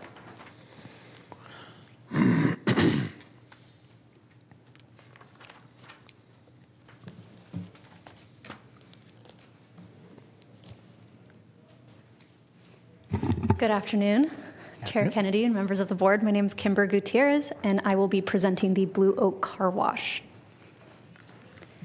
The subject parcel is approximately a ½ acre in size and is located at the southwest corner of Garfield Avenue and Werner Avenue in the Carmichael Old Foothill Farms community. The parcel is undeveloped and appears to have been, has had some site disturbance in 2003, but there is no evidence of buildings or structures ever being erected on the subject site. The parcel itself slopes from an elevation of approximately 138 feet from the southwest corner adjacent to Garfield Avenue to approximately 126 feet to the east corner adjacent to Werner. There are no public street frontage improvements, and the site supports 21 trees and annual grasses. Of the 21 trees, 20 are protected oak species.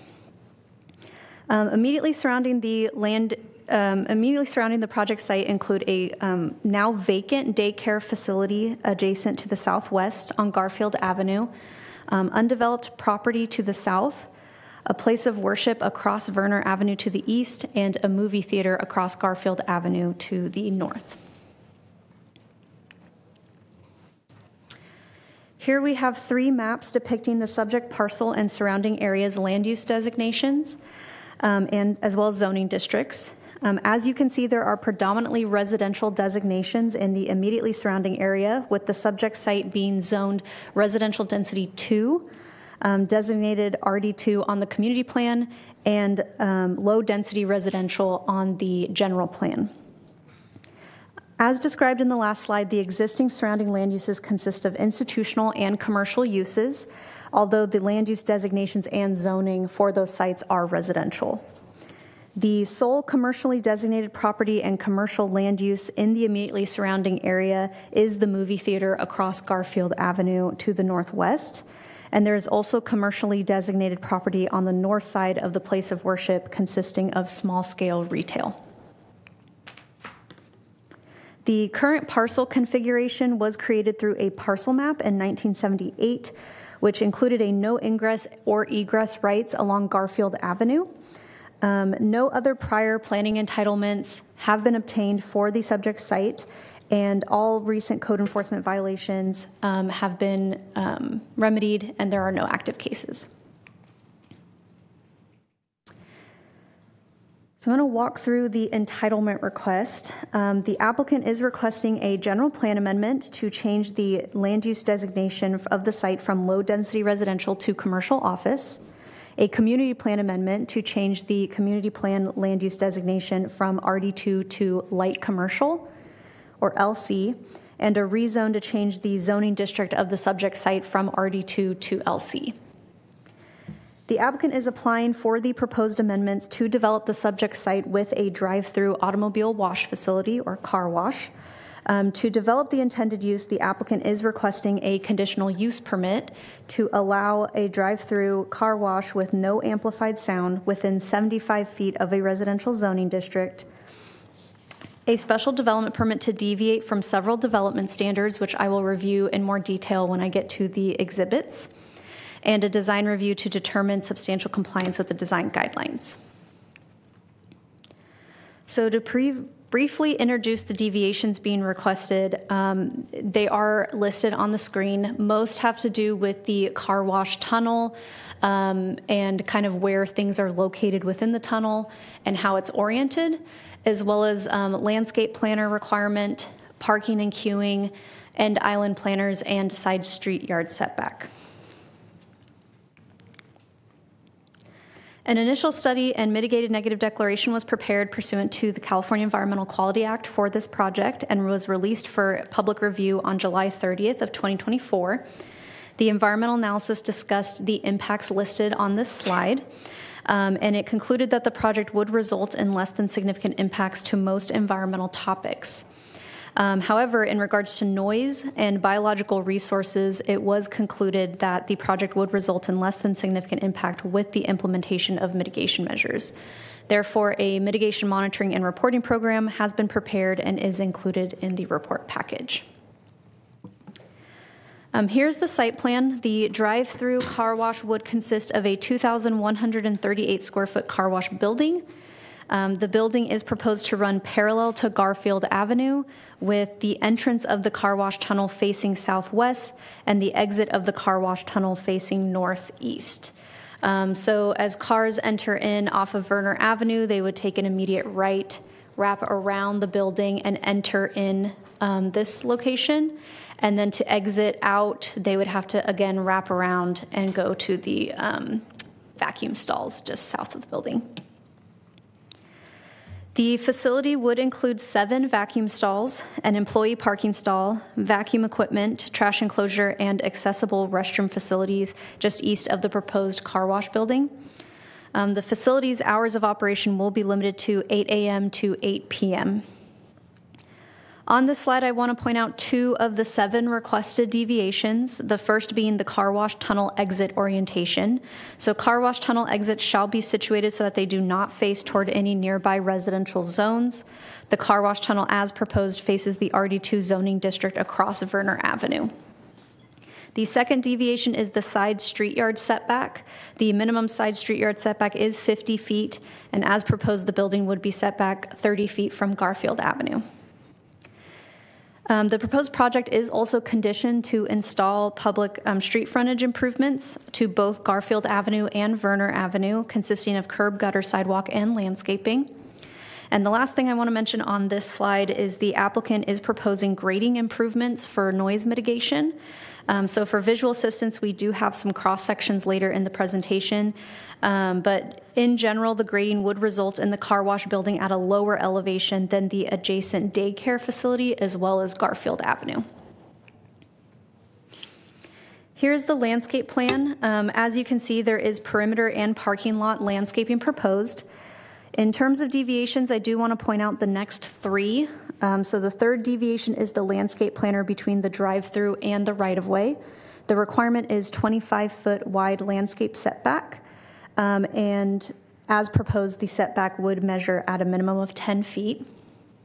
The fourth deviation is for end island planters. Planters of at least 8 feet in width shall be installed at the end of every parking row. As proposed, there is not an 8-foot wide planter west of the trash enclosure. And the proposed planter is 5.5 feet wide there.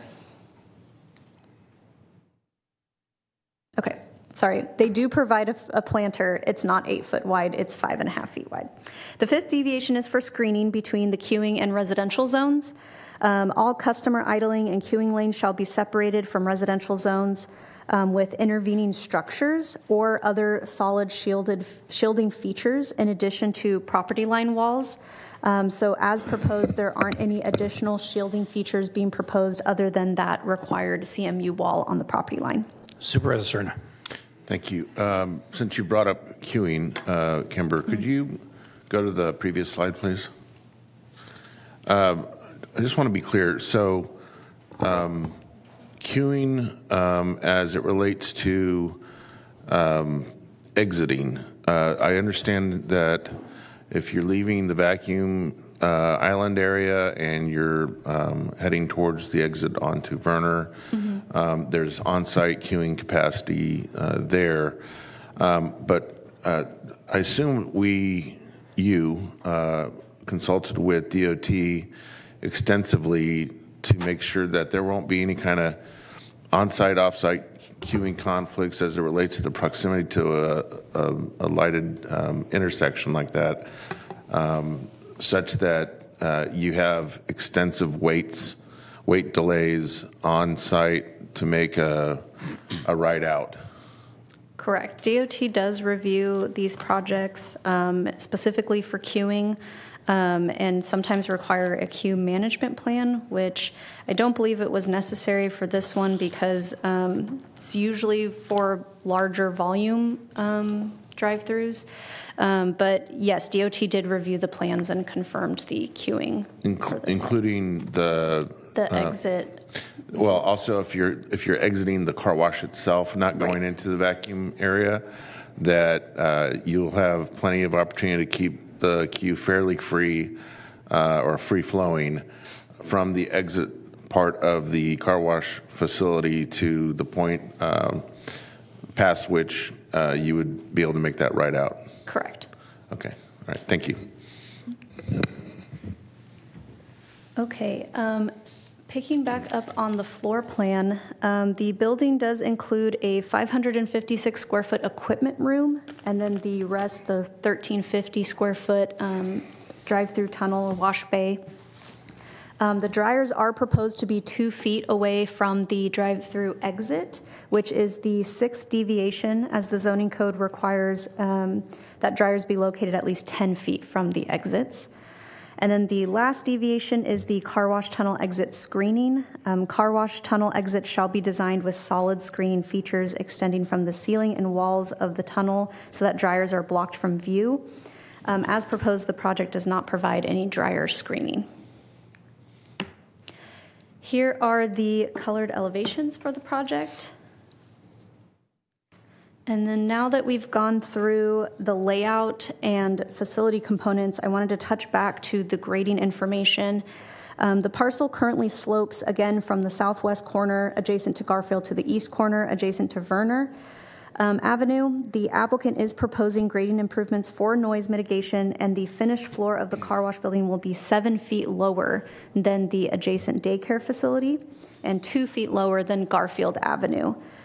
So an 8-foot wide landscape planter and 8-foot tall wall is proposed along the interior property lines adjacent to the RD2 zone property. And that's depicted on the top cross section, so section AA. The daycare facility is over here on the left. There's that wall landscape, and then you see that the site drops down there. The landscaping and wall along the property line shared with the daycare will be on top of a retaining wall approximately 7 feet higher than the car wash building. So that is, located right here. So there's that 7-foot difference, and then you have the 8-foot landscape planter and the wall on top of that retaining wall. And then the middle section shows its relation to Garfield Avenue, which you'll see there's a 2-foot step down between the car wash queuing lane and Garfield Avenue. Supervisor Serna. Thank you. Kimber, you've said, I think a couple times, you've referenced the daycare site. So just to be clear for the record, there's no daycare there, right? Correct. It's vacant. Okay. Yes. All right. But the facility is still there, structure's still there. Understood. Thank you. Okay, so moving on to advisory recommendations, the Carmichael Old Foothill Farm CPAC met on June 8th of 2022 and recommends the board approve the requested entitlements. No members of the public were present and no verbal or written comment was received. We did receive an email correspondence on September 22nd of 2022 from the Verner Oaks Townhouse Homeowners Association, which represents a 40-unit townhome complex at the south end of Verner Oaks Court, approximately 0.3 miles south of the project site. The HOA representative indicated that on September 15th of 2022, the HOA voted to oppose the proposed project, and the opposition was due to an increase in traffic activity as well as the rezoning of land currently designated residential. I did reach out to that HOA representative and obtain the meeting minutes from that September 15th meeting. So that have been provided in the packet. And then I added the HOA representative to the mailing list for both the Planning Commission hearing as well as this hearing, since they are outside of that 500-foot radius. And then to date, I have not heard any further public comment from the HOA. The Design Review Advisory Committee met on June 23rd of 2022 to review the project. The DRAC did express concerns about the number of requested deviations required to make the project work on the site, as well as concerns on the potential noise and traffic impacts to existing residential development in the area. After further discussion about the technical studies that were prepared for the project, the DRAC did conclude and recommends that the board find the project in substantial compliance with the design guidelines. And then the Planning Commission met on September 9th of 2024 and recommends that the board approve the requested entitlements with a 3 yes, 1 no vote. Commissioners had questions related to tree impacts, outreach to the adjacent daycare, which, to reiterate, is now vacant, and that was confirmed after that meeting, and the place of worship across the street. So following that hearing, it was confirmed that the specific tree that they were concerned about was on that daycare site. That tree has been removed. So we did prepare a subsequent CEQA memorandum to capture that removed tree in the mitigation measures. And it was removed why? I am not sure. I think the applicant would be able to. Because it was dead. Yeah. Okay. I just wanted that for the record. Perfect.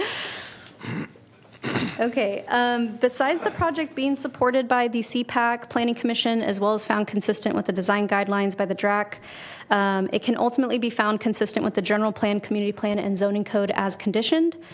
Although the proposed project would introduce commercially designated property to the east side of Garfield Avenue, where there is currently no commercially designated property, the site has been largely vacant for the last 2 decades, which demonstrates that the location may not support investment of low-density residential development. The project is compatible with surrounding zoning and land uses as conditioned. Surrounding land uses, except for vacant residential property to the southeast, are predominantly non-residential development. And the proposed design meets the minimum buffering requirements from adjacent residentially zoned parcels. There are no significant environmental concerns with the implementation of mitigation measures, and the project does not conflict with the provisions outlined in Senate Bill 330, which is the Housing Crisis Act of 2019. And then although the RD2 zoning district is a residentially zoned, the LC zoning district does allow for higher density residential uses. So there would still be a future opportunity if that opportunity arose to develop the property with residential units. And lastly, investment into the project site would spur additional investment into the neighboring vacant residentially designated parcels. So for all of those reasons, staff is recommending approval of this entitlement package. with the attached findings and conditions, which I have a couple of the conditions highlighted on this slide. I won't go into a lot of detail, but basically limiting the hours of operation to 8 a.m. to 8 p.m., and then a number of different conditions and mitigation measures associated with noise mitigation, and making sure that everything in the noise study is achieved prior to certificate of occupancy. So again, staff is recommending approval of this entitlement package with the attached findings and conditions. So that would be to determine that the environmental analysis prepared pursuant to CEQA is adequate and complete, adopt the MMRP, approve the resolution authorizing the amendment to the general plan after the next item, approve a resolution authorizing an amendment to the Carmichael Community Plan, approve an ordinance authorizing a rezone of the subject site, approve the use permit, special development permit, subject to findings and conditions, and find the project in substantial compliance with the design guidelines subject to findings and conditions. And that concludes my presentation, and I can answer any questions. Thank you, Supervisor Desmond. Thank you, Mr. Chair. Do we have any public comment on this? Public comment. Pull that up.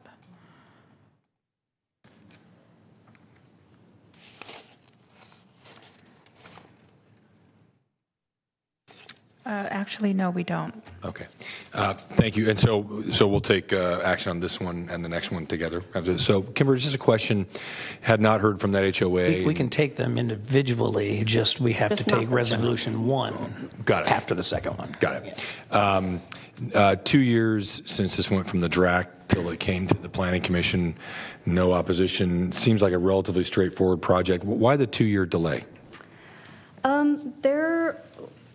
There were a number of things. I think most of it had to do with getting the technical studies up to a spot that staff felt comfortable with, and making sure that we had all the adequate information. Specifically with noise, we do get we do have some issues with car washes in terms of noise. Sometimes they come in and the sound isn't quite what we thought it was going to be when it first came in. So just kind of making sure that that was all complete and up to date. Okay. All right, thank you. Well, I'm supportive of the project. Appreciate the questions. Appreciate the applicant's work. It further ensures my status as the supervisor with the most car washes in his district. I don't know. I don't know if that's a I would plus phrase one. it as the most clean cars. Yeah. I like that. Positive. And so I move approval of staff's recommendation. With the exception of resolution one.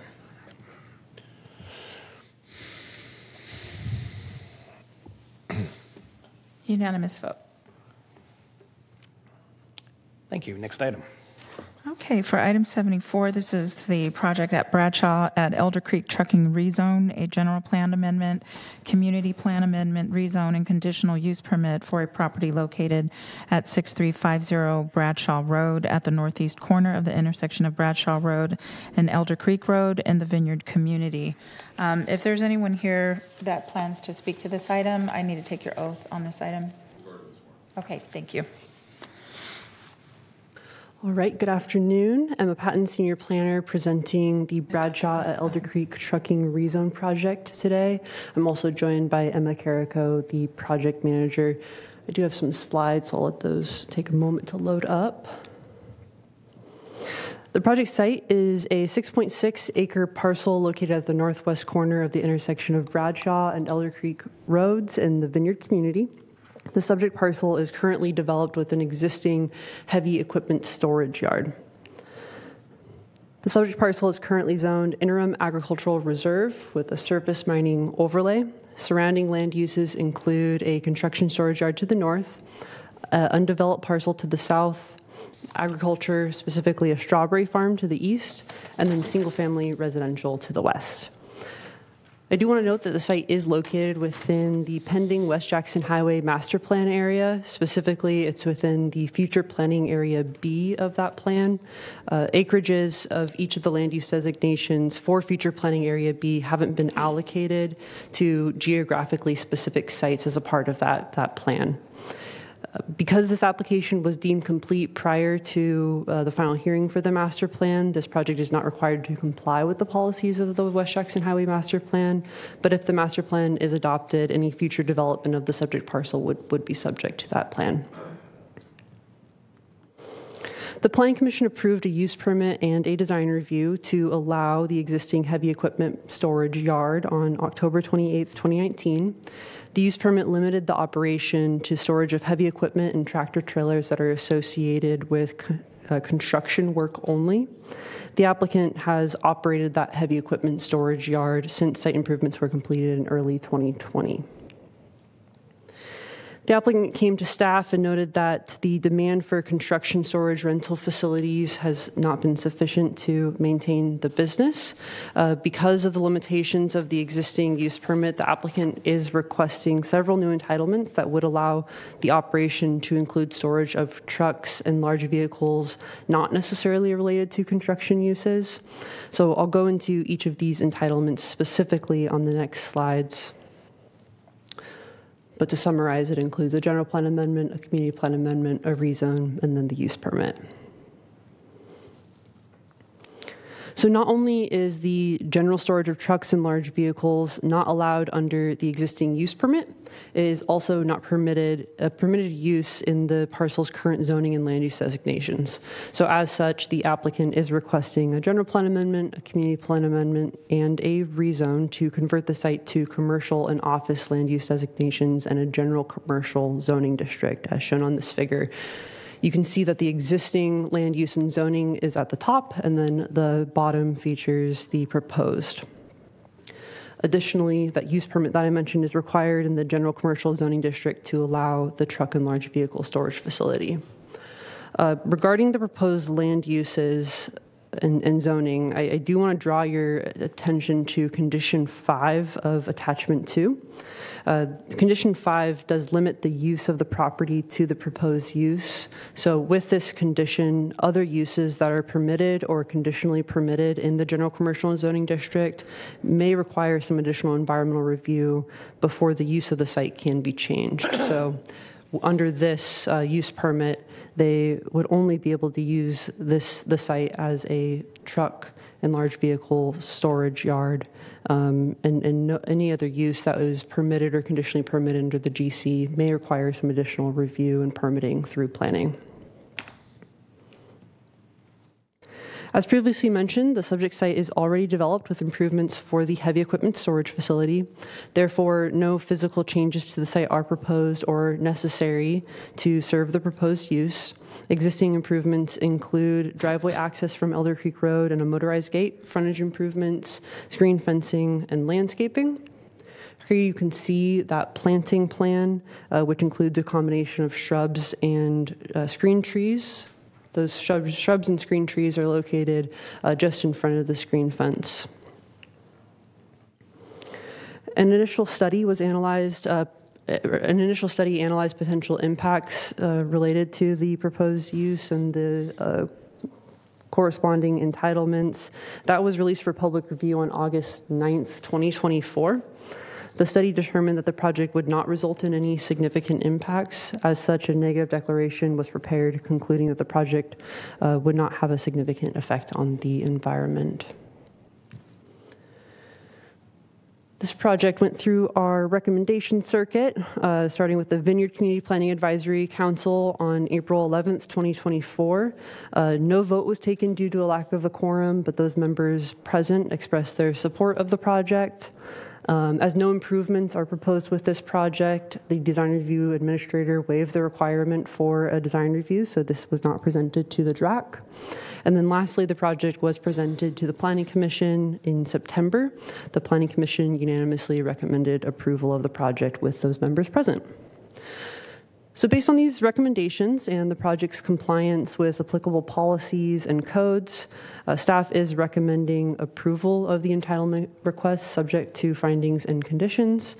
Specifically, we recommend that the board determine the environmental analysis prepared pursuant to CEQA is adequate and complete, that you approve resolutions amending the general plan and the community plan, adopt the rezone ordinance, and approve the use permit.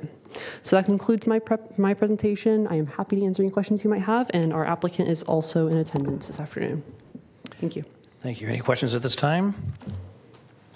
Mr. Smith?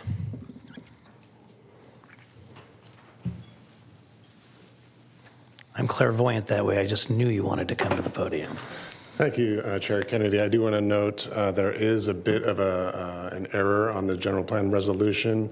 It inadvertently includes actions on the cap, which is not scheduled for until tomorrow. So at one point, these items were going to be heard together. So when you do take action on the general plan resolution today for these two items, it's limited to exhibits A through D, not E and F. Thank you very much. That's an important clarification. All right. Is there any public comment? No, we do not have any public comments. Mr. Hume. Chair, I happily will move this item, and I'll look to the chair to move the item with the recent changes called for. But I just want to say that this project in its existing form has a beautiful fence around it and nice landscaping. It is unobtrusive in every which way. And I appreciate either the applicant or the representative or staff or whomever came up with the idea of how do we anticipate future and take care of some of the entitlements, but still make sure that we come back and have an appropriate review at the appropriate time. So I think it's all around a good thing, and happy to move the item. So the motion's for items A through D. Is that correct? Yes. Do I need to move the okay. Yes. And I'll just say before we vote that thank you, Supervisor Hume. These come up periodically down South Sacramento. They haven't transpired yet, but you know, one thing that people have to understand is we're not creating trucks. We're not creating traffic. We're actually getting them out of residential neighborhoods. We're getting them off of commercial corridors and putting them in a more appropriate location. So thank you. Okay, we have a motion and a second. Unanimous vote. Next item, please. Oh. Sorry, before you go to the next item. Resolution 1. Yes. Yes. Move Resolution 1. Second.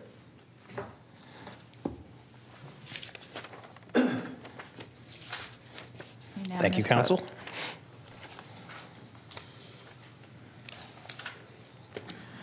Okay, for item 75, this is to approve Senate Bill 43 implementation effective July 1, 2025. Approve a salary resolution amendment adding 6 FTE mental health worker and 3 FTE medical assistant level 2 positions to support increased capacity at the Mental Health Treatment Center. Good afternoon. Ryan Quist, Behavioral Health Director. Today, coming to talk to you, update regarding SB 43. To remind, we've talked about this a couple times, but to remind, basically what SB 43 does is it makes a change to the criteria by which individuals can be placed on an involuntary hold. Previously, grave disability was defined as unable to care for your own food, clothing, shelter due to a mental health disorder, and SB 43 expands the criteria to include inability to care for your own food, clothing, shelter, or health care due to a substance use disorder, a severe substance use disorder. We have had extensive meetings around this topic, both locally as well as with colleagues from other counties. And basically, the main feedback that we're hearing from our hospital partners is that there is a concern that there will be an increase in 5150 evaluations occurring in emergency departments. This time, we don't really see that there's going to be too much of a increase in the number of inpatient psychiatric hospital stays or LPS conservatorships, but we don't really have data to know that for certain. I have to say that on all of these topics is that we have to acknowledge that we're talking about a future state which we have not experienced yet, so we really don't have data to really inform with certainty exactly what's going to happen. As I mentioned, we did a lot of meetings. We met with our, both locally as well as with our colleagues from other counties. We had an information session on October 18th. This particular slide says that we have a presentation for local law enforcement that we have not shared yet. We put in the slides a few weeks ago, and we were going to share it, and then we decided we'd wait and see what the determination of the board was here today. It's all ready to go, though, so we have materials that are all ready for training for those who write 5150s, for our law enforcement partners. It's all packaged and ready to go based on what ends up getting determined today.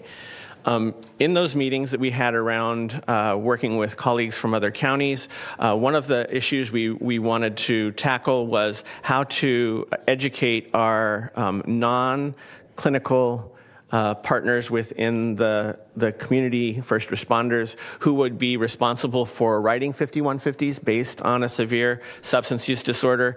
The law was interesting in that for the first time it actually stated that it would be based on a diagnosis.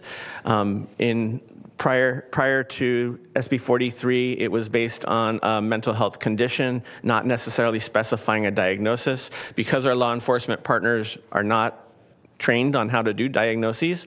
Working with our colleagues from other counties, this set of criteria were developed, basically taking from the Diagnostic Statistical Manual number 5, severe substance use disorder is defined as if they have 6 or more of these symptoms.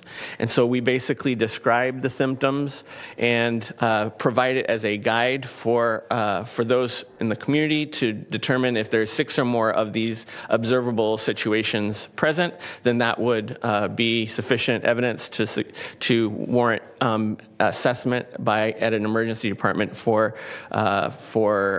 whether or not a severe substance use disorder was present. The other thing that we tackled is we wanted to take a look at what facilities were available in order to treat individuals who were placed on a hold based on the new criteria. And county behavioral health directors had conversations with the state and really advocated for them to be put out some clarification regarding which facilities licensing requirements already made that possible at. And so state put out what's called a behavioral health information notice and clarified that the following existing types of facilities can be designated to provide evaluation treatment for those that are placed on a hold due to severe substance use disorder.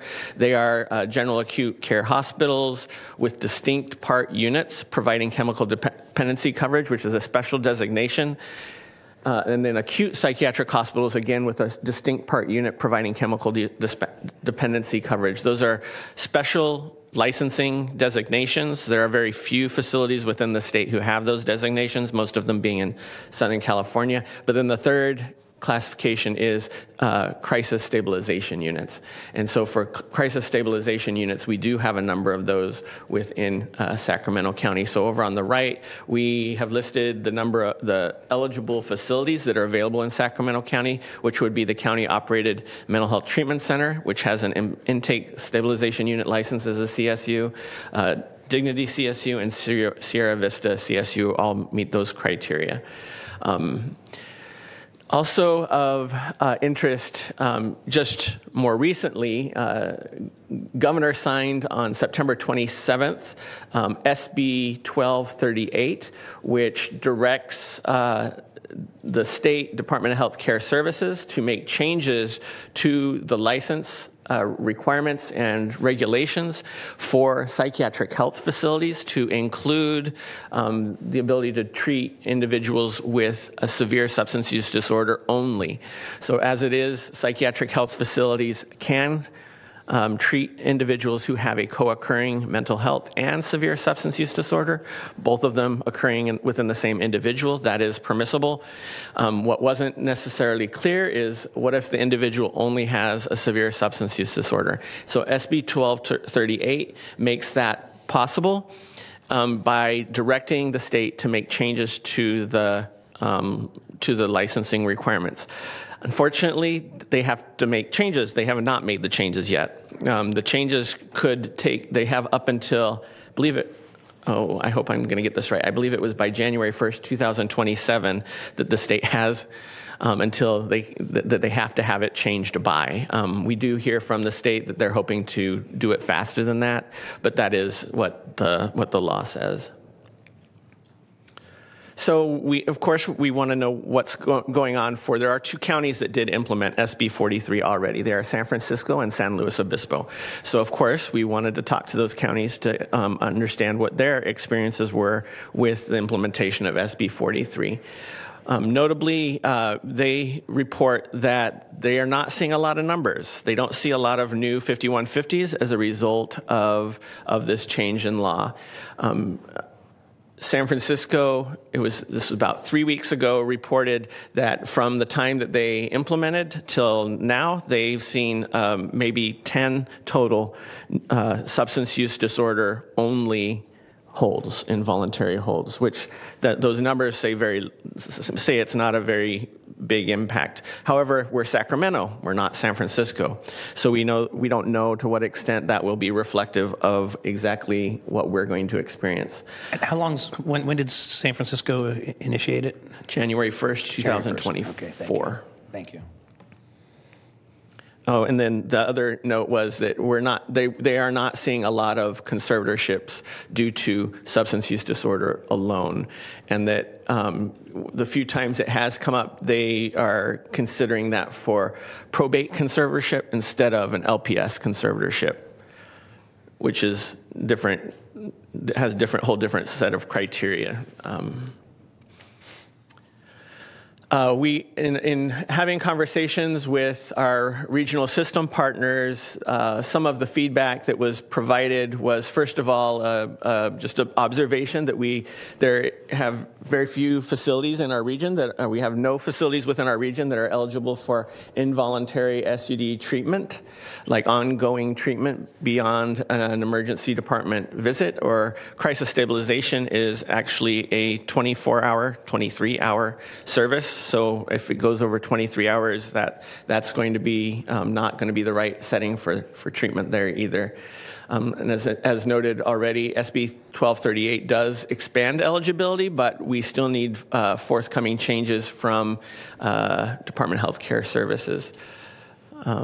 We heard from our system partners concerns around hospital capacity and workforce shortages, as well as just simply there's a lot going on in behavioral health right now, one change after another, and that this is just another change on top of everything else.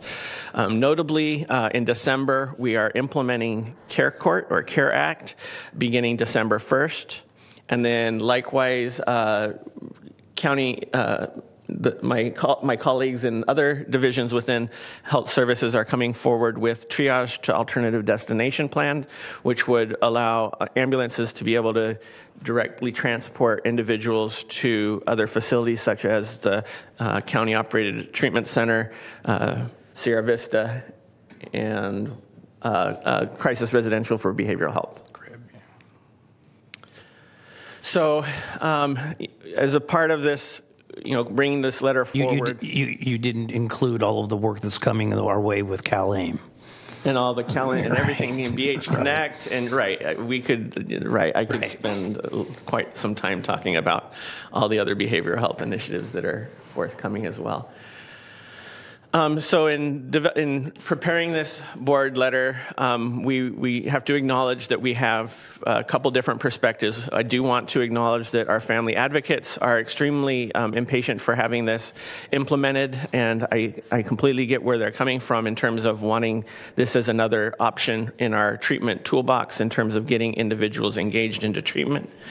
And then on the other hand, we have our hospital partners concerned that their wait times in their emergency departments may be impacted by increased volume of 5150 holds that they're going to be asked to review. So the law itself permits us to defer up until January 1st, 2026. As of right now, we are, based on your last action, contemplating and being ready to go by January 1st, 2025, and we are ready to go if that's the will of the board today. We have all our training materials prepared, all ready to get that out to go. Basically, with this recommendation, we're sort of splitting the difference and suggesting maybe we should implement July 1st. That would allow us to implement the things that we are implementing in December, as well as this board action does include some additional staff for the county-operated treatment facility in order for us to increase our capacity. So we would have time to be able to hire individuals and get them ready to be able to assist with the additional volume that may come to our county-operated facility. Okay, Ryan, I got a queue up here. Oh, okay. Supervisor Cerna first. Thanks. No, I chimed in, or I put my name in the queue just because I heard the characterization that the family groups or advocates have been somewhat, that they're impatient or that they've exercised some impatience. And I don't know if I would agree with that characterization. I would say that they've actually exercised some patience and some tolerance. That's a good point. In that we've, some might say we've kicked the can already. And I know I'm showing my cards a little early here, but, you may have more slides, but I had to do some soul searching on this and understand that there is some other infrastructure surrounding us, and some of it may be even internal. But at some point, we have to fish or cut bait. And so I'm going to be either supportive of a motion or a maker of a motion that we, as you mentioned, Ryan, that we are ready to go January 1. That would be my preference. No, January 1? Yeah. Okay.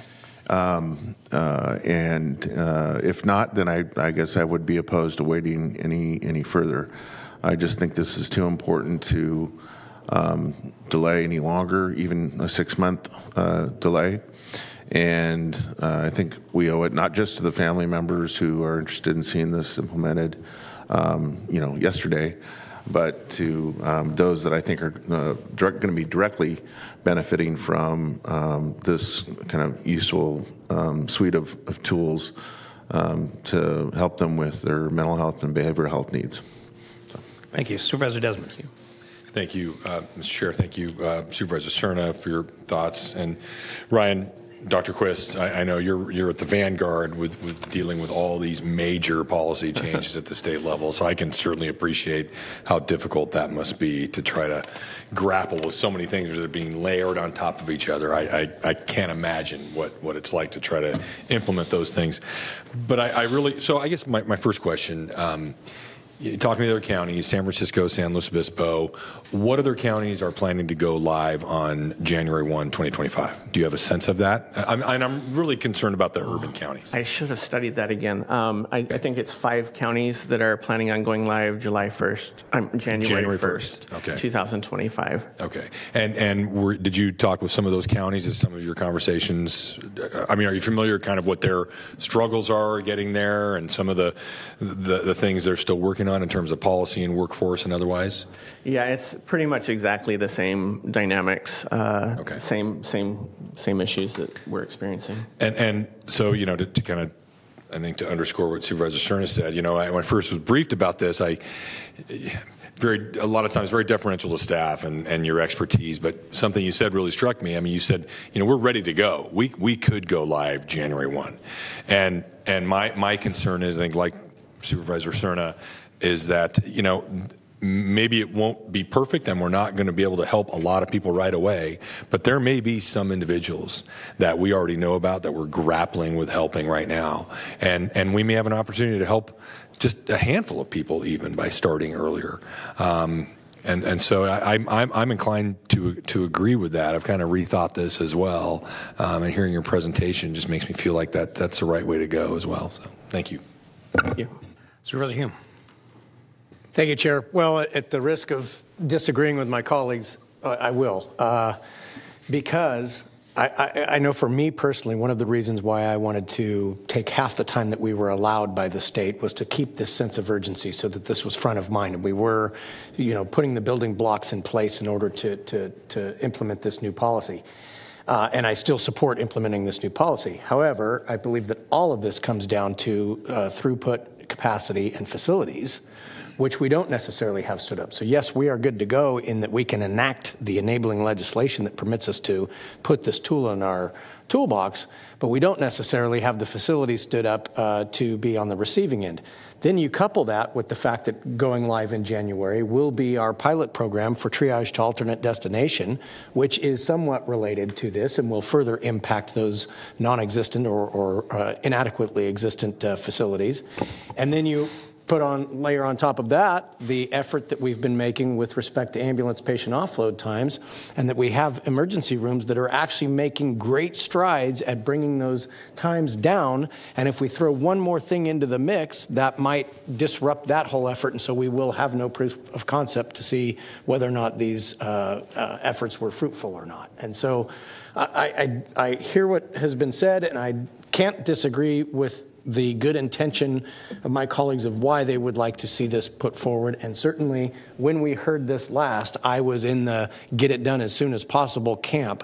I think now that we're at that point, now that staff is saying that we could implement immediately, but we'd rather do it a little more thoroughly, I'm willing to give that 6-month buffer time and say, let's do it right. Mr. Chair, could I have just a follow-up question for that? Thank you. Sure, I appreciate those points. I'm curious with San Francisco, for instance, because I think that's much better comparison than maybe San Luis Obispo County. Is the reason they have not seen as much, I guess, utilization or success with this because of more systemic issues, or is it because of the evaluation? What are they attributing that to? I guess the limited use or success of it thus far. What part of the system is preventing a wider use of it? It's hard to say, and I think they would have a hard time being confident in coming to one strong conclusion. One of the other messages that I want to share as well, though, is one of the concerns was regarding whether or not there would be more law enforcement holds and taking folks to emergency departments. And talking to some of our law enforcement leadership, one of the things we heard is that when law enforcement officers are out in the community, they can't tell the difference between what's a mental health condition, what's a substance use disorder. And so there was somewhat of a belief that they were probably already placing individuals that they're gravely disabled, unable to take care of their own food, clothing, shelter. Then they were likely already getting placed on a hold and taken to the emergency department for evaluation to determine whether it was a mental health condition or a substance use disorder, because the law enforcement officer on the street would maybe not likely know the difference. Supervisor Frost. I'm sensitive to the concerns that have been expressed by the hospitals and by the staff, and I think I think you said it very well. I know it's difficult with drug-induced psychosis. You can't always tell where the mental health issues emanate from and how it presents itself. But we have so many programs that we're just now getting off the ground that are going to impact the system, and that we're going to need to know how they impact the system and how well they're working in order to make a good judgment call on whether or not to continue investing in those programs in the same way. We have WellSpace, MIH, their hospitals are making changes, and we have other programs that are launching with our safe stays, and there's just so much going on. I'm compassionate to the idea that maybe if we just slow it down just a little and give a little bit more time for this stuff to launch and get started, then we'll have a better idea of what we can do and how it will impact things. So I'm in the camp of maybe delaying it a little bit to give staff more time to be ready for it. Thank you. Ryan, are you done with your presentation? Well, more or less.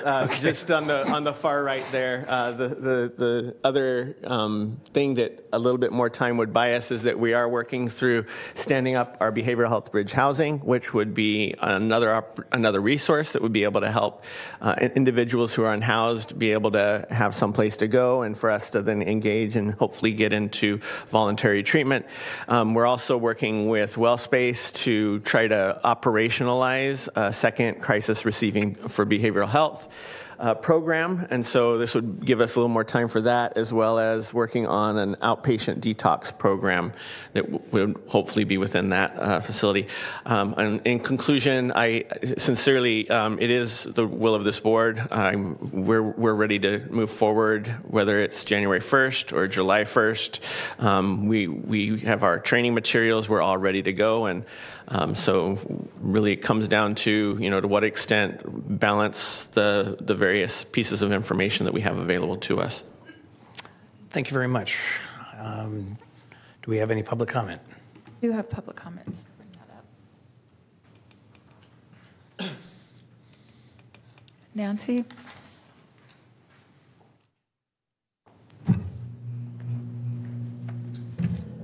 Good afternoon. I'm Nancy Brynelson, and my husband Wade and I are co-chairs of a group called Family Advocates for Individuals with Serious Mental Illness. And thank you, Supervisor Serna, for saying we've been patient. I don't think everyone here feels we've been patient. We would be thrilled if you would decide today to implement SB 43 earlier than July 1st, 2025, if you move to January 1st of 2025. However, we know that this is not a simple matter, and we appreciate the kind of planning for facilities and staffing, et cetera. We are realists, if nothing else, given all that we've been through. There are some things that we would ask for should you decide to delay until the 1st of July, and that is that there be quarterly reports, that we hear more frequently how things are progressing in terms of the actual facilities and the personnel and all the systems that need to be in place. We also would like to know more about plans for training law enforcement individuals, because they are critical to the success of this, and they need to be brought on board not only in terms of a skill set and knowledge, but in terms of spirit and an attitude of acceptance. And third, we are very interested in and concerned about the integration of behavioral health or mental health services and substance use prevention and treatment services. We think they should be integrated. That's critical. So we want to know more about that. As parents and family members of individuals with serious mental illness, many of whom also suffer from substance use disorders, we urge you to fulfill the promise of SB 43 and the CARE Act to ensure that the most vulnerable among us receive the treatment they need and deserve. Thank you. Thank you. Brian Jensen.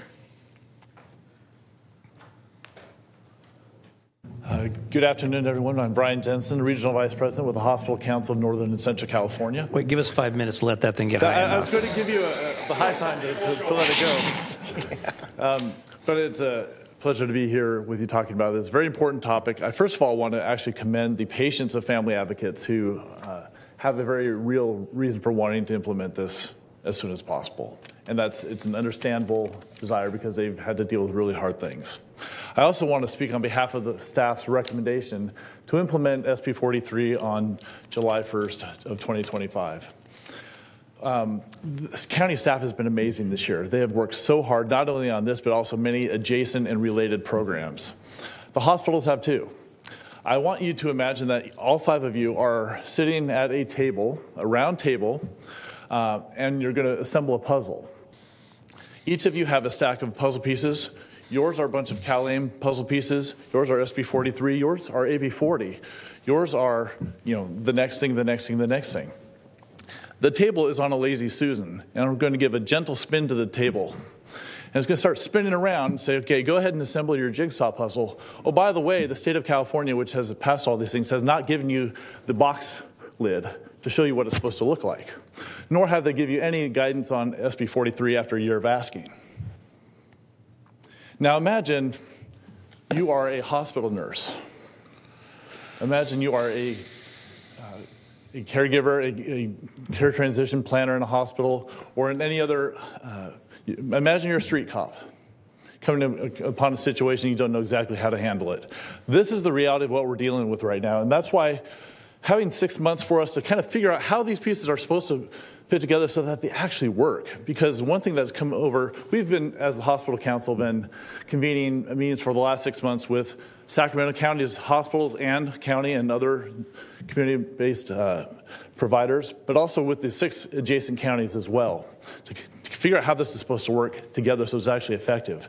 Something that has come up time after time is we have to be really careful before we suspend someone's civil liberties to provide involuntary treatment when voluntary treatment is hard enough. We have no facilities who know how to do this, no place to safely handle this. They're coming online, and the county's plan has been really amazing, the facilities they've lined up to be able to be receiving facilities. But the same tools to solve APOT by having the triage alternate destination are supposed to solve this problem too, and you can see why this is so complex. We asked for that extra 6 months so we can do this right. Thank you. Thank you, Brian. And your analogy just defines the state of California and counties in general.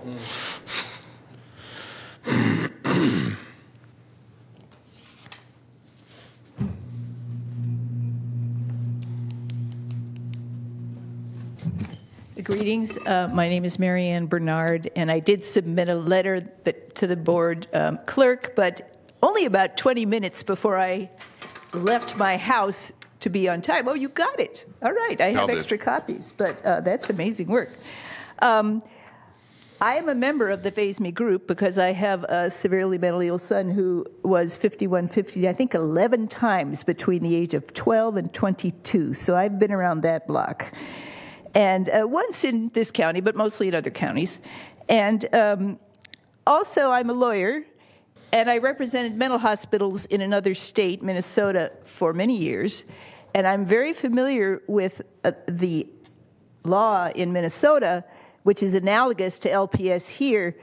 That law gets an A+ from the Treatment Advocacy Center, whereas California's LPS gets a D- along with one other state, Alabama.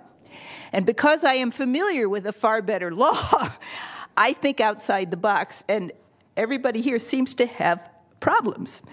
There are 2 things I'm recommending in this letter that you do, you, the board. And I will say bluntly that it appears that counties around the state have been dragging their feet because as a group they were perfectly happy with the status quo, where the sickest people were consigned to the jails, the streets, and the morgues rather than being treated. And so you're seeing a lot of foot dragging here. But the first thing you should do, and I want to focus you on 2 things in the law that didn't receive focus here. The expansion for all people with various mental disorders is if they can't care for their personal safety or if they are ignoring their need for medically necessary care. Now, no police officer has to diagnose. That's false. But they have to have probable cause to believe that what they're seeing is the result of either severe mental illness or SUD or often both. And that the person needs medically necessary care or is so messed up that they can't see to their own personal safety. That's not hard. I want to focus you on 2 things that you need to do. You're about out of time, so if you could wrap it up. Well, there's 2 things in my letter that I think you need to do. One is it's completely false that hospitals are partners here. The only entities that you, the board, have certified are not hospitals. Emergency rooms was at the bottom of that list that Dr. Quist gave you. You haven't certified the emergency room yet. So in my letter is a list of what you have certified and what is missing. Thank you. And that's every hospital in this county. And since we're talking about medical care, thank you. You need to certify them. And the second one, I'll just very briefly, is stop the county from stopping people from 5150. They are. They're doing a worse job than other counties. And a different county nearly killed my son because of this. And I think you should read about that and why, and you should take action and overrule your behavioral health department if you need to do so. Thank you. Thank you. Do we have any more public comment, Madam Clerk? Conclude your public comments. Okay. It's the will of the board. I'd like to make a motion to delay till July. Second. Okay, before we vote, give board members an opportunity. Supervisor Frost, do you want to speak to it? Do you see you're punched in, or were you just making a motion? I think the same points that have been brought forward. Okay, thank you. Having spoken, I'll speak. I think that I see Supervisor Hume's points that were made very well. And as far as the readiness and all of that, I've spoken with Mr. Jensen about this issue, and yes, I am concerned. I am concerned about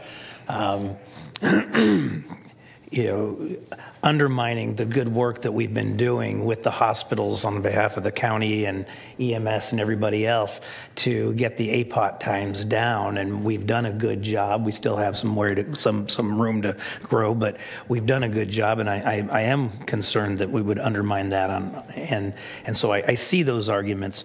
I guess if I felt like this was going to be a tsunami of people coming in and overwhelming the system, then I would be 100% in favor of the staff recommendation. And by the way, staff, I completely understand your points, but I also have to listen to the public.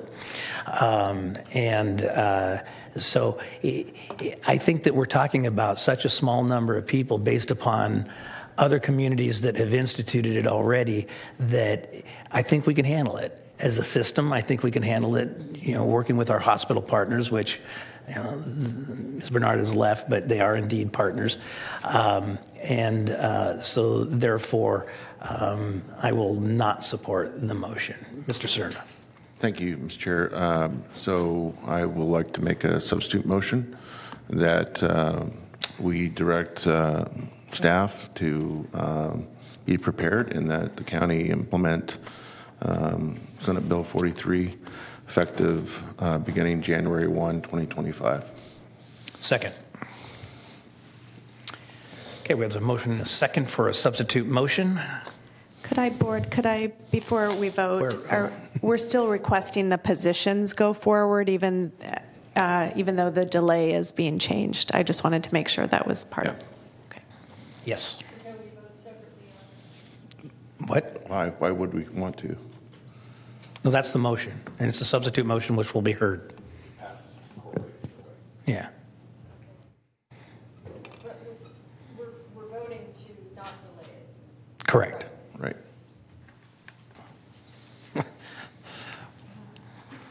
The motion carries with Supervisor Frost voting no. Okay.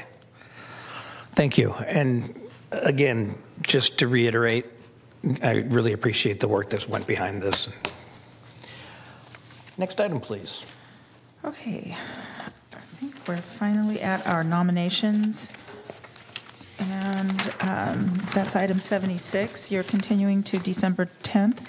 Disability Advisory Commission, Fair Oaks Community Planning Advisory Council, Sacramento County Alcohol and Drug Advisory Board. Continuing to January 7th, the Cemetery Advisory Commission, County Service Area 4B, Slough House, Wilton, Casumnes, County Service Area 4C, Delta, Local Child Care Planning and Development Council, Orangeville Community Planning Advisory Council, and the Southeast Area Community Planning Advisory Council.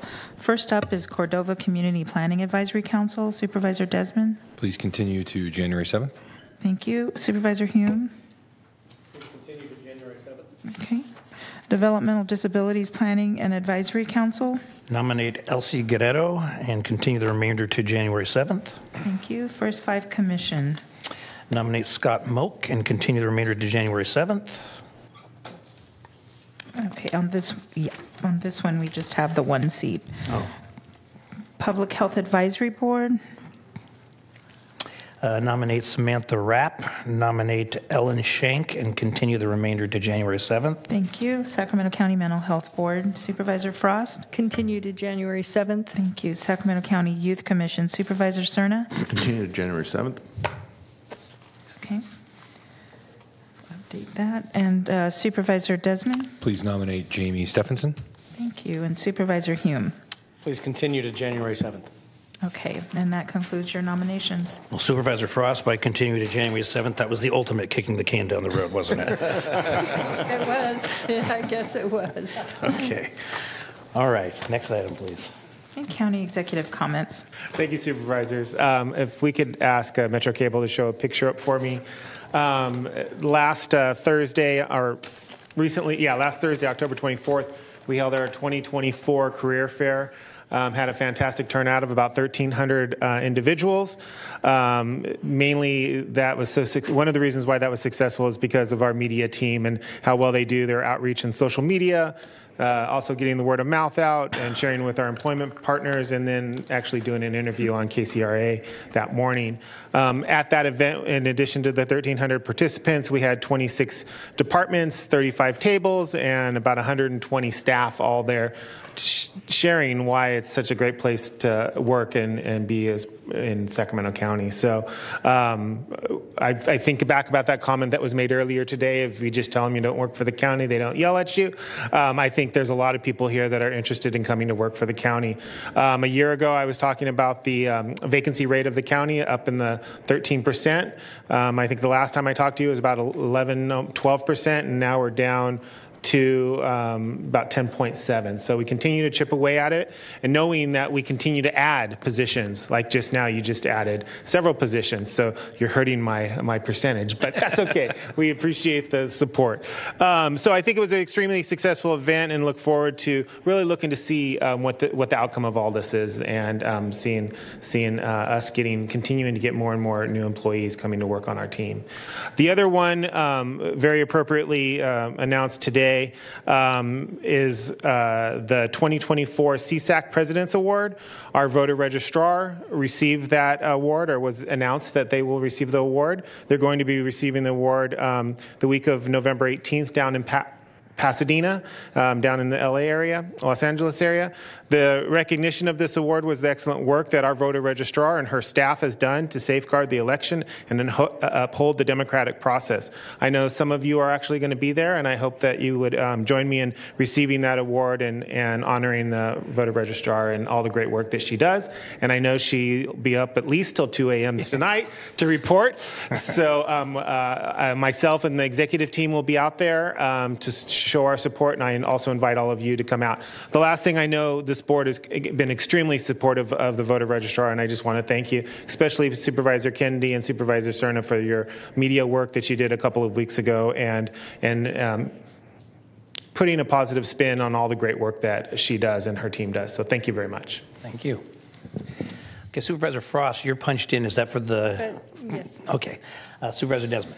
Just real quick, I just want to thank Siobhan and Dave. Joined me at a couple of town halls in District 3 yesterday, introduced them as a couple of county big shots, and the constituents were very appreciative of you being there, and it was really great. Eric has already been exposed to the District 3 situation. I'll have to get David out there and Sylvester to something in the near future. And the other thing is, I went on a ride-along with our Sheriff's Hot Team the other day, and I'm committed. I want to go on a ride-along also with our Cohiwo folks out in the unincorporated area, trying to connect people with services. But I think we have to keep working really closely to get kind of the two sides to talk better together and to coordinate better together. But I think we're making a lot of progress, but we can never let off, because sometimes you get new people in and they don't understand the progress we've made and the systems that we've developed. But Siobhan, I appreciate all the support of you and Emily in that regard. Thank you. Thank you, Cerna. Thank you. Just wanted to make mention of the fact that tomorrow morning I'll be joining Crystal with our Economic Development Department, as well as with some GSEC personnel to greet a contingent from Seoul, South Korea that we met with back in August. This is a group, I think I may have mentioned it before during comments. It's a group called Chevy. I think they've since gone public in Korea. They're publicly traded, I believe, in Korea now. And what they do is they manufacture high-capacity charging infrastructure for passenger vehicles, and their I guess, forte is reliability in their systems, which I think many of us, especially those that drive electric vehicles, really need to have the confidence to expand market share for EVs. But they're going to be here to not just talk about prospects for expanding the use of their charging infrastructure here in the state of California, but we're going to be taking them out to Metro Air Park because they're also interested in manufacturing opportunities in California. So I'll be doing that in the morning with Crystal and company, and then, of course, joining the rest of you here at 2 o'clock for our afternoon session. Thank you. That's the last supervisor punched in, so Supervisor Frost. Thank you, Chair Kennedy. Today we honor and remember Terry Barnes, a beloved volunteer firefighter whose unwavering commitment and dedication spanned nearly 5 decades.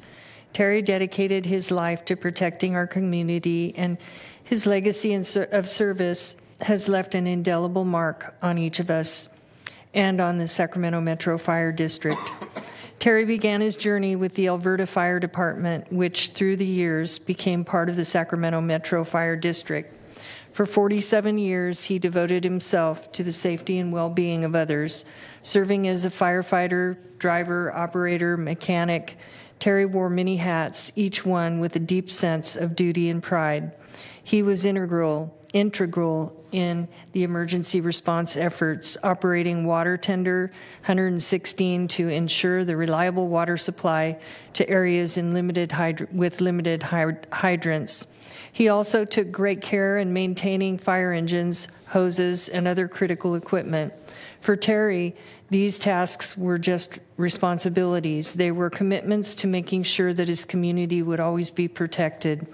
Beyond his daily duties, Terry's love for his community shone through at events like the annual Rio Linda Alberta Christmas Parade, where he proudly led the procession in Old Betsy, the cherished Rio Linda fire engine he maintained with care.